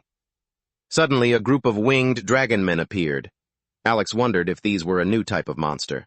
Are there really evolved creatures like this appearing here? When he heard them speaking, Alex was genuinely surprised. The dragon men thought that since they were communicating in their own language, Alex wouldn't be able to understand them.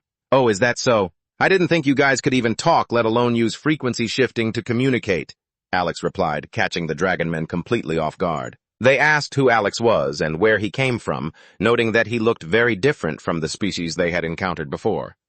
Alex didn't answer, but instead mocked them, asking if their kind were just monsters that crawled out of spatial rifts, like the failed specimen lying there struggling on the ground. The winged dragon man was provoked and furious. Alex wasn't afraid and continued to goad him.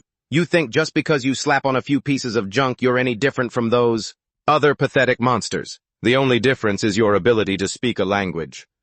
The dragon man was absolutely livid by now. He figured that standing there, bickering with Alex was a waste of time and that it might be better to just start a real fight. Alex couldn't have agreed more. Alex's face was glowing with excitement and a burning fighting spirit as he conjured a magical sword and challenged the dragon men before diving into the fray. During the battle, he even boasted about some of his past feats to intimidate them, as if he sensed something off. The leader of the dragon men ordered its underlings to back off, wanting to fight Alex one-on-one, and the two sides clashed violently, right from the very first opening strike. Alex could clearly sense that this creature before him was incredibly powerful, and the force of their impact sent them both flying backward. At the same time, it left Alex feeling a bit dizzy and unstable, but the dragon man quickly flicked its sword at him. Luckily, Alex was sharp enough to parry it just in time. But the attack was too strong, and Alex couldn't hold his ground, getting knocked far away. Without a moment's hesitation, the creature charged again, pointing its blade straight at him. Fortunately, Alex managed to block the strike again. But now he realized how tough this opponent was, knowing that brute force alone wouldn't be enough to take it down. Their blade clashing caused a small explosion, and both retreated to their original positions as the dragon man began to taunt him. Is that really all you've got? Looks like your run is coming to an end, don't you think? Alex frowned, annoyed, and focused all his energy to unleash his signature spirit sword technique. The dragon man was deeply confused when Alex suddenly stood still, but right after that, It found itself surrounded and restrained by Alex's powerful energy beams, crashing to the ground in pain. The two remaining underlings were so stunned they couldn't even speak. Then they screamed like lunatics and charged at Alex, but he silenced them all with a single effortless slash of his sword. In the end, all three dragon men were defeated, but the toll of using the spirit sword left Alex completely drained, panting like a dog. However, Alex realized he had made a mistake. He had wiped them all out at once when he should have left one alive to gather intelligence or run experiments. He couldn't think of any other way to take down those dragon monsters, except for using the invisible spirit sword. Even a high-level hunter like Alex struggled. If even he had such a hard time, he didn't know what would happen if normal hunters ran into these things. It could easily turn into a horrific massacre. Putting that aside, Alex needed to report this to Shin Hyun first. Meanwhile, at the Misty Dungeon, another dragon man was kneeling on the ground, acting submissive as it looked up, begging Shin Hyun for a chance to negotiate. But looking at the guy's demeanor, he didn't seem interested in any negotiations. The dragon man trembled, bowing its head repeatedly to apologize and beg for mercy. If it had done that from the beginning, things would have been much easier for everyone. Under Shin Hyun's interrogation, the creature started spilling everything they were creatures that had received the blood of the primordial dragon, calling themselves the Blood Dragons, and their race had been exiled from their previous settlement. So they were still searching for a new home, but they never in their wildest dreams expected to run into someone as formidable as Shin Hyun. If you foolishly become his enemy, you might just get deleted from this world. Therefore, instead of fighting pointlessly, the Blood Dragon offered to lead Shin Hyun to their master, saying that someone as powerful as him certainly had the standing to speak with their master. Shin Hyun found it ridiculous this dragon man had just tried to attack him, but failing that it was now on its knees begging for its life and inviting him to meet its master. How naive if he wanted to. Shin Hyun could easily finish this creature off right now, but keeping it alive might provide some useful intel. So Shin Hyun told the dragon man that he needed to check a few things, wanting to be sure that what it told him was the absolute truth. So he used a mind-reading skill to verify. Switching scenes to the meeting room. Shin Hyun and Jihye were having an online meeting with Alex and Lin Moy. Alex teased Shin Hyun for bringing his girlfriend to a meeting, and Shin Hyun grumpily retorted that Jihye was there because she was the vice president of the Jingong Guild. But Alex didn't stop and kept poking fun at their relationship, making Jihye blush. Just kidding around to lighten the mood. Getting back to the main topic, the reason Alex organized this meeting was to inform Shin Hyun that a new strange type of monster had appeared at the Hawaii dungeon yesterday. And it wasn't just one, there was a whole pack. The meeting continued as Shin Hyun fell into deep thought before saying he had left one of them alive so their master might track him down. Everyone was shocked. Hearing that didn't sound like good news, but a bigger issue was the Demon King the dragon man mentioned. Based on what Shin Hyun said, the Blood Dragons had been defeated in a power struggle, and if those demons tried to invade Earth again, no one knew what would happen. It would certainly be a horrific disaster, which was why Shin Hyun wanted to spare that dragon man. If they could negotiate with the Blood Dragons, they could use them as a shield against the Demon King. The idea seemed feasible, and everyone agreed. For now, Alex would stay in Hawaii, because several Blood Dragons had recently appeared and were running rampant. The meeting ended there. Seeing the clingy look on Alex's face, Shin Hyun waved his hand, trying to get rid of him so he could have some peace and quiet. After Alex and Lin Moy logged off, Shin Hyun asked Jihye about how to create a distinction among the hunters. Jihye didn't quite understand what he meant, so Shin Hyun explained that currently the number of crystal stones was very scarce. So instead of having high-level hunters go out searching for more crystals, they should send them to high-level dungeons for training. Jihye felt that if doing that made the hunters stronger, that was great. But what about Jeju Island? If all the high-level hunters there were sent away to train and something happened, she didn't know who would step up to handle it. Shin Hyun told her not to worry about it, as he had already gotten permission for the two of them to stay together for a while, so whatever happens, there's no need to stress. Jihye blushed, feeling shy and flustered. The sudden realization that she'd be working on a mission alone with Shin Hyun was both unexpected and embarrassing. Shin Hyun calmed her down, explaining that they would only be on this mission until the owner of those dragon men appeared, as it was quite dangerous work after all. Since no one knows what could happen, sticking together for a while is safer.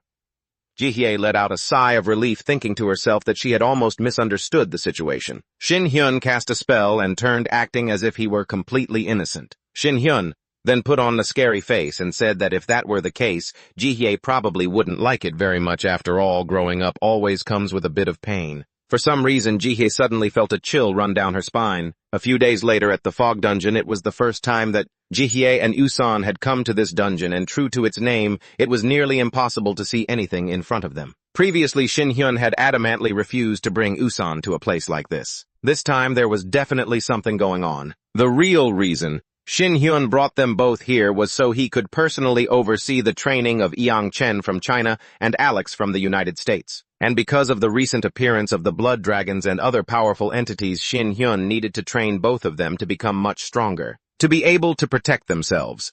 The two girls were extremely eager. To kick off the training, Shin Hyun suggested that Jihye and Usan attack him at the same time. If they could just leave a small scratch on his face, Shin Hyun would admit he lost. Usan was thrilled, her spirit fired up and her eyes burning with determination. Jihye was worried that if they both attacked Shin Hyun at the same time, it would be a huge disadvantage for him. Shin Hyun reassured her not to worry, as he wouldn't go easy on them just because they were girls, so she should give it her all. Jihye and Usan looked at each other, signaling they were ready. They both split off to the sides and prepared to strike. Jihye used her sword to charge straight at Shin Hyun, but he quickly blocked her with just 2 fingers. Hai even criticized her attack for being too slow, even though Jihye thought this move would be effective. Just then, a sharp arrow flew toward Shin Hyun from behind. Shin Hyun noticed it instantly and gently used his heart sword technique to block it. Usan was furious that Shin Hyun could stop her surprise attack without even using his hands. She stomped her feet in frustration. Shin Hyun took the opportunity to provoke her, saying that if she didn't want to end up like that, she had better get stronger fast. Usan, being goaded like that, felt her rage boil over. Added to the fact that she was left home last time, she was truly furious. Usan screamed in anger, swearing to hit Shin Hyun no matter what.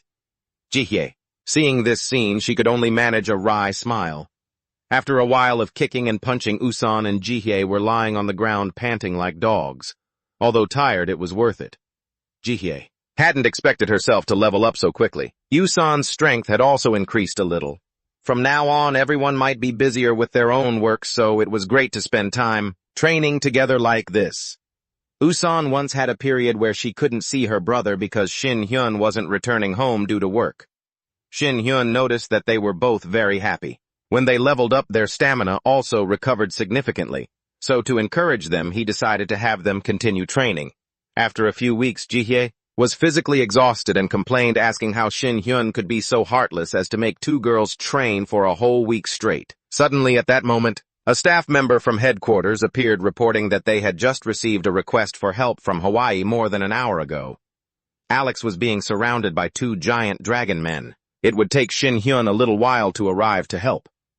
Can you go easy on me a little? According to information from an hour ago in Hawaii, more than 10 dungeons had merged, and as a result of the earthquakes and large fissures, most hunters were unable to handle them. At the same time, they heard that Alex was currently in Hawaii all by himself. Shin Hyun and Jihye were extremely surprised. Back at the Hawaii dungeon, the Dragon Man pointed his sword at Alex and threatened, "Those who came to destroy me before never returned, you know." Alex, of course, knew this well.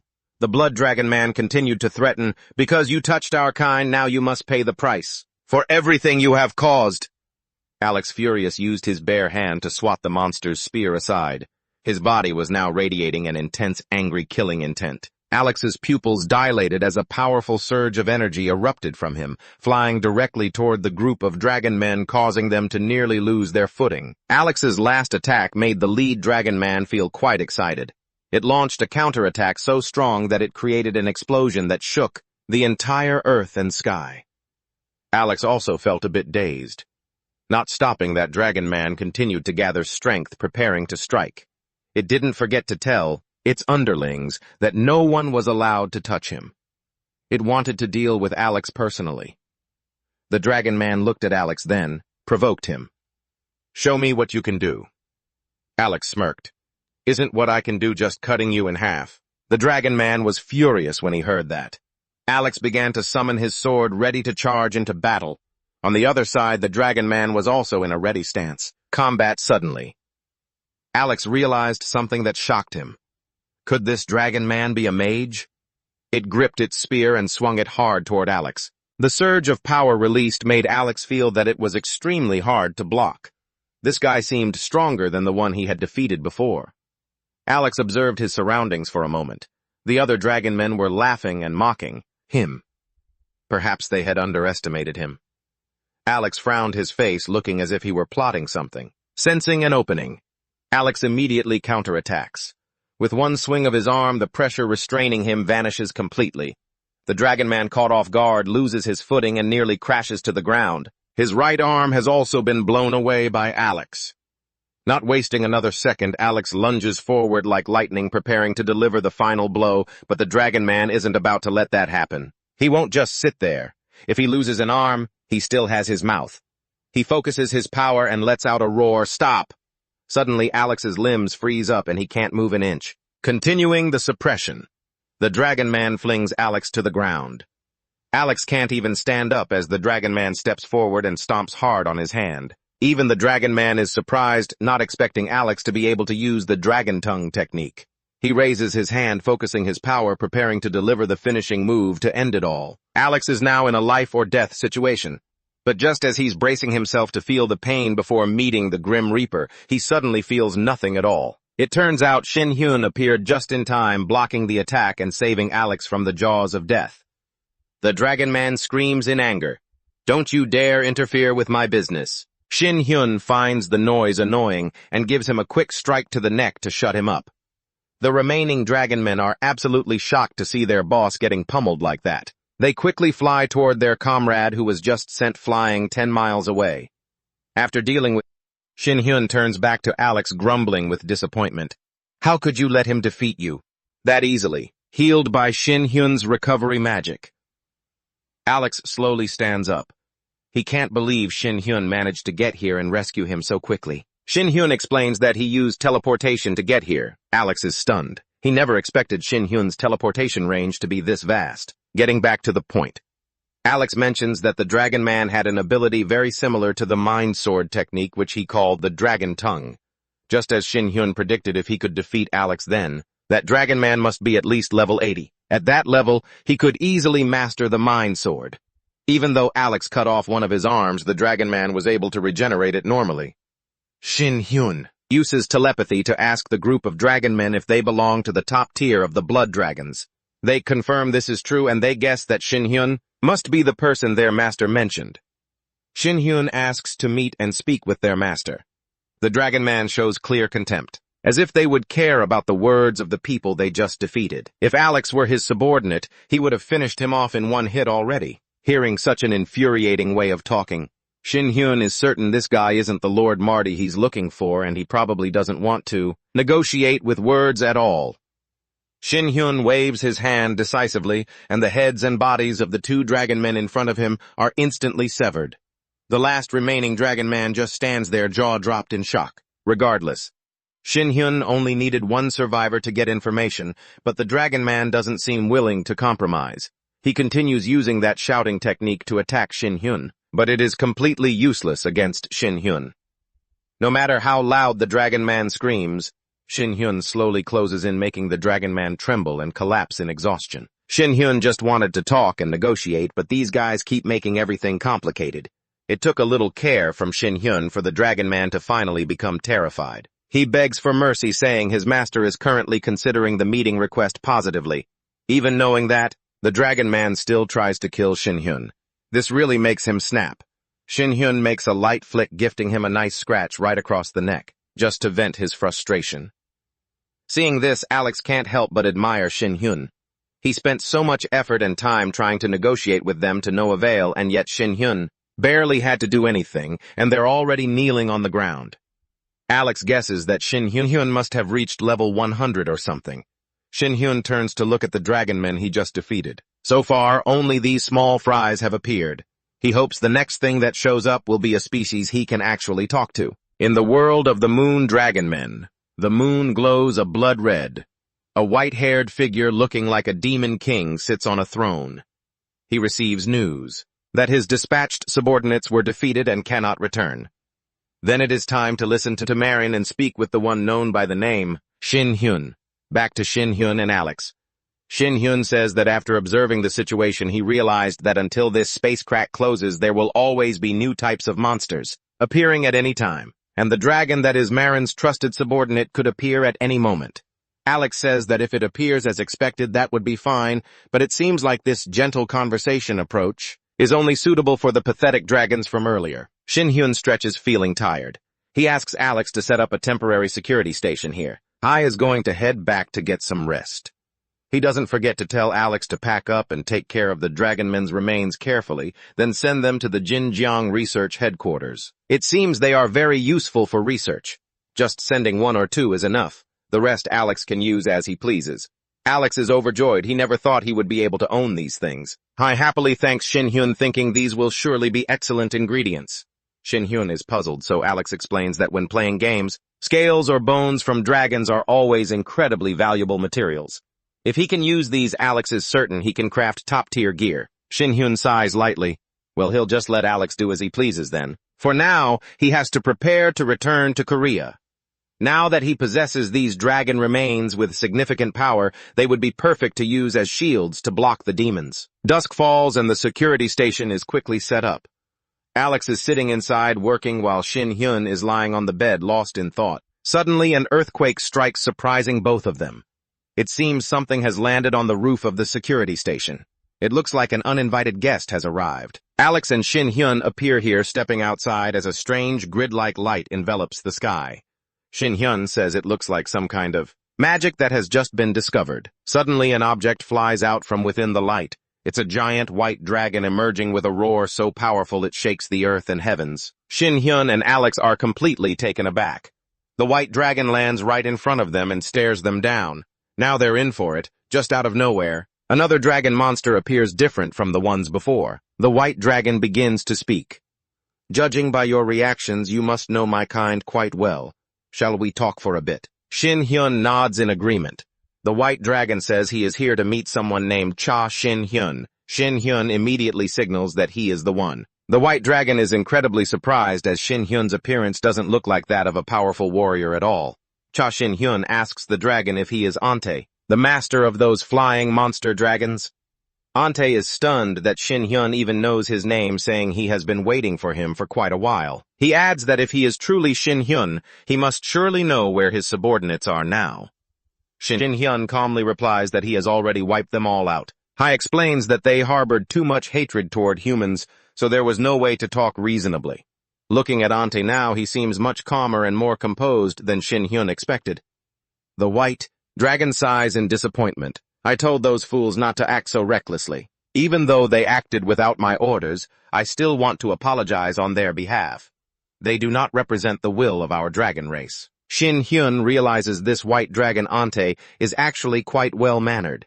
He puts an arm around Alex, pulling him close, and complains that he nearly kicked the bucket thanks to those stupid underlings. Alex modestly replies that he was just trying to stall for time. The one who truly defeated those dragon men was Shin Hyun. Ante is a bit surprised and asks, "Did you two really fight my subordinates?" Shin Hyun says it's not a big enough deal to lie about.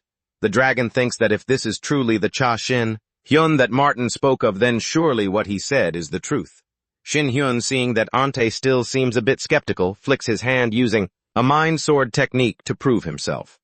Ante, seeing this, feels as if his eyes have been opened and quickly conjures a shield to protect himself from the attack. Shin Hyun says there is no need to be afraid. It was just a test, but that alone is enough to prove he is the real Shin Hyun.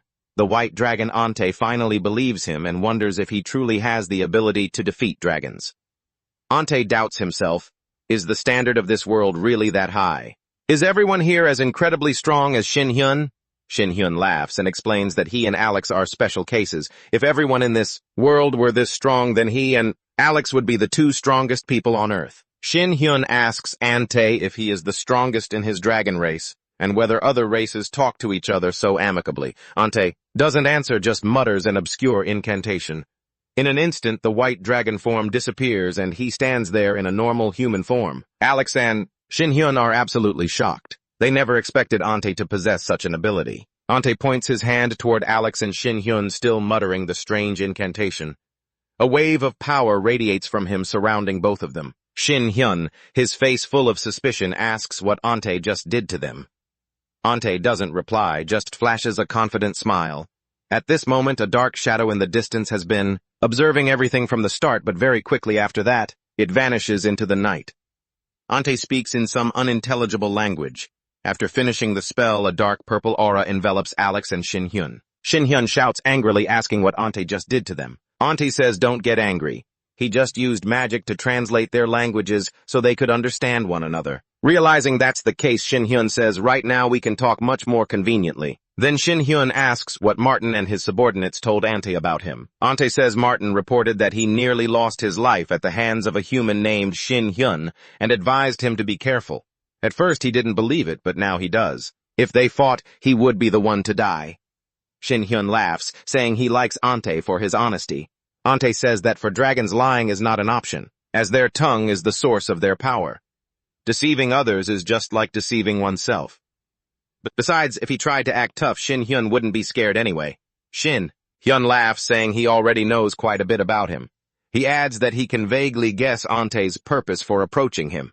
He guesses that Ante wants permission for dragons to live in this world, right? You wanted to invade this world at first but couldn't, so now you've changed the plan, haven't you? Hearing this, Ante says nothing, just breaks into a cold sweat, pretends to cough, and says he won't deny that. Upon hearing this, Shin-hyun says that for now it's best if they just act as if they never knew each other. Ante excitedly asks, so does that mean Shin-hyun is letting me live here? You said no. You just said they shouldn't be together, that they should keep to themselves.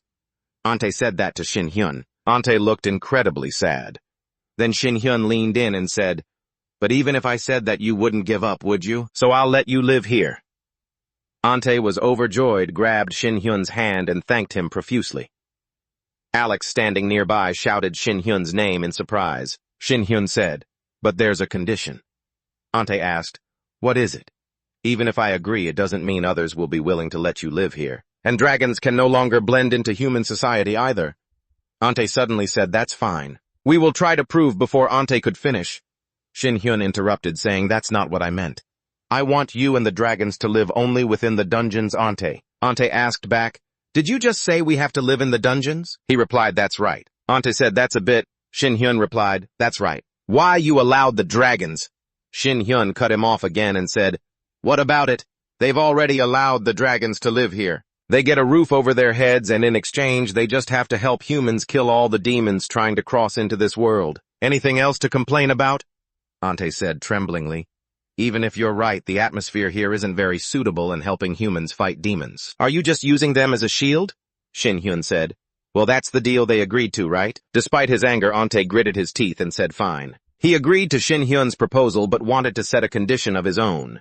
Shin-hyun told him, go ahead, I'll see if I can agree to it after I hear it. First, he wanted to ask Shin-hyun, you mentioned that dungeons and rifts are merging, right? Shin-hyun nodded. Seeing that, Ante continued, if that's the case, then our food source won't be stable, so I request that you provide us with daily provisions. Hearing this, Shin-hyun replied, done. Alex, standing outside, added that it wasn't too much to ask. Ante said, wait, there's one more condition, leaving Shin-hyun and Alex confused. His second condition is, at least allow him to, live on Earth. Shin-hyun asked what for. He explained that if the dungeons they live in aren't connected, they need a way to stay in contact. Shin-hyun asked Alex what he thought about this. Alex pondered for a moment and said, if they are defending, they need to communicate with each other and with humans, so that's fine, but they must promise not to do anything fishy. Shin-hyun told Ant, did you hear that? He laughed and said, all right, the deal is sealed. I'll go back and report to my people. He shook Shin-hyun's hand, shifted back into his dragon form, and flew off. He told the two of them that they would meet again soon. Shin-hyun said he hoped so too. When Ante returned to his world and made the announcement, the dungeons and rifts continued to merge, but fortunately, thanks to the dragons building bases on the dungeons and rifts, Shin-hyun looked toward a dungeon. I believed that the dungeons wouldn't cause trouble for humans anymore, or at least for the near future. He turned around and said everything is going perfectly, and if any demons appear, the dragons will handle them for humanity. Just as he turned around, Ante appeared. Shin-hyun greeted him, and Ante, looking urgent, said, I came here to talk to you about me staying on Earth. I've been busy helping everyone settle in, so I haven't had time to discuss this with you, Shin-hyun said. That's fine, no worries. But since the dungeons around the world aren't connected, how do you plan to communicate? Are you going to send messages by flying, or use pigeons? Ante said no flying. I'll use teleportation portals to travel, but I need the coordinates of Earth first. Hearing this, Shin Hyun's eyes lit up. He grabbed Ante's shoulder and said, teleportation. That's so cool. So now, if you have the coordinates, you can teleport anywhere, even without having to go to that place first. Ante, feeling a bit intimidated, said, that's right. If I have the coordinates, I can teleport there instantly. Shin Hyun thought about his own teleportation ability. Shin Hyun can only teleport to places he can see, so to travel long distances, he has to do it multiple times. That's such a pain. Interdimensional teleportation. That's a cool skill. Just thinking about it made Shin Hyun drool while Ante looked at him confused. He happily asked Ante if he could teach him that skill. Ante said interdimensional teleportation. Shin Hyun said exactly, it sounds like such an interesting skill. Seeing Ante deep in thought, Shin Hyun asked, what's wrong? Can you not teach it? He replied, no. It's a skill that only dragons can use, but he thought Shin Hyun might be able to learn it because he's very strong. Ante said he could teach it to Shin Hyun, but he wanted to add another condition. If too many demons appear, Shin Hyun must come to help them fight back. Shin Hyun said of course that's a given because if they fall, humans will have to fight the demons anyway. Ante said in that case we have another deal. If you want to learn this move, you need to... The audio cuts out. As the two were talking, there was a movement in the bushes in the distance causing Shin Hyun and Ante to stop talking and look over. Inside, a member of Shin Hyun's guild shouts, Shin Hyun, there you are. Seeing the guy in such a rush, he teleports right to him and asks, what's going on? The guy says, we just got an urgent message from the main guild headquarters in Taiji. A massive swarm of monsters has appeared in the middle of Bujan. Hearing that, Shin Hyun yells, damn it!